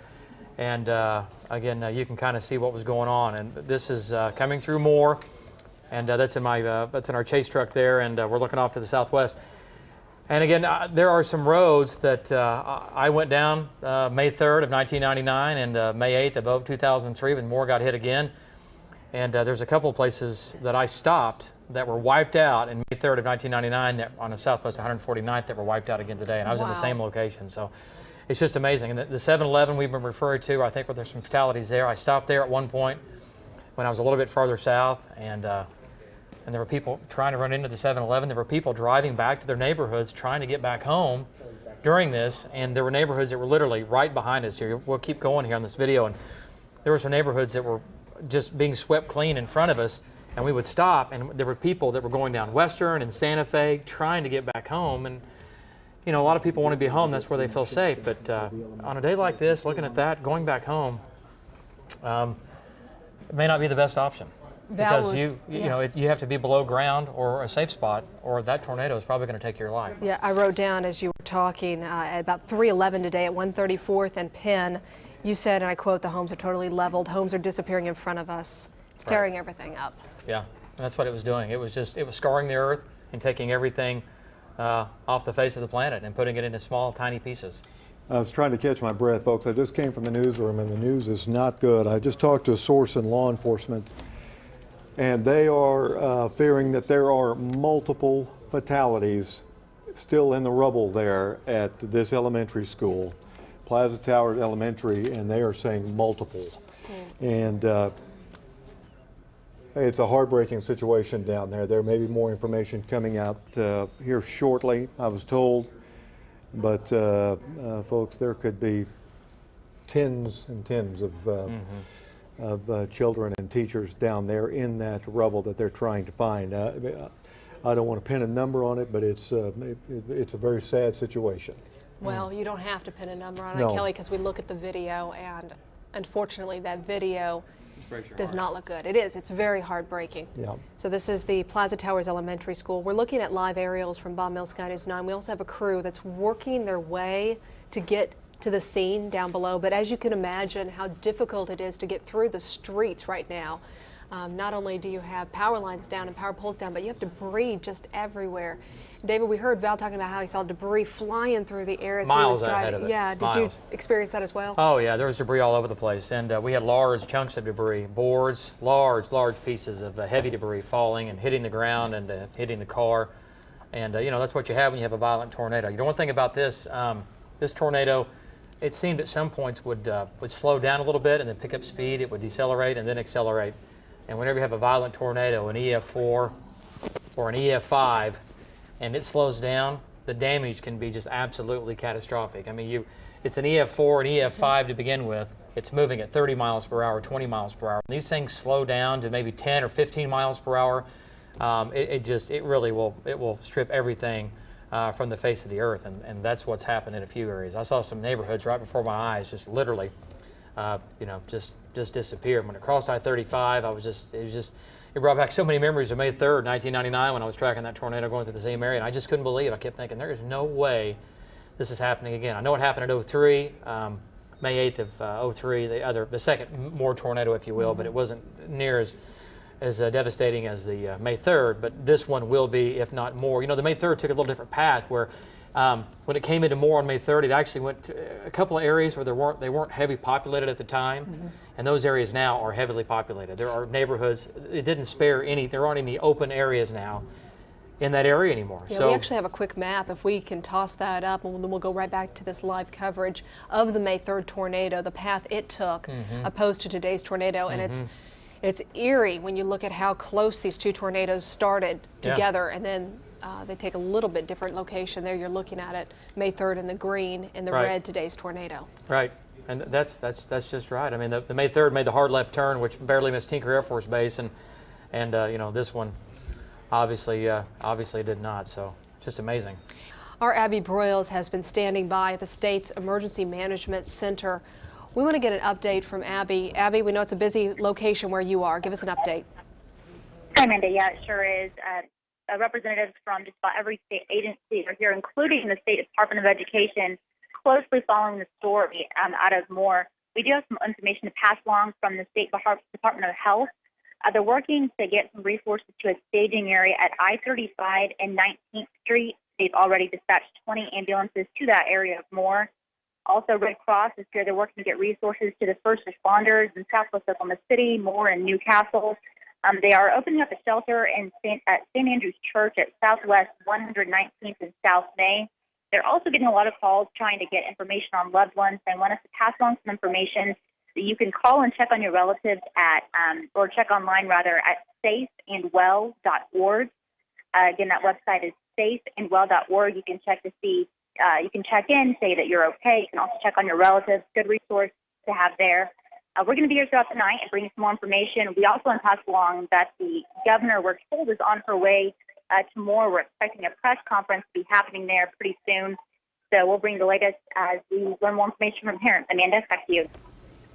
All right, Abby Broyles, thank you for that update. Again, Red Cross is saying if you are alive and well, but you haven't been able to get in contact with your family members and vice versa, you're trying to get in contact with them, go to safeandwell.org and you can register yourself there.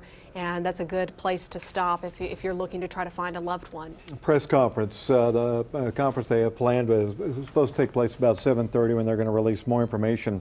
They're going to be setting up lights, and you can see they've already set up some of the portable lights there at Plaza Towers Elementary, where they are searching for kids in that school that was flattened by this tornado, largely flattened by it.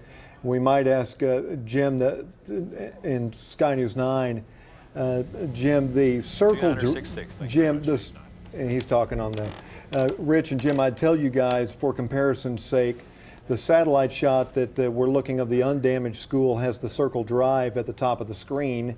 If you can, there, right there, that's it. That's the comparison. If you guys can put the satellite shot back up on the left here in a moment, you'll be able to understand what has happened in the school. It'll take them a moment to pull it back up.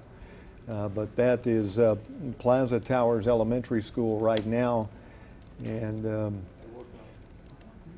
our control room, they've been doing a great job, and there it is before today, and you can see how it was hit right through the middle of the school. And then the other school that we were watching was it Briarwood? Right. Elementary. And luckily there, the kids were able to get out safely. They hid underneath their desks in the hallway, as we do with tornado drills, and they did make it out okay. Kelly Wells with Norman Regional Hospital, a former News 9 staffer. She can give us an update on what they're seeing there just to the south at the Norman complex. Kelly? Hey guys, one thing I want to get out real quickly is we've got a 9-year-old little girl who is at one of the schools. I'm not sure which one. She's doing okay. She's at the Healthplex Hospital, but we need help finding her parents. Okay. Her name is Kaylee Hawkins, and it's Kaileigh. last name Hawkins, Hawkins. She's a 9-year-old little girl, from my understanding, and she's doing okay. What school was she at, Kelly? Do you know? I don't know. Okay. I know she was at one of the elementary schools. Okay. But we do need help trying to locate her, and the phone number that people can call if they know her or if they just want to go to the healthplex, they're more than welcome to do that. But the number they can call is 307-2143. 307-2143. And again, she is doing okay, but we do need some help locating her parents. Also, we're getting a lot of people calling, wanting to know about their loved ones, if their loved ones have been taken here, and we have seen probably about 90 patients who've come through our 2 other hospitals that are still standing. And that patient care hotline is 405-307-1366. We are we're gonna let people know if their loved ones are here through that, and then if they are, we're asking them to come to the education center at the Porter campus for a little bit more information, or the cafeteria at the healthplex for more information. Kelly, do you have patients there now? We do. We had about, at the time that the tornado hit Moore, of course it took a direct hit on the Moore Medical Center. We had about 30 patients that were there being treated for just normal stuff. And they have all been accounted for amazingly, and luckily they've all been accounted for, as well as all of our employees that were there at the time. They've been all accounted for, so we're very blessed in that respect. But the hospital did take a direct hit, a lot of significant damage. You're talking about the Moore Medical Center. I'm talking about the Moore Medical Center, which is on Telephone Road. Right. As far as the Norman Regional Hospital, which is located on Porter, and the Healthplex Hospital, which is over at I-35 in Tecumseh, we've seen probably about 30 patients at each facility, if not more, who have come in. We're calling them the walking wounded, with injuries that are typical, unfortunately, with this type of significant tornado: broken bones, lacerations, bumps and bruises, internal injuries, and so it's all hands on deck here. And we are still taking more patients if they come, and we're doing all we can for their family members and to try to comfort them in any way that we can. Are you also seeing some severe injuries, Kelly? We are. What type of injuries are you guys seeing? I don't have any specifics on that at this time. I'm hoping that I'll have a little bit more information in the next 30 minutes. Okay. It's, as you can imagine, it's just a fluid situation right now, and things are being prioritized. Some are our physical therapy department's taking lacerations, and our same-day surgery is taking, other smaller minor things. So it's kind of just, we're doing the best that we can, and our employees here are doing an amazing job. All of our physicians have come in ready to do whatever they can, and it's so unfortunate that this has happened again. It is. Kelly, the patients who were at the Moore Medical Center, what did you guys do with them when you guys knew the tornado was coming? Well, I don't know 100% exactly what has happened up there. It's been very difficult getting communication up with them. But I do know that we have, drills in place and codes in place that at certain levels they, elevate, and we move patients interior to the interior part of the facility, or we move them to the bottom part of the facility or to underground if that's available. And, luckily we have amazing weather forecasters in Oklahoma, including Gary, who give us, advance notice that this stuff is coming. And unfortunately, it's just something we know can happen in Oklahoma, and we have plans in place. Well, I know we have dealt with it before, for sure. What have you done with the patients who are at the Moore Medical Center? Have they been moved on to other facilities? Some have been moved to the Porter campus. Some have been moved to the Healthplex campus. Okay. And I think some probably even went to other facilities. As you can imagine, it was just mass chaos trying to get in there. Very, very difficult to get in through that, ground zero, basically, to get patients out of there. But from my understanding, all patients and staff there have been accounted for, and we feel very, very lucky. Okay, I know you guys are working hard. Kelly Wells with Norman Regional Healthplex. Thanks, Kelly, for joining us on the phone. Sure, thank you. Talk to you later. About 15 minutes away from a scheduled news conference. This is just a bad flashback for those of us who are around here on May 3rd, 1999. This is the way things operated back then, but we have a terrible situation developing at Plaza Towers Elementary, where they are digging through the rubble. And let's go to Carl Torp now, standing by, and more. Carl? Yeah, this is now called the Westmore subdivision, so I just kind of want to make that clear. We're at 144 in Robinson, 147 in Robinson, right in that area right here. And with me now is leader of Paul Trell. And you guys have been busy all day. What are the sorts of injuries you're seeing out of this neighborhood where these homes are destroyed? Mostly what we've seen so far are just minor injuries. We have had a few critical patients. As far as fatalities, we don't have an exact number on that yet. Currently, we're also working with the fire and the police as they're getting hits with their dog and searching those areas and getting patients out. Then they're bringing them to us. It's here at this location, and then we're transporting them on out to hospitals as they're needed. And that's kind of what we've seen just in the past couple of hours, that a dog will kind of get a hit somewhere, and then everyone moves in there. No one, I believe, has been pulled out. Just we haven't had anybody pulled out recently. It's been a few minutes since we've had anybody pulled out. So a few minutes, or it's been probably 30 minutes since we've seen anybody pulled out. And right now, you guys are set up. This is kind of the command center by Briarwood, the school. That again, all the kids are okay and accounted for there. I guess anyone that is hurt can come here, and you guys are just kind of reacting and going in once you hear something. Correct. Once we find out we have somebody that's hurt or injured, we're asking them to come to this area. Fire and police both know that we've got this area set up for treatment and transport of people that are injured, so that we can get them out of here into the hospital. Number of those injured, any idea? It's several, yeah, dozens. Thank you very much. I appreciate it. That's the situation here. Again, this is the consent been set up right at the school. So anyone that is needing assistance can come here. And this is, again, the Westmore subdivision. It's actually in South OKC here. Amanda. All right, Carl, and just thank you, Carl. About 2 miles west of where you are, we have another crew. Our Alex Cameron has been surveying the damage there at Southwest 149th and Western. Let's get an update from Alex now. Alex?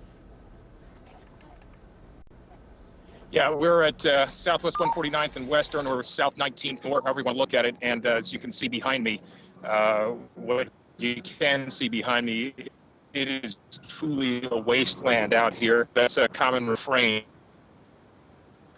It's hard to imagine. We're going to try and do a very short move here, because I don't want to lose our signal. But I just want you to show you, this was a shopping center. This actually was a beauty salon here called Trends. There was a person working here when this came along today. That person, we're told, is in the hospital right now, but fortunately is okay. We are also, where we're standing, just about a couple hundred yards to the south of the Orr family farm. And I know you all have been talking about that already. And I'm sad to say that just from standing in this spot right here, we're dead. So it's, and again, that sort of thing. The only good news I can say is that so far we have not found any. We need to go to Jim. Okay. We're having some audio issues, obviously, there with Alex. We'll get another update when it comes to Orr Family Farm, although we had already heard that it had been pretty heavily damaged. Yeah. There's a mass cam shot of the Moore Medical Complexes. If we can pull Jim Gardner's shot back up of Plaza Towers Elementary, and if Jim can hear us, we might get an update from Jim. What have you, buddy, what have you seen move in there?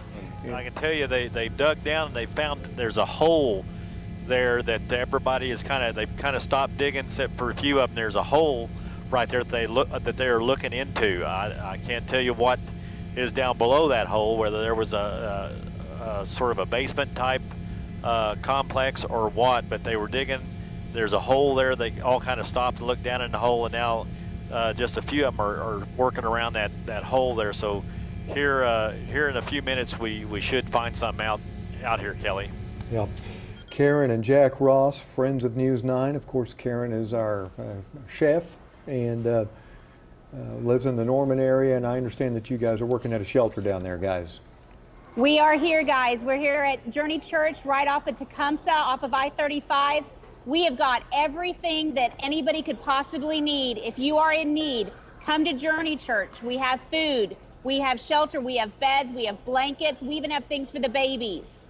We are here to help you. Karen, have you seen people come in already? Yeah, there have been a few people that have come in and just as a gathering place. It's been a regrouping spot. We currently have sent a caravan of SUVs down into the area to bring some people. That's the main challenge right now. Their cars are piled up on top of their houses. And so getting them to the shelter, getting them to a place just to regroup, have a good meal, and try to assess what their current needs are, get over the shock of what's happened is really the initial challenge for people. And then, of course, the long-term challenges are, the rent or a place to stay is not a 3-day problem for people who just had their house tornadoed down. And so they're going to need resources for weeks and months to come until they can get back on their feet. So Journey Church is trying to do their part. We have everything that they could possibly need, whether it's a place to stay the night or a meal for this evening. Yes, and also, guys, we are right across the street from the hospital here in Norman, so we are close. So if you're there at the hospital in Norman or you're a family member, please come to Journey Church. We'll help you. You know, a lot of people, guys, have wanted to help and wanted to donate things. You can go to Journey Church TV or journeychurch.tv and go directly to a disaster link to where you can go ahead and donate if you want to. There's no fees that are taken out of that. All that money will be given right back to the people that are most desperately in need of it, not just today and this week, but in the weeks to come. Because we're going to be here through, for as long as you need us, we're here, and we're going to be providing anything, especially moms out there. I'm talking to you. You're going to need, diapers, formula, baby food. You're going to need wipes. We've got all of that. Come here and let us help you try to ease your pain somewhat. Guys, we appreciate everything you guys are doing there at Journey Church. Thank you all. And that's one way we can help out, by donating, but we can also help out if you're able to come over to the News 9 studios. We're taking your donations. Let's check in with Gary England, our chief meteorologist, who's outside.